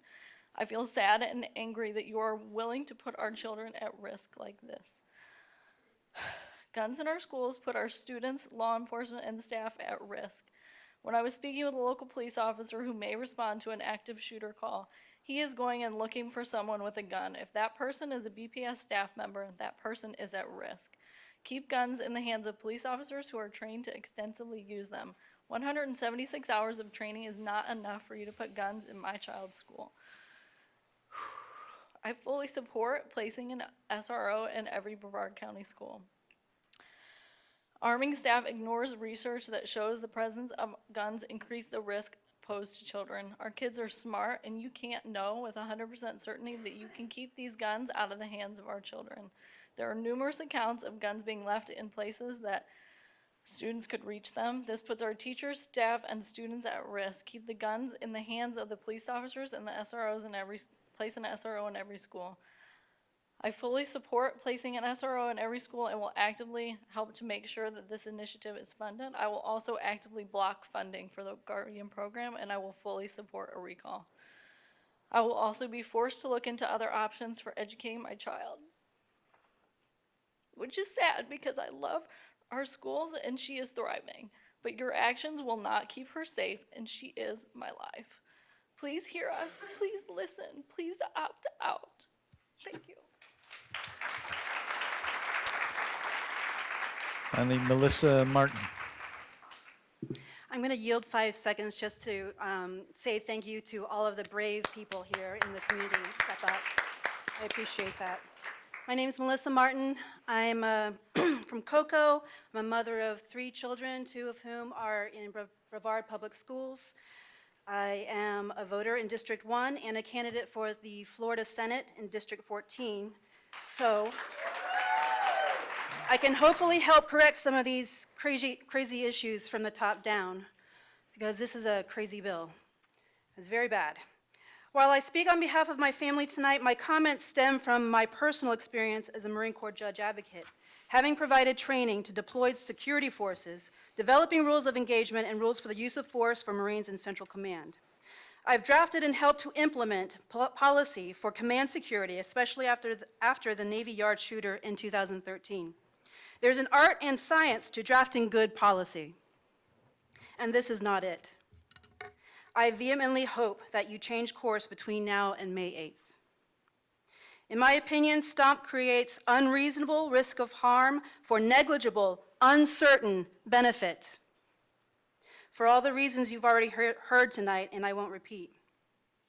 Since I understand you will be going forward with this plan despite the compelling evidence provided you, I have one ask. Before we go forward with actual implementation of STOMP, the community, which, by the way, informs the school board on the reasonable, prudent parent standard for your in loco parentis responsibilities, we first need to read, analyze, and provide feedback on the full plan of implementation. Consider it constitutionally due process for our parental rights. Do not approve STOMP without this critical piece. Despite Sheriff Ivey's video tutorial earlier, there are still many questions and concerns left unanswered. We were just talking about this earlier tonight. And he reiterated how it would be the responsible course of action to table STOMP, and I agree with him that this is out of whack. We must focus on and fully fund the other 3 layers of the plan. STOMP is an expensive, unreasonably risky distraction for what we need to do. My kids are not your guinea pigs. You cannot go forward with this plan as is. It needs work. Sheriff Ivey recommends to not go forward at this time. By law, you needed the sheriff's full approval to go forward. Even though he said he'd go forward if you vote in favor of it, he cannot simply defer to you. It is his legal duty to approve based on his professional opinion, and he's already given it. I hope that you listen to reason, listen to the experts, listen to the actual stakeholders, and do not go forward with this program. It is reckless, and you're breaching your legal duty of care. Thank you.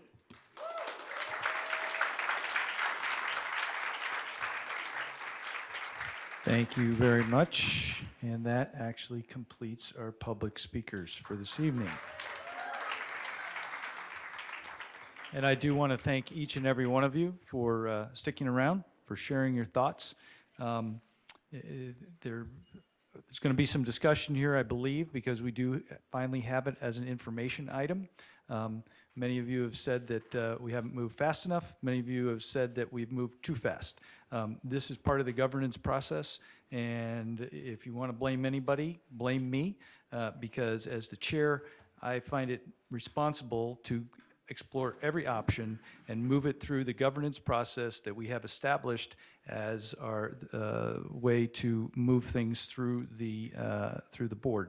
We do not have the opportunity to talk individually about these items, and so we have to have something tangible in front of us before we can talk about it. And the MOU that was delivered to us on April 3rd updated the MOU that was delivered the week before, and so now we are able to have that discussion. So that is why we haven't had any discussion up to this point, because we didn't have anything to discuss other than a concept that was given to us by the legislature. So with those things being said, again, thank you for your willingness to speak, and we do appreciate you all being here and part of the process. And now we move on to the information agenda, which includes items for board review and may be brought back for action at a subsequent meeting. No action will be taken on these items tonight. That's a very important safety tip for everybody. Dr. Blackburn. There are 4 items under the information category. Does any member wish to discuss an item on the information agenda? Mr. Ziegler? We have to pull H42. Of course, the MOU. I'm sorry? Yes. H42? Yes. Say, we gotta make a motion, you gotta do it H42? right. No, there's I got- no motion it's not required. informational. It's not a That is the motion. only one to talk. So, Mr. Ziegler, since you have brought it up, Oh, lucky me, I get to please open. open our discussion on H42, the proposed draft school security MOU.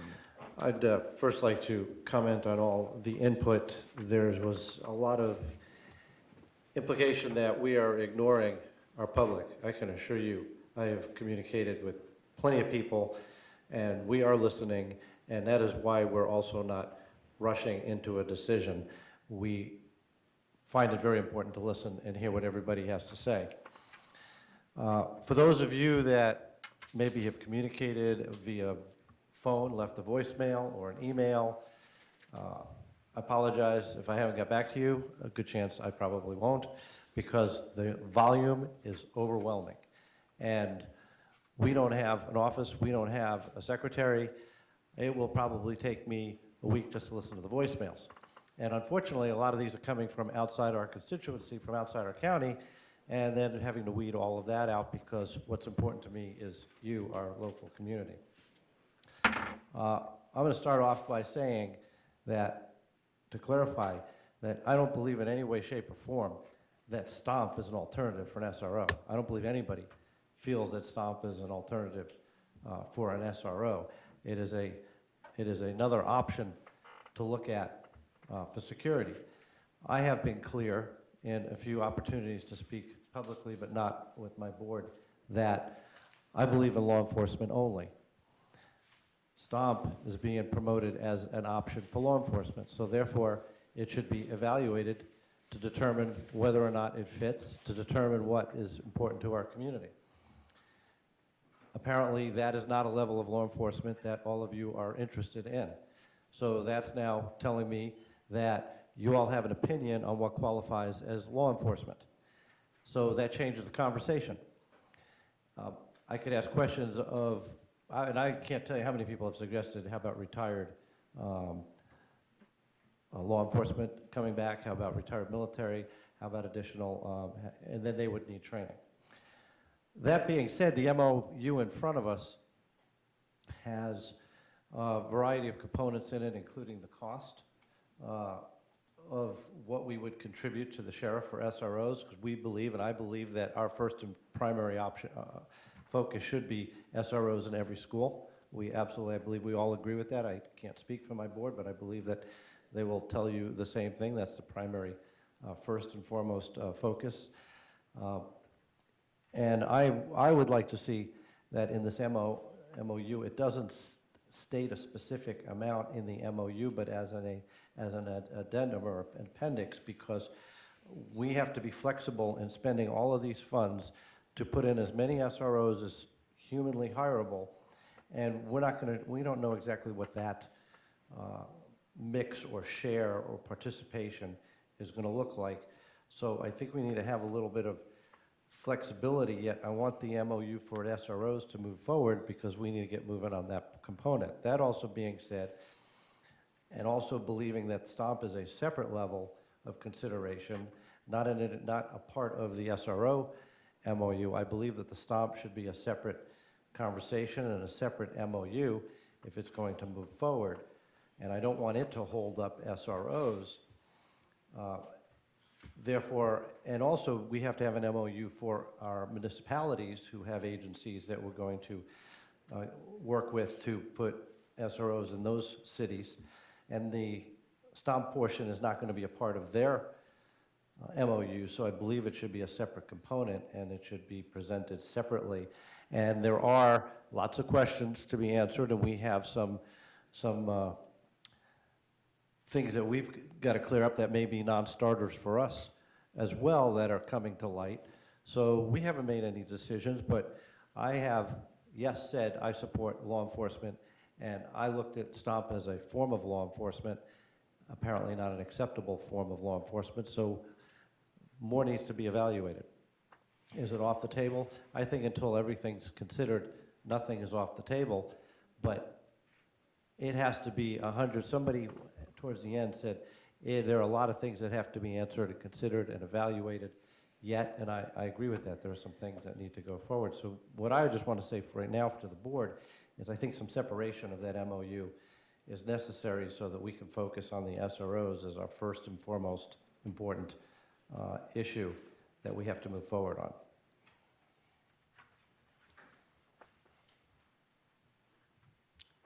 Any other board member? Yeah, Mr. I'll go. Susan? I was waiting for everybody else to finish it. First off, I want to say thank you for everybody coming out. It's so passionate. I do appreciate whether your opinions are of mine or somebody else's, that it's done in a respectful way. And you have all done that. And you have passionately shown every piece of what our democracy is. And I truly appreciate you all being here tonight. I do know that right now, some of the women that were here that left were because they did fear what their homes look like with their parents running the show with all of the kids running around. That's what my wife always says, is that she rushes back because she's afraid that my terror squad is going to take control of the house. But here's what it is for me. Very simple. I want SROs now, as we spoke before. I am willing to go, and I'll say it publicly, into the reserves to say, let's push now. Let's not wait for everybody else to, hey, we can't pay for this, let's do this. Let's tell them that we have the funding and start the process now, so that in the event that we do end up with whether we're going to pay $37,000 or $58,000 for an officer, we don't wait 3 months to start the process and end up with a vulnerability of our school district. I will say that at this point right now, the MOU that we received from the sheriff was told to us at the beginning that it would be on his liability in the event that it was a active shooter, and as the MOU reads now, it is ours. So that is an issue that we need to work on. That's number 31 and 33, and I also need to make sure that the MOU or the operation of each one of those individuals that would be a part of the STOMP program would also, at the same time, we would have it laid out. When is it appropriate for that person to do?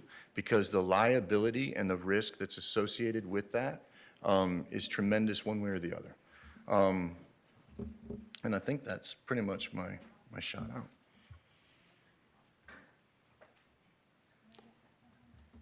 No comment? Ms. Belford? Then what I will say is, I guess kind of a combination of both those things. First of all, Mr. Susan mentioned dipping into reserves for SROs. If any of you were at the, and I honestly do not know if you were there were some people there, about the 5th meeting today. Our first budget meeting where the staff brings us their budget ideas for and requests for the next year. We did broach that subject of what will it look like, what level of reserves do we have, and our CFO is going to bring that information to us for next Tuesday, which is our next budget meeting, where we bring our ideas back to the table for budget discussion. So well, that's awesome that we can look at that.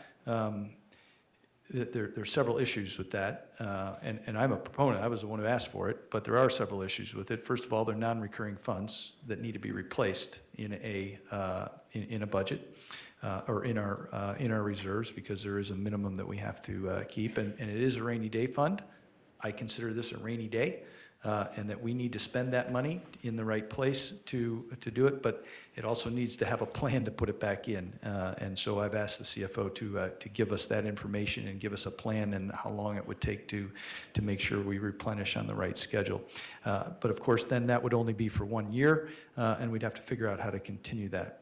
More importantly, if you did listen to the video and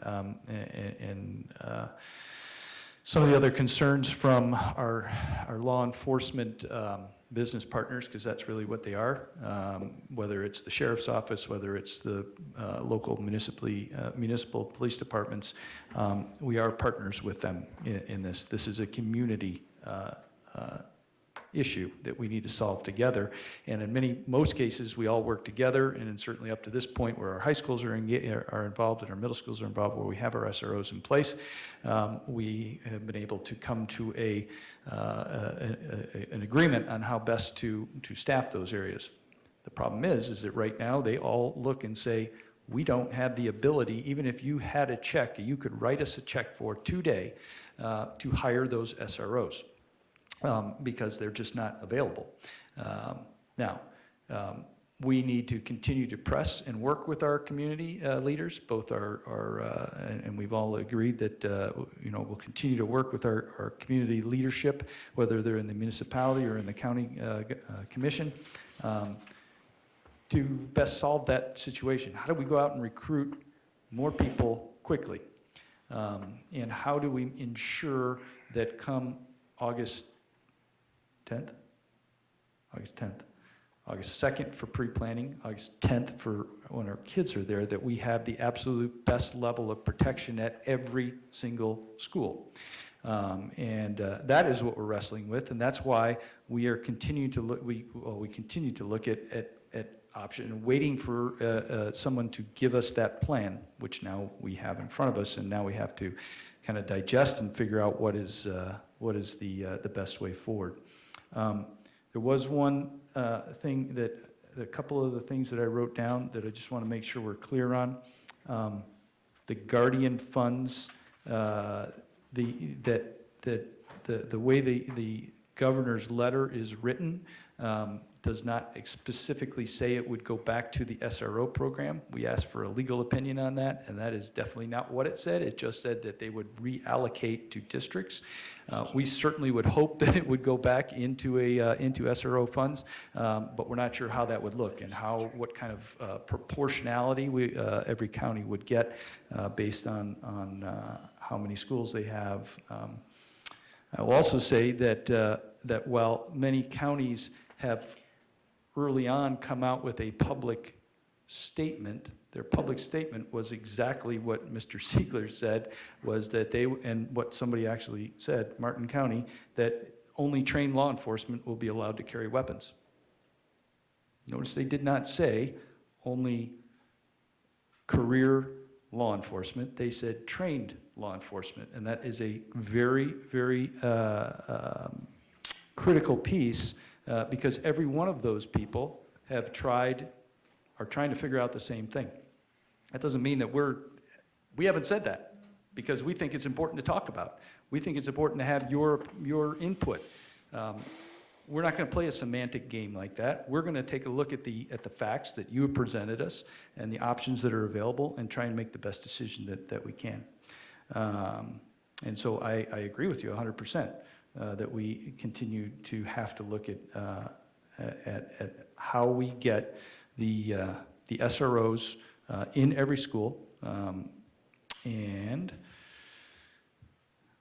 I heard Mr. Ziegler, your suggestion to pull that out. Is that something that the board would like the superintendent to move forward with, to take that piece away from the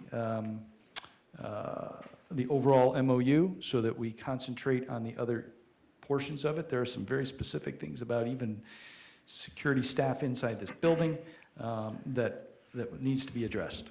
So I'd like to know what everybody's feelings are, what they want to do. So I spoke to Dr. Blackburn about this, and he said that in order for us to give him true direction, we should literally make a motion and then give us all an eye to send it to him so that he has specific direction.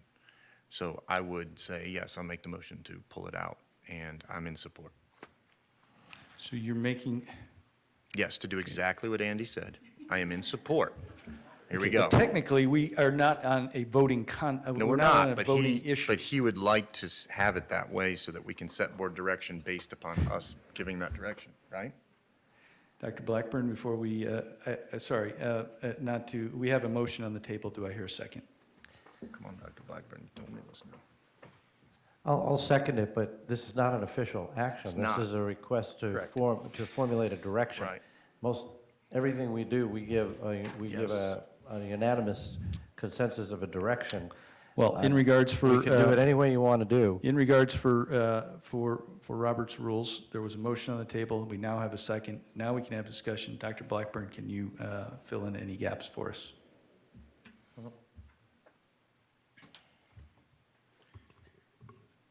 Come on, Dr. Blackburn. Slightly separate issue. There is, I believe, the need for the board and our attorney and myself to have a conversation regarding conversation versus direction to the superintendent. I think that's a separate issue, and we should create some clarity among this governance board around that. If the board gives me explicit direction, then I move forward to try to execute that direction.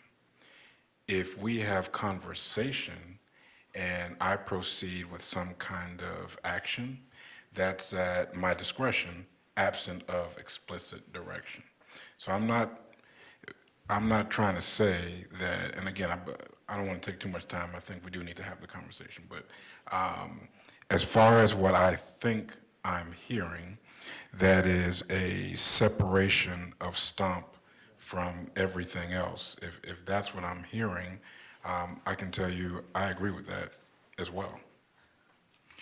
Okay, and we haven't had a meeting since the sheriff put that out through the media, and so that I think is what you are talking about. I believe at least separating so that we can move forward with other pieces of the security plan.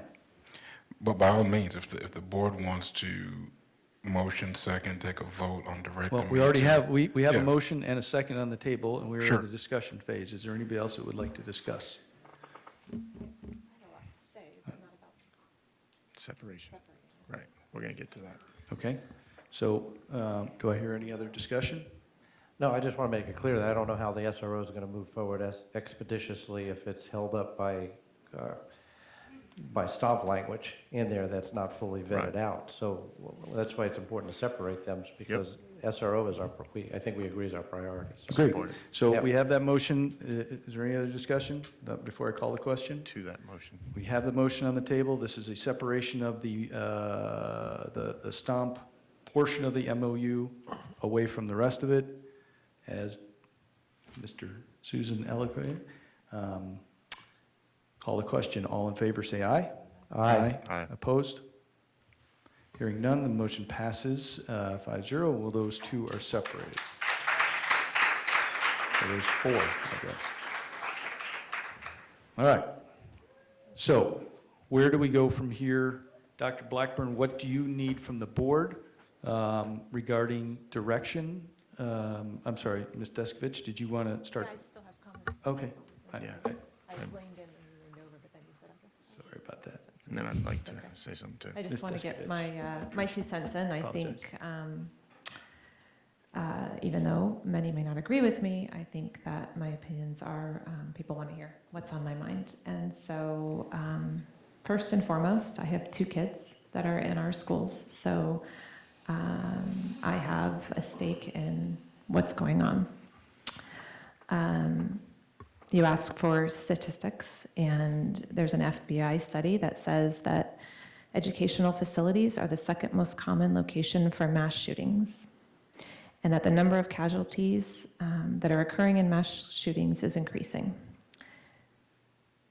We've got to do something about that. You all know, even everyone in this room that may be opposed to one idea or another, that we're in a very difficult time, and the state has given us some resources that we haven't had before, and we're grateful for those, but as you all know, it's not enough to do what we want to do. I've been asking for SROs in every school since the 2008, the Sandy Hook shooting. I went to Sheriff Ivey before, I was just a mom at a school, and made an appointment with him and sat down and said, what's it going to take to get an SRO in my kid's school? And here I am now on the school board, still fighting for that, and now we have an opportunity to do that, but our hands are still tied when it comes to funding. And so we have some difficult decisions to make. I believe this issue is a community problem. This is not just a school board problem. And somehow it's becoming just a school board problem. We need help from our cities. We need help from our county, our city councils, our mayor. They all need to be in on solving this problem. On the other hand, they don't want protesters, and they want to kind of keep their hands out of it, and I understand that. This is not an easy thing to do and an easy thing to handle. They're under financial constraints from other things that the state has pushed down to them this year. But somehow, we all have to come together and figure out a solution. I'm not thrilled about going into reserves, especially with no future way of seeing how we're going to replace that. They're not going to give us more money next year. They haven't told us that. So how do we start dipping into reserves and hiring people with no way to continue to pay them in the future? That doesn't seem like sound financial practices. We may have to cut programs. And then there'll be a whole new group of you in here screaming at us for cutting programs. We're in a difficult situation.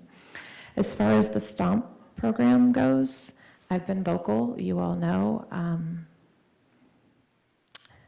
I have pretty strong beliefs that in our decisions on this board, we are not experts in any particular area, except maybe if we came from a certain field. We depend on those that are experts in the fields, and then we go with it. We've heard a lot of comments about the armored cars, but our CFO, who we rely on as an expert in the field, gave us a plan, step 1 through 5, to secure our funds from bookkeepers to delivery to the bank. And the armored cars, I had no strong opinion about the armored car, but that was her recommendation. That was step 5, was the money, we're going to protect it this way, this way, this way, this way, and when I get it to the bank, it's going to be safe. So I supported her because she's our expert we rely on. Sheriff Ivey, I've heard your negative comments about him. He's our expert in our county. You all elected him. The county elected him. He has recommended step 1 through 4. Who am I, as a school board member with no law enforcement training, to say, you don't really need step 4. You don't need that last layer, Sheriff. You only need steps 1, 2, and 3.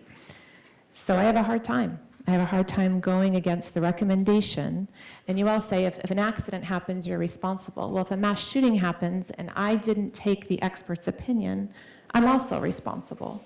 So again, we're in a hard situation. I'm listening to you all. We have town halls coming up. I thought we were going to announce them tonight, the dates. Maybe that's coming up in the next few minutes, where we're going to hear from you again. We are listening. And the MOU that's on the table, I think Mr. Susan mentioned, we have issues. And we don't respond to all every time you get up here and you make a recommendation, but I have pages and pages of notes. And I promise you, in the background, we're going back to the sheriff's office. We're going to our staff. Please look into insurance. Please look into liability, where we're looking into all these things, even if we aren't verbally responding. Thank you. Mr. Susan? Yeah, I did want to just kind of put a little bit of perspective into it, as that there's a couple of things. Ms. Enval has said that through her conversations with the other county attorneys, with the different school boards, that they have all said they are not going to probably be in compliance of this law by the time. So to say that the other counties have sat back and they're ready and they've got a plan and all that stuff, it has come back to us that they're not. Whether there's any kind of a repercussion because of that or not is another story. I also wanted to say that the governor has absolutely no power to shift funds and do stuff. He has to call a special session. Legislature has to pass that, and then he has to sign it. I will tell you that there's a possibility of a special session going on now, pretty soon here, over gambling, and I would behoove you to let them know that if those funds do become available, to please release those for SROs and everything else, because that fight is coming. Because what this is a systemic problem across the county.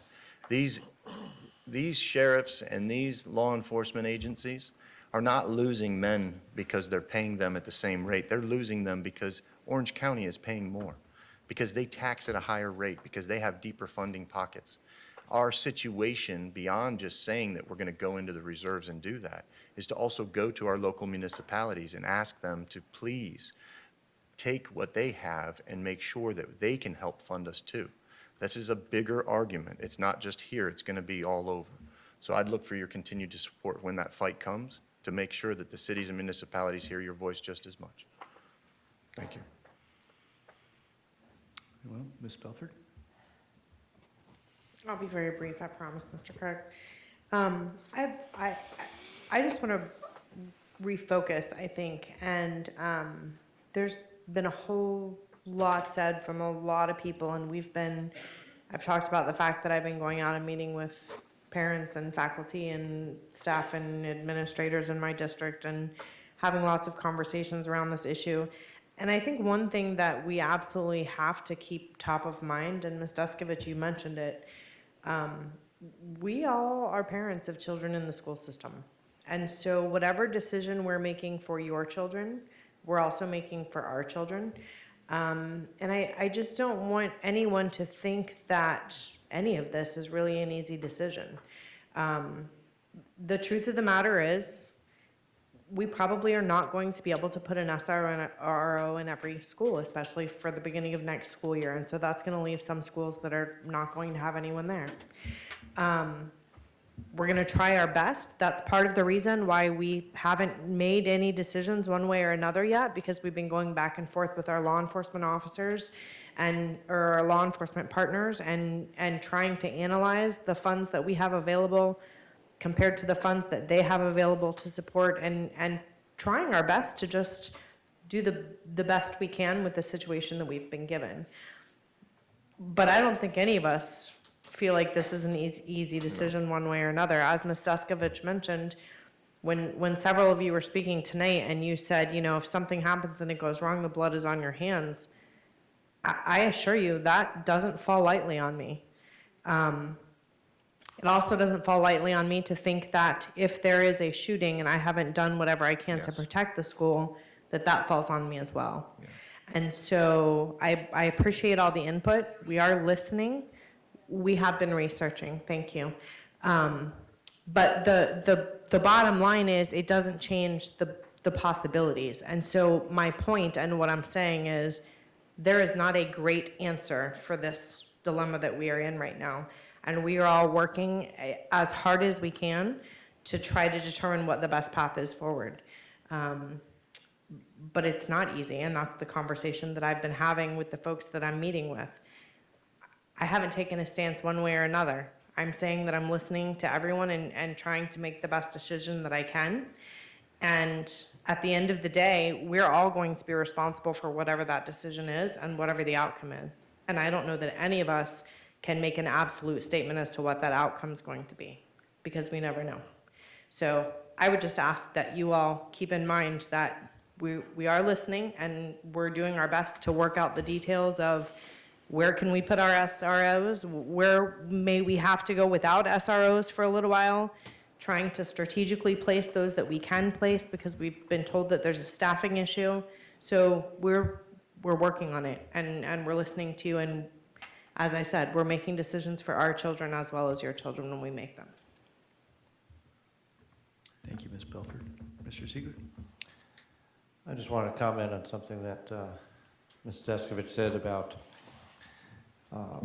being responsible. You know, one of the things, two things that we didn't hear tonight, absolutely did not hear tonight, is anybody say that school board, we don't hold you responsible for safety and security of our kids, because you should hold us responsible. The other thing we didn't hear you say is that if all levels of security fail, that's okay, if there's not a solution to stop the problem. We think about that. We want solutions no matter what happens. Is there a solution out there that'll solve that problem? I sure hope somebody comes up with something, because whatever happens and whatever we do, we'll be held responsible for it. So we need to think through everything you want to bring to the table. I had a conversation, I haven't even mentioned this to the board yet, I had a conversation with a police chief who brought something very interesting to my attention that I didn't even know about, talk about some futuristic technology. And apparently, right here in Melbourne is the manufacturer of a product that can scan an individual and detect a weapon through their clothes. Well, that may be something we need to consider. I have no idea what it costs. I don't know what the application is. But the more deterrence, the more preventions, the more we can detect and engage quicker. It's all, excuse me? No.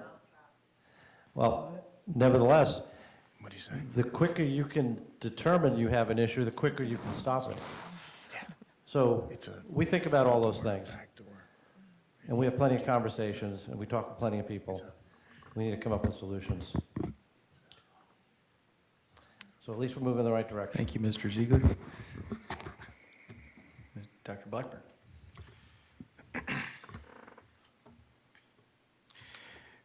Thank you, Mr. Craig. I want to share several levels of appreciation and then make a request. There's one thing I haven't done publicly, and that is actually thank my friend, my partner, our sheriff, Wayne Ivey, for working with us day in and day out and producing a plan. We've all done a lot of research. I'm very active across the state, and without being critical of any other region, I didn't see any other region in the state with a clear, articulated plan just weeks after the event. So I want to say thank you to the sheriff. I haven't done that yet publicly.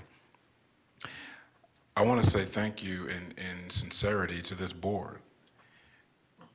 We have considered, the board has considered everything. And the board has called myself and the rest of the staff to task to seriously consider everything. And we've been spending a lot of time on this plan. I want to thank you, the community, for not only participating and advocating, but I will share with you, I thought that the red and green signs were a very classy way of protesting. I think it showed organization. I appreciate that as well. Out of all the comments here tonight, I thought it was rather ironic that someone drove into our community and reminded us to stick together and be together with each other in this community. There is no other Brevard that's going to swoop in here and save us. It's, look around, it's just us. And it took someone driving in from another community to remind us to be a community and depend on each other. In that vein, the board has given direction to separate STOMP. So I clearly have that direction. None of us asked for the tragedy on February 14. None of us asked for the expectations without the necessary funding and all the questions that go along with that. There's several layers to the plan that most people agree with, and we still have an uphill battle in trying to figure out how we get it done.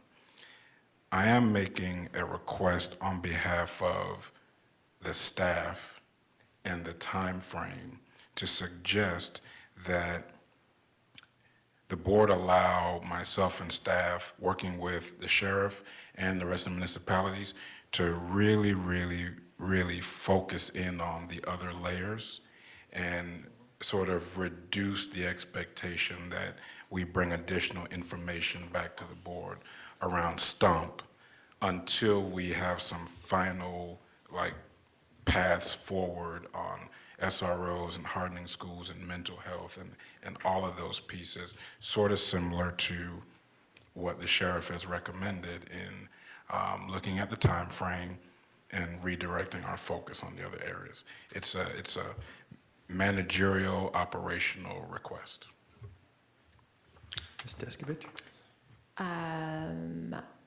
If my board agrees with me, I have real concerns about that. So I think, we've kind of set the May 8th date for the MOUs to come forward in final form. We've separated them out, which gives the board members more leeway to support one and not the other if we choose to.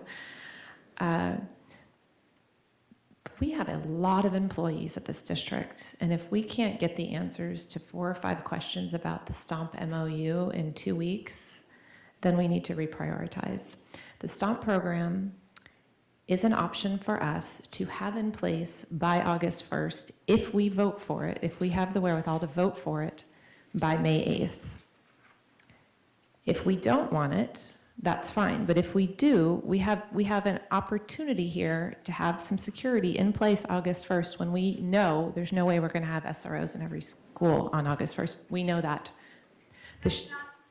Whoa. The Sheriff's Department has told us that we are 80 to 88 law enforcement officers down within the district right now. We need 51 more SROs in order to put one in every school.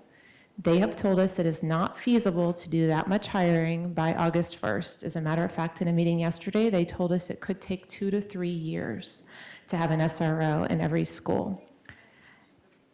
We have to look at other options. You may not be comfortable with it. We need other options.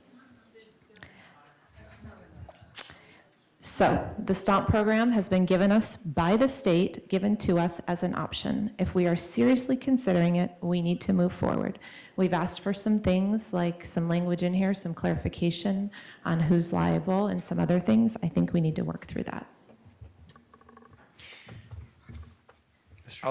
I mean, we've come this far to get 5 or 6 answers back. I'd support finishing the game and seeing if we can get those resolved and go to table STOMP right now, to push it off to not the May 8th date, which we've already communicated. We've already set forward all of the meetings. We've already set forward all the stuff. I am in support of continuing to get the answers to STOMP in the event to make a vote properly on it. That's it. Anyone else? Tacit approval of continuing on the plan to have a vote on 2 separate MOUs on the 8th. I have 2 people that want that. I don't have an issue with it coming that fast if the right information has been vetted out. And I think there's still answers that haven't, if they get them that fast.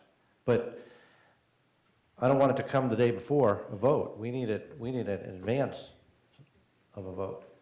There are questions that we have that aren't answered. The liability, I have concerns about that, the insurance.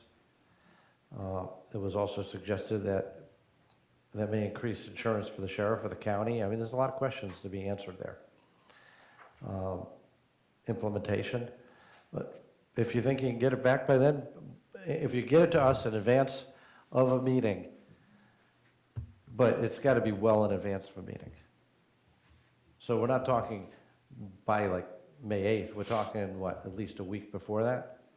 We're talking beginning of, so we're talking within a week and a half, 2 weeks. I don't know. Week and a half, I think, That's right? enough time.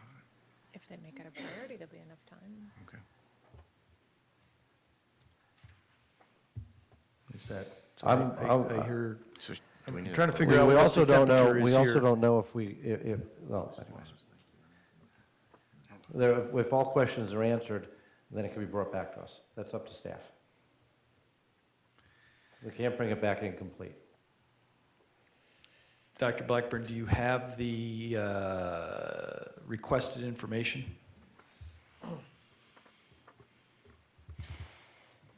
Do I have answers to the No. requested? Do you, no, I know you don't have answers. If we had answers, it'd be wonderful.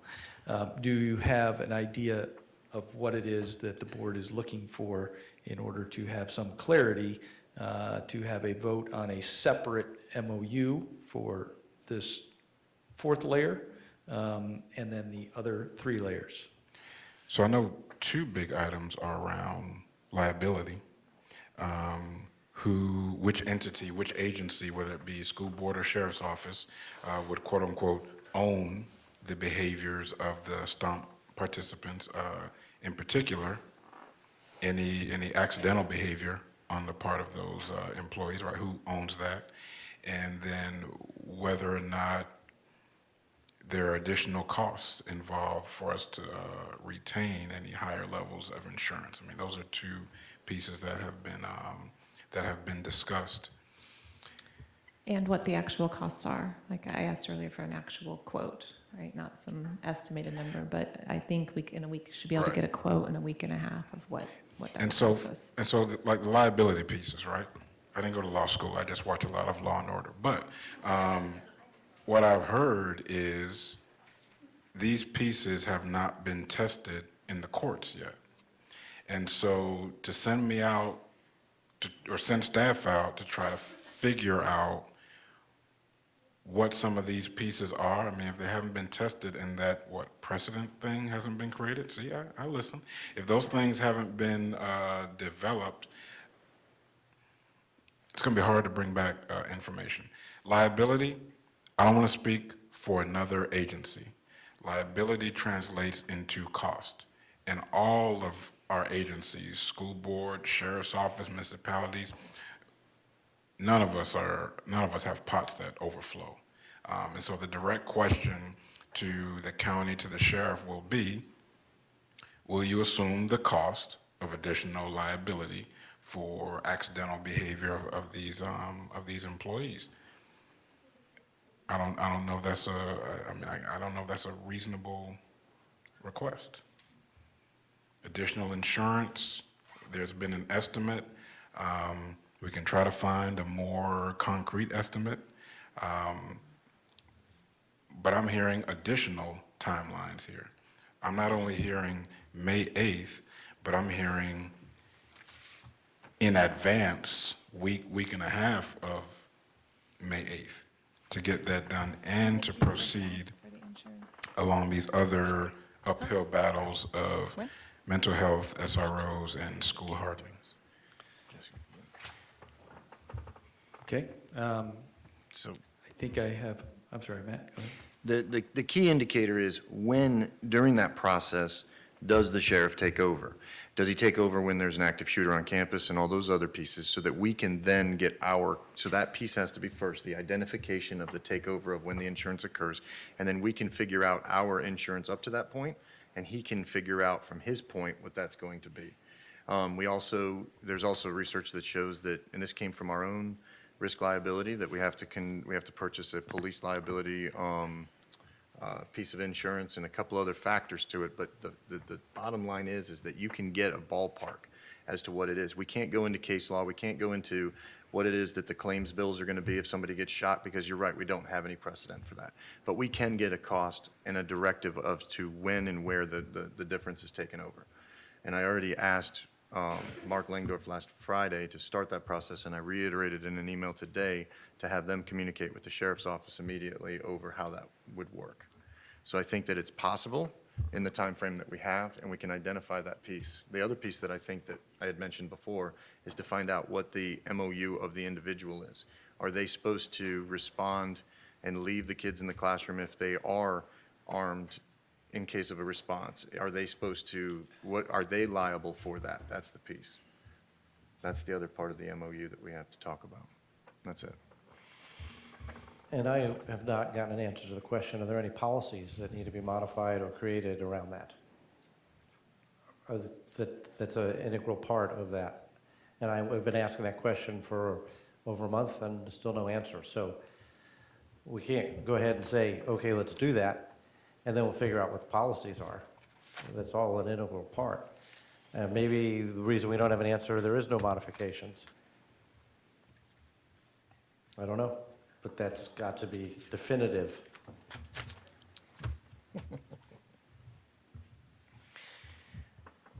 Amy, didn't you answer that and say there were no policies at one point in a discussion? Our current policy allows, are you talking like bring weapons on campus? Our current policy allows it if they're law enforcement, and under the STOMP program, those guardians would be sworn in as law enforcement, so they would be covered under that.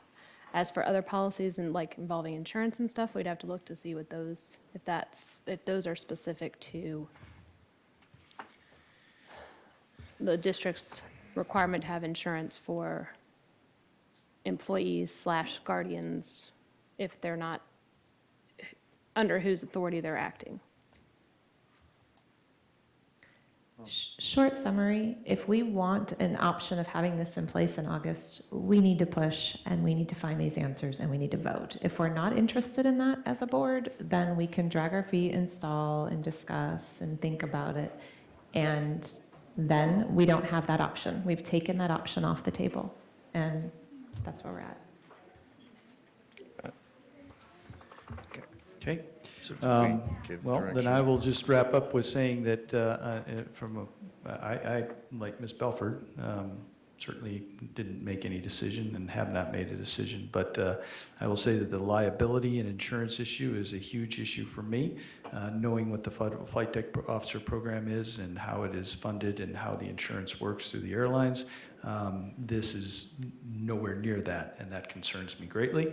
It also concerns me greatly that we have, I look at it from an objective standpoint. We have a problem. The problem is we don't have enough people to put in every school. We don't have the ability to put an SRO in every school come August 10th. The next option that the legislature has given us is to enact a program that also does not guarantee that I will have an armed person and a responder in every school, because it is a voluntary program, and therefore it doesn't solve the problem that I am trying to figure out, because it's just not. I cannot control who volunteers. I can't control who passes a background check. I can't control who makes it through training, who decides that they have 5 weeks of their summer to give up on a voluntary basis to training. I have no control over that, and rightfully so, because it's a voluntary program. But therefore, I do not have the ability to solve the problem, which is having armed law enforcement in every school. And I agree, it is armed law enforcement, whether you play the semantic game or not. The fact is that if they were to complete the program, they would be sworn law enforcement with a badge, with the ID, and that's what they would be. And well, that's exactly what they would be. That's kind of the way the program works. And I would ask that at the same time you look at your own facts, that you look at those facts as well. And I don't think you're listening to me, because I'm telling you that it doesn't solve the problem that we're trying to get to, or that we're trying to solve together. I believe that we need to put everything full forward in figuring out how we can bring money forward for SROs and tell our municipalities this is what we need first and foremost, and get them to, because I think we can hire people. Will we have everybody in place by August 10th? No. But do I think we'll make a push forward, and we will be well in advance of a bunch of other districts? I've heard people mention that other districts have figured it out. I guarantee you they have not, because they have not had this discussion. They have closed off the walls and just said, you know what, we're not going to participate, we'll see what happens. And we're not going to let that happen. We're not going to let that happen. We are going to try and figure out how to get somebody in a school. And I think the SROs, everybody up here believes that the SROs are the #1 thing. And so I believe that that needs to be our push as well. And I hear what Dr. Blackburn says. I know what his staff's time is like. I know what the sheriff has suggested already. And I think it's the right thing to do, to concentrate on figuring out how to get as much people, SROs into each of our schools, utilizing our resources that we have, and collaborating with our municipalities and our sheriff's office to make sure that we hit all those. And there might be some other options there that we will continue to discuss. So I have lost track of what everybody would like to do.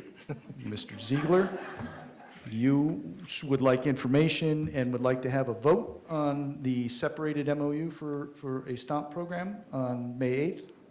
Or you... I'm not critical on May 8th. I'm critical on fully vetting that out, because if it's not complete, we're not going to support it. And we may not support it anyhow, but it's got to be, this is the reason we haven't made a decision, is because we want to thoroughly evaluate our options. Is there an option number 3? Like you said, can we hire retired police? Well, I know we've talked about And they be that. engaged? And because if we can do that in the interim, then we can place them at every school until a full SRO is available. That we have more control over covering holes with. That's correct. Would they need then to go through a very extensive training refresher? We'd have to speak with the sheriff about that.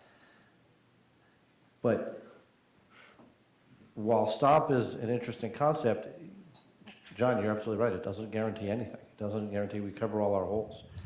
But if we look at an alternative, and I've been told by many people that, look, there are retired police and retired military out there that have a full pension, that have income, and if they were just to get minimum wage and healthcare benefits, they'd be thrilled to death.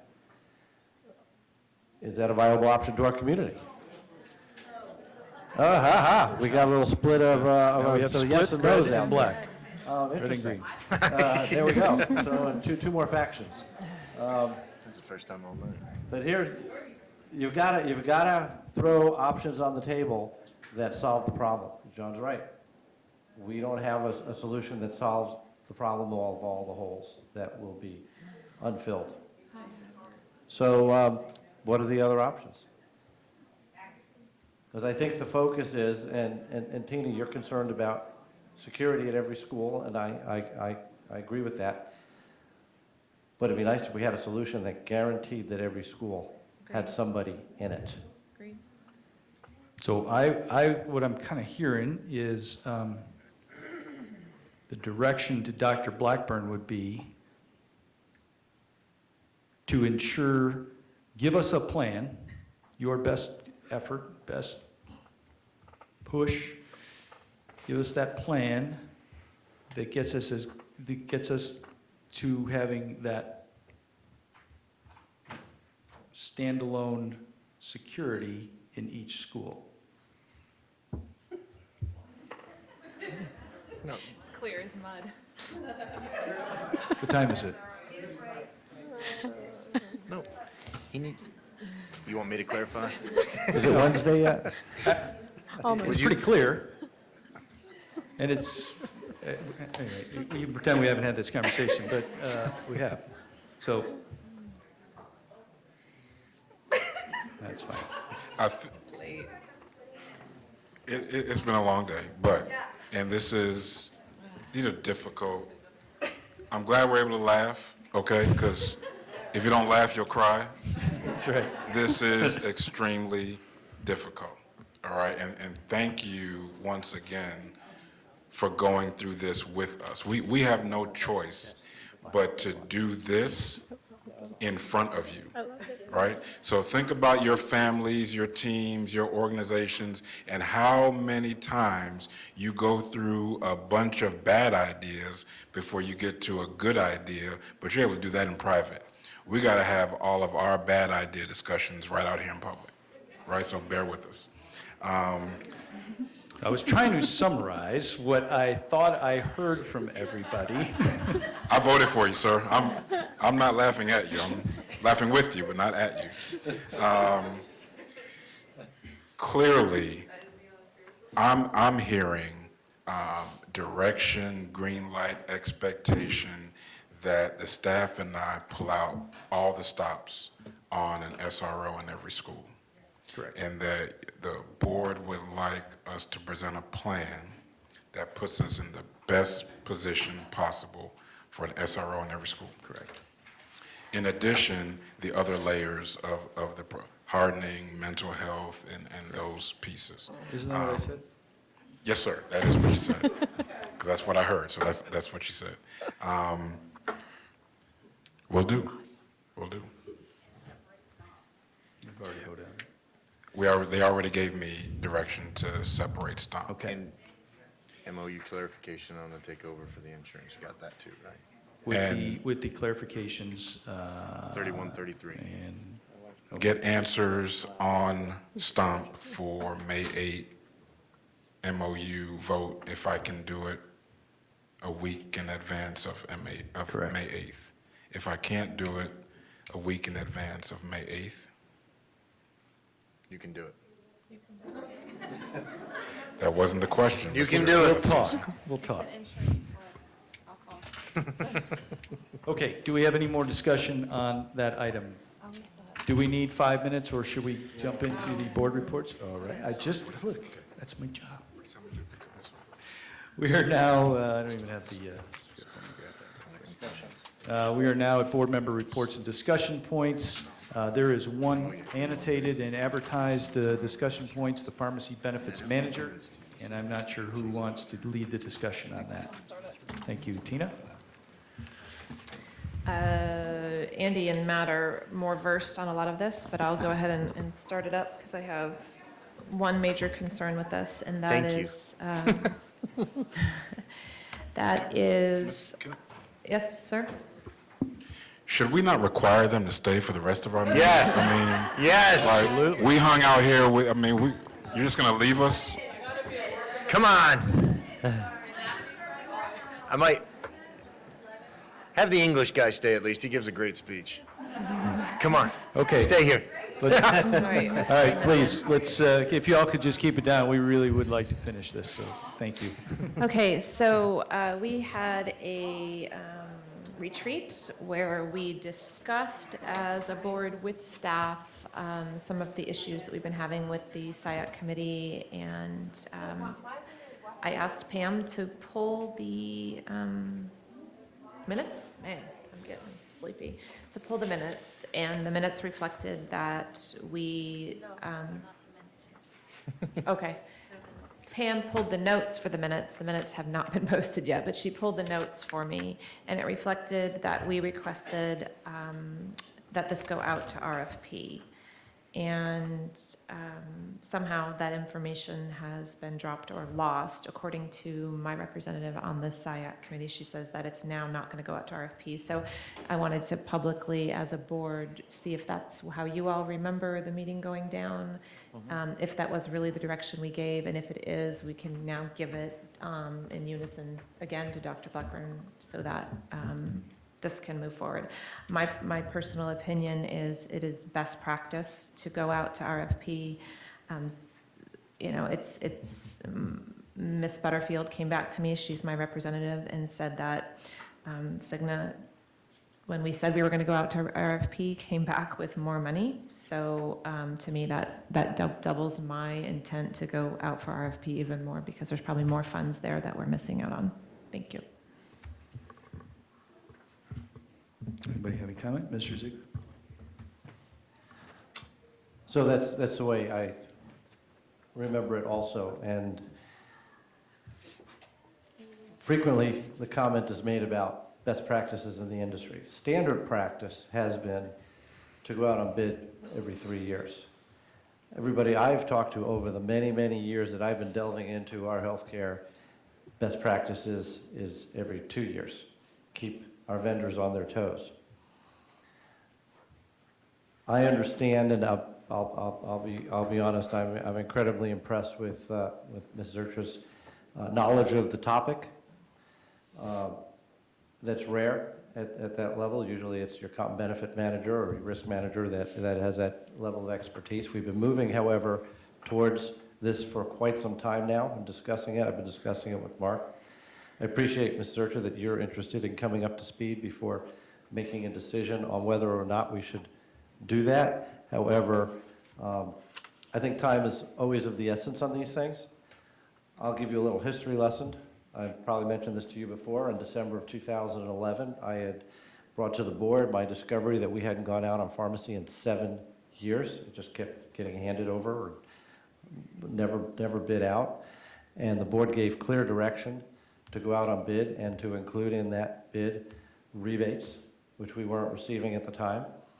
And our comp benefits manager, when I followed up, unfortunately, foolishly late to say, hey, how'd that bid go, was told, oh, they decided that we weren't going to go out on bid that year. And so I threw a fit. We went out on bid the following year. And the first year, we got $1.8 million in rebates. So I think that delay cost us $1.8 million that we didn't receive. I know it did, no doubt in my mind. If best practice is only every 3 years, we're there. I think it's less.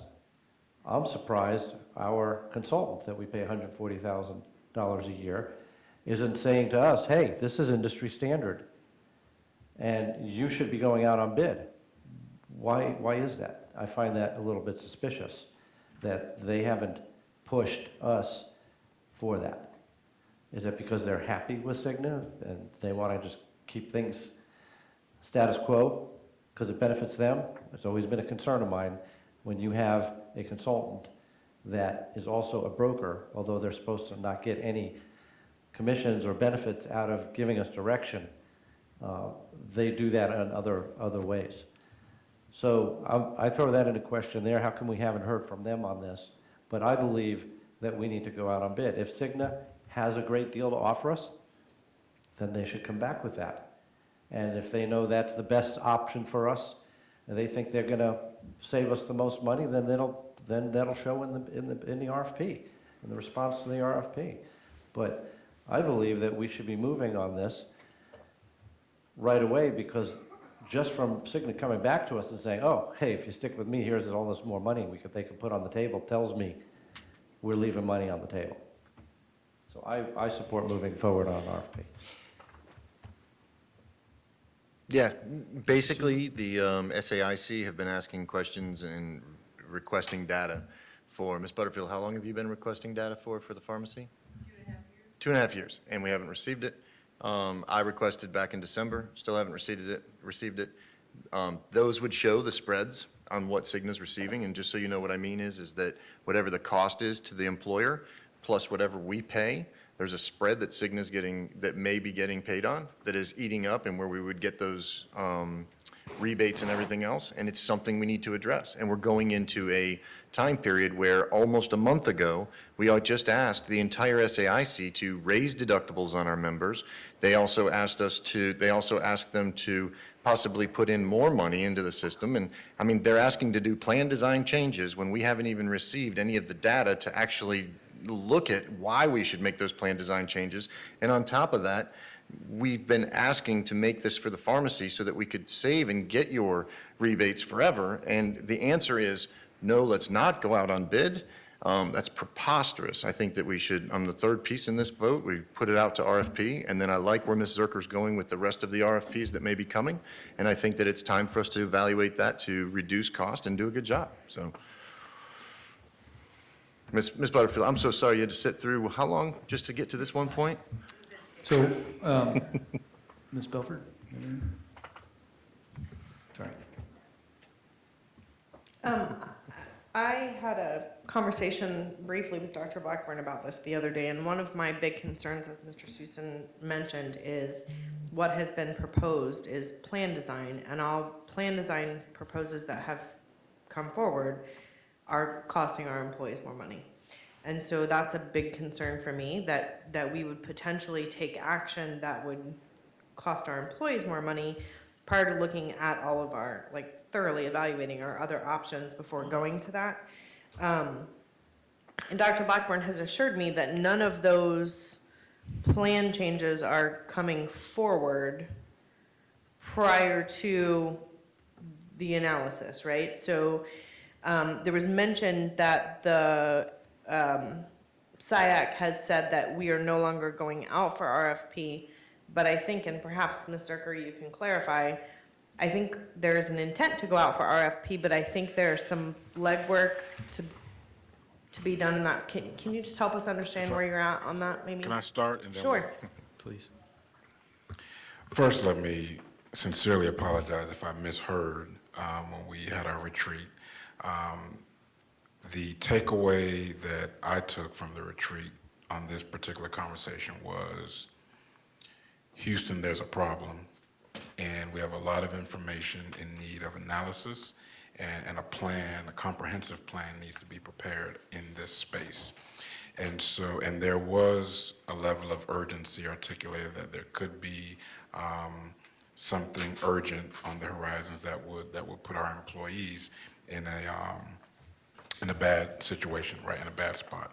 And so plan, as I remember it, was to give all this information to Mrs. Zerker, have her analyze, bring back a plan, and to actually do nothing until the board received a comprehensive plan from us. So I have not, as superintendent or CFO, made a decision not to go for RFP or to go for RFP. We're just waiting on an analysis.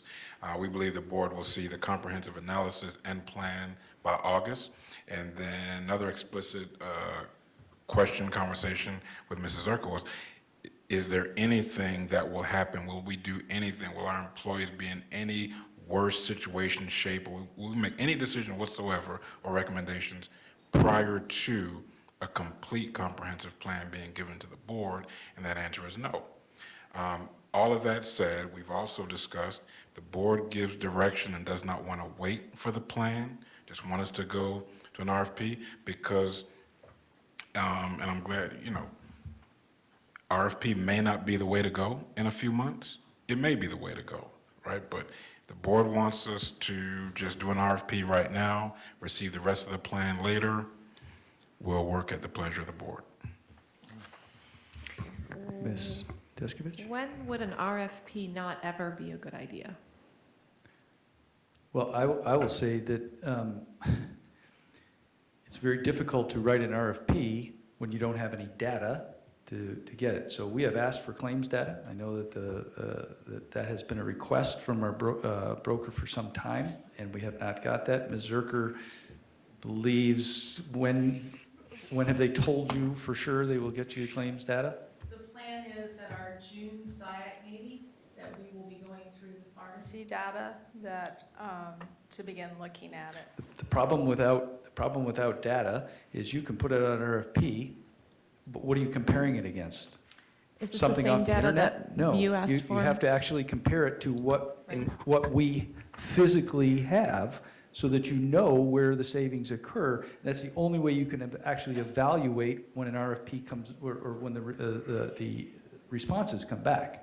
Is that the same Yes, data that hang you on. asked for? You are 100% right, Mr. Craig. You cannot go forward without RFP, without having that claims data. That is part of the RFP process, that they pull the claims data during the RFP to get set up to go. And the main concern is exactly what you just said, that if we come back to the board in August and we say, hey, this is a good idea to go to RFP, I don't think in any way, shape, or form anybody doesn't think that we don't have money laying on the table here, right? If we come back in August and say, we've got to go through that, we've got to pull the claims data, we've got to go out to RFP, and we have to come back to RFP all before January 1st for the plan year and get it in. Probably by August, because that's when you start formulating your open enrollment Right. documentation. What I'm saying is August is too late to August make a is too late. decision for June next year. is too late. Okay, Can we hold on 1 minute? Ms. Zerker, because today was the first time I heard your plan, and first of all, thank you for taking over and becoming involved in the SAIC. I think it's critical. If you go with your plan for June to have this discussion with all the claims data, assuming that it's all there so that you can actually analyze it and get some actual numbers rather than than guesses, how long would it be from that minute that you gavel that meeting closed to when you would have an RFP ready? We have an RFP for a pharmacy benefit manager ready right now that I can trigger on tomorrow or the day after that meeting. What's also part of my plan, and in having conversation with Mrs. Butterfield and others, there are other options out there for us as a district than just a pharmacy benefit manager. One is a pharmacy benefit administrator.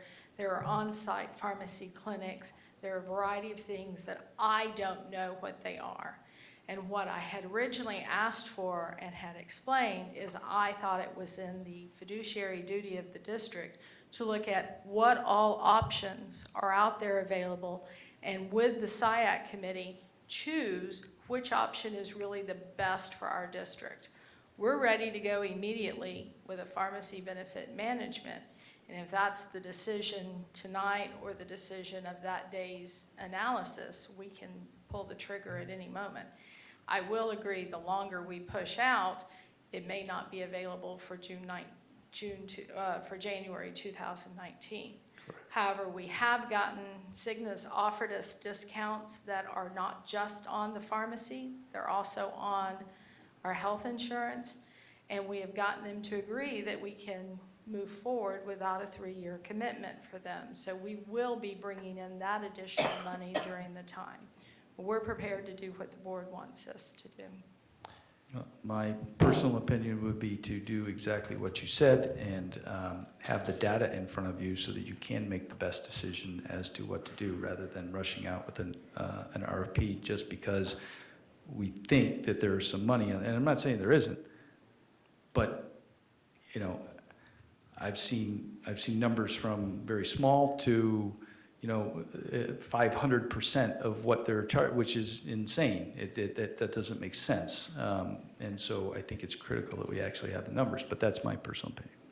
So if I may, RFP does not have to be awarded. So an RFP, we go out on RFP and simultaneously be doing some analysis, but that data that I agree, would be nice to have, it's available tomorrow. That data is provided to our broker on a weekly basis. That's been clarified to me by Cigna multiple times. Why hasn't our broker analyzed this sooner? Why aren't they pushing us? That's what we pay them to do. They have the data. They can do the analysis. It's what they do for a living. It's what we pay them a lot of money to do. I don't have an issue with analyzing data. But to say it's going to take months to analyze that data, that's crazy. That's not going to happen. I don't think anybody said it was going to be months. I think Andy's point was directly perfect, that you can move forward with an RFP and evaluate the situation and not reward the RFP if you didn't want to and go with another plan. I just personally, I think that Cigna's been unresponsive to us. We've been calling for rebates, haven't received them. We go to say we're going to go to RFP, they come back and the figure that I heard was not $700,000 but a $900,000 savings. So they were going to just automatically give us $1 million for not going out to RFP. What does that signal to you? And so I understand where it is, but part of what's driving this train is the lack of confidence in Cigna and the fact that we're going to an eventual black hole of benefits that we have to either pour money into, and the longer we wait, the more it's going to cost us in the end. So you want a motion on this one? Yeah? Oh, No, I'm sorry. We are not going to motion on this. Well, he said he did a minute ago, so I think this one we need. Just say, Ms. Belford. So, I don't say this often, but I agree with Mr. Susan. Oh, gosh, that's kidding. so nice. No, I would agree that there is an issue with confidence in Cigna at this point. But I also will voice an issue with some confidence in our consultant. I have serious concerns there. And so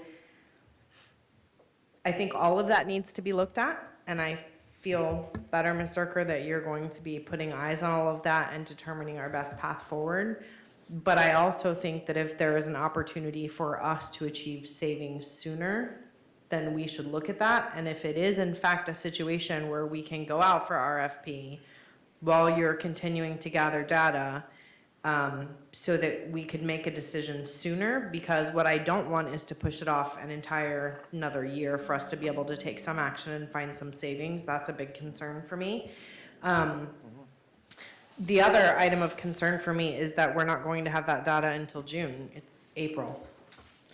And they get paid a lot of money to provide that information to us. It's not a matter of when the data's coming in. SIAC is now meeting monthly. The May meeting has already been committed to Mr. Susan's representative's data and review of advanced imaging and surgery centers and where we're driving people to. We're going to be doing monthly 3-hour meetings, and there's only so much we can get done in a meeting, so that's why it's the June meeting. the change in our process each time, we will be looking at one large item as well as trying to fit in smaller items if they're in due.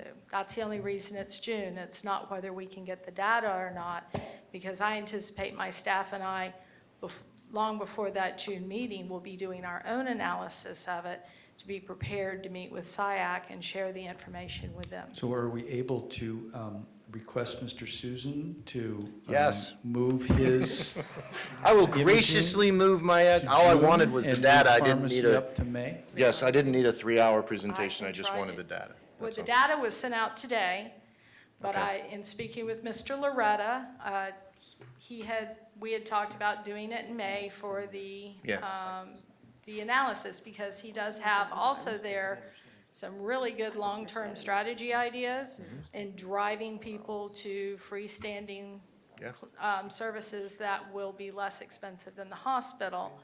All of our ideas are to get savings as immediate as possible, both short-term and long-term. Short-term fixes is not going to fix what we see coming in the future. We have to get some long-term. Right now, that was something that we wanted to look at, but if the board would like me to consider switching it, I can call Mr. Loretto and let him know. I can call them too. Would that be a decent compromise for the board? Can I ask a question? So if you if you switch the meetings around, is there enough time to get the RFP out and back for this to go into effect and not have to wait a year? Or Yes. does that month will buy us the time? Well, I believe it would if we do it in May. After the May time, I cannot commit to that right at this moment because I'd have to go through the dates. The one, if we were to send out tomorrow, proposals would be coming back May 24th, and you would still have the analysis. So if we're waiting until May, after the May meeting, which is about that same date, it's going to be June. We will be pushing it slightly, but there is the possibility of making it. We can make some changes in when open enrollment gets put in there. Yeah, we got to do it. So push mine off, put that one in there. The agenda just came out yesterday for our SIAC, right? That is for this week's meeting, Right. That's for or tomorrow. Monday's meeting.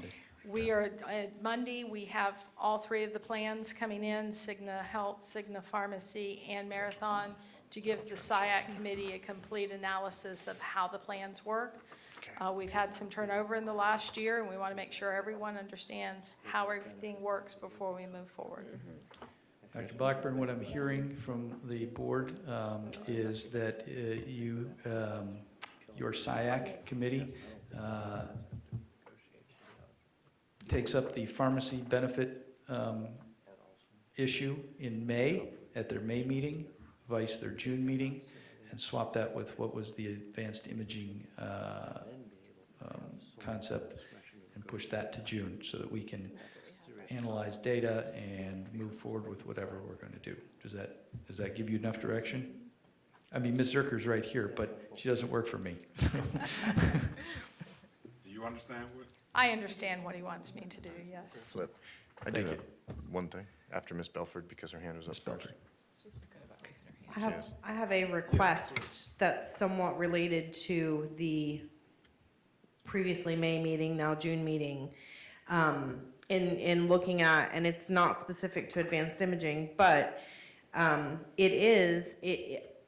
when you log into your Cigna account, there is a tab on there where you can pull up your options for x-rays, sonogram, ultrasound, whatever it is, lab work, whatever it is that you need, and it shows you what the cost is.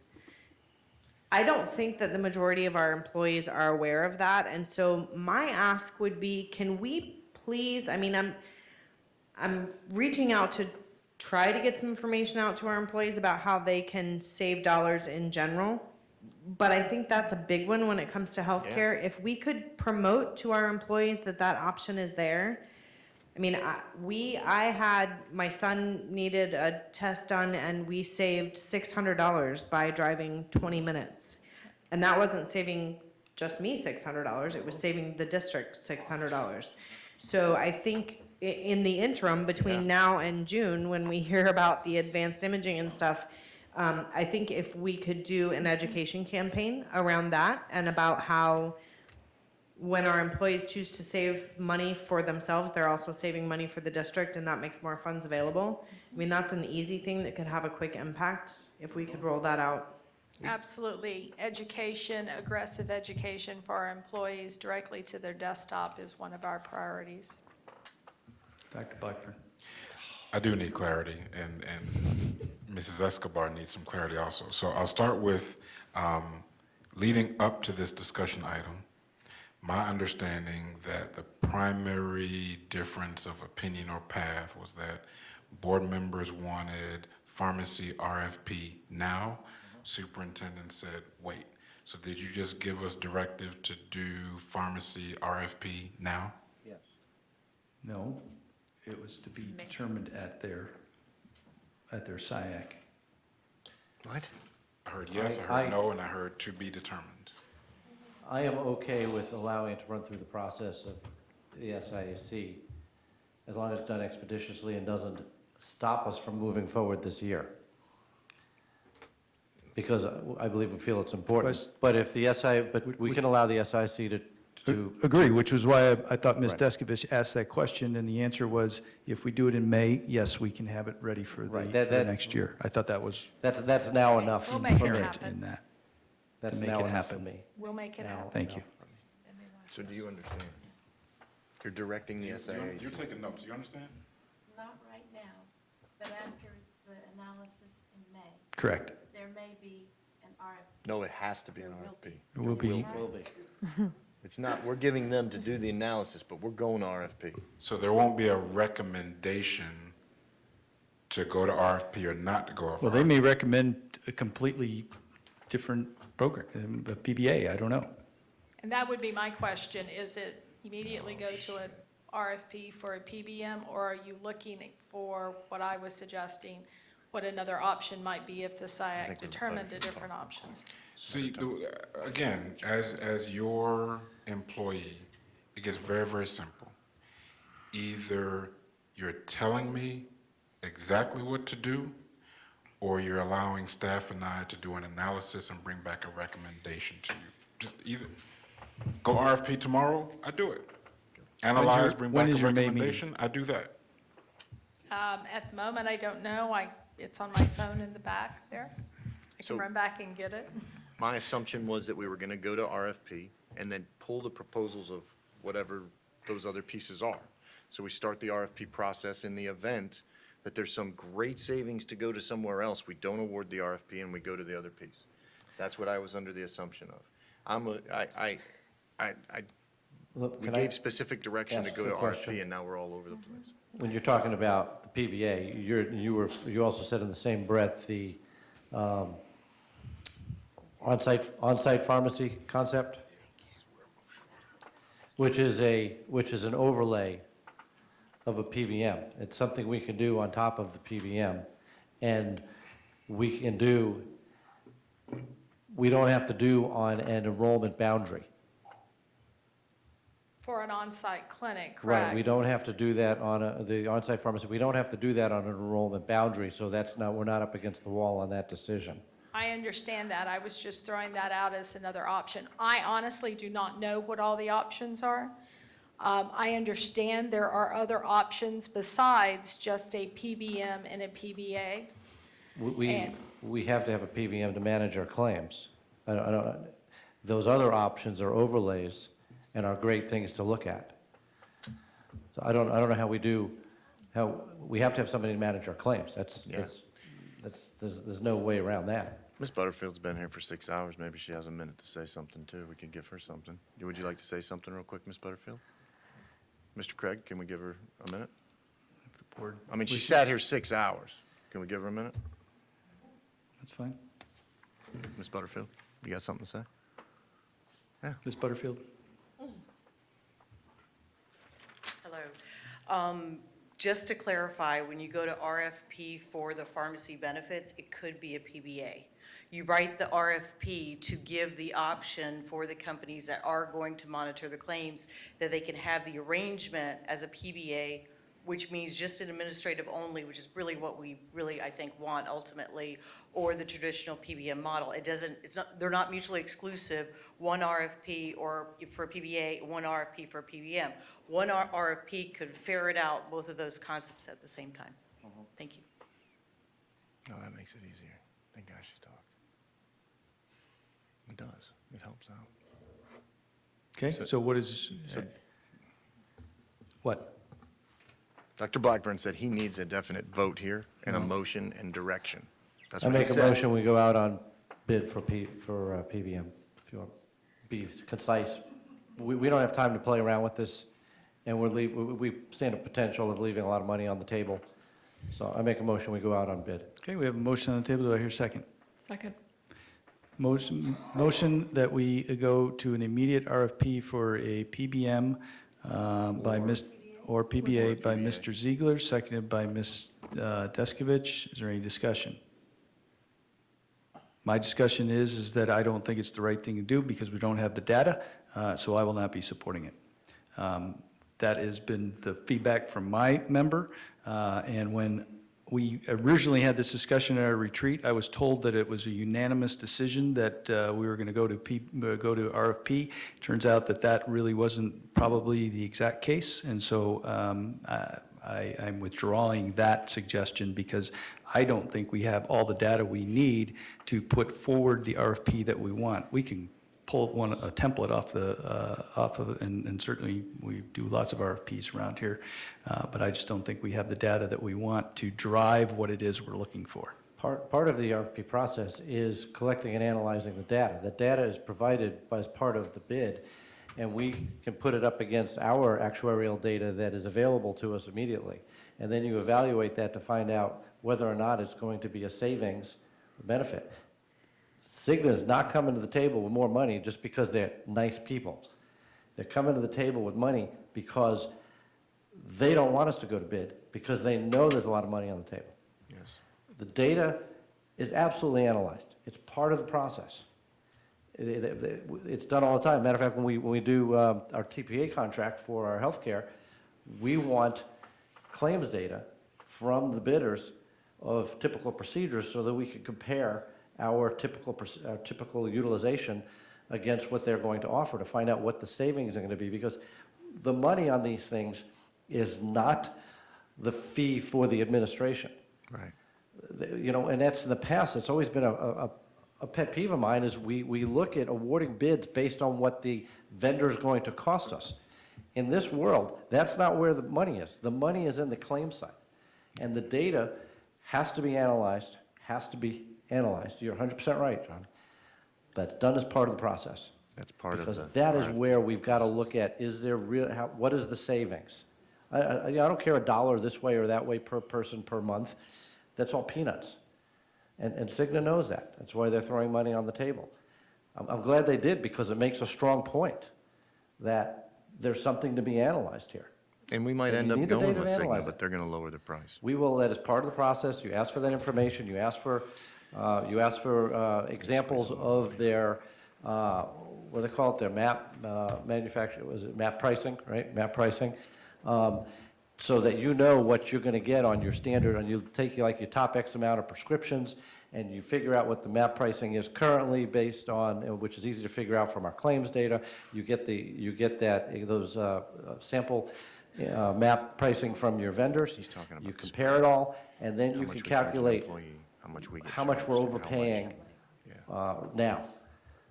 It's part of the process. Understand It that. is Also, absolutely- I think it's best practice to know what that is beforehand. We can find that out in a We've week. been asking for that for a while. So we go round and round. You've already made the motion. We've had the discussion. I've told you where I stand.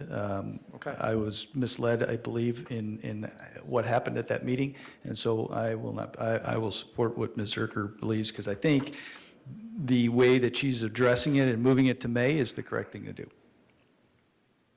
Okay. Good. Any other Call vote. discussion? So I'll call the question. All in favor of the motion to go to immediate RFP for PBM, PBA, say aye. Aye. Aye. Opposed? Aye. What's that? Oh, that was an aye on opposed, because I feel like we need to give her that May meeting. I want to get it through before next year. I do too. But the motion passes 3-2. So now you have your direction. All right, do we have any other board member reports? Can I just thank Penny for everything and for Yeah, being Penny. here at almost midnight? We appreciate all you're doing with the insurance Yeah. and I all look- that area. Thank too. you, Penny. I look forward to seeing you drive. I also want to thank all y'all in the back for continuing to stay here. Matt Reed's still here. And we appreciate your time and effort in protecting our citizenry. Even though it has been stated that you're here to protect us, that is not the case. You are here to protect them. And at any public gathering, that is exactly what their role is, and that is why they're here. So that is how it works. Correct. Yes. Can I confirm that I have the? Yes, ma'am. Approve the motion to go out to an immediate RFP for a pharmacy PBM or PBM? PB. Yep. And pharmacy benefit manager or pharmacy benefit. Thank you. And thank you, Ms. Escobar, for bringing that up, because we'd be remiss if we didn't thank you for being here not only tonight, but all day today, because you were here at 8 o'clock when I was here this morning. So thank you for being here, Pam, and thank you for all you do for us. With that being said, we are adjourned.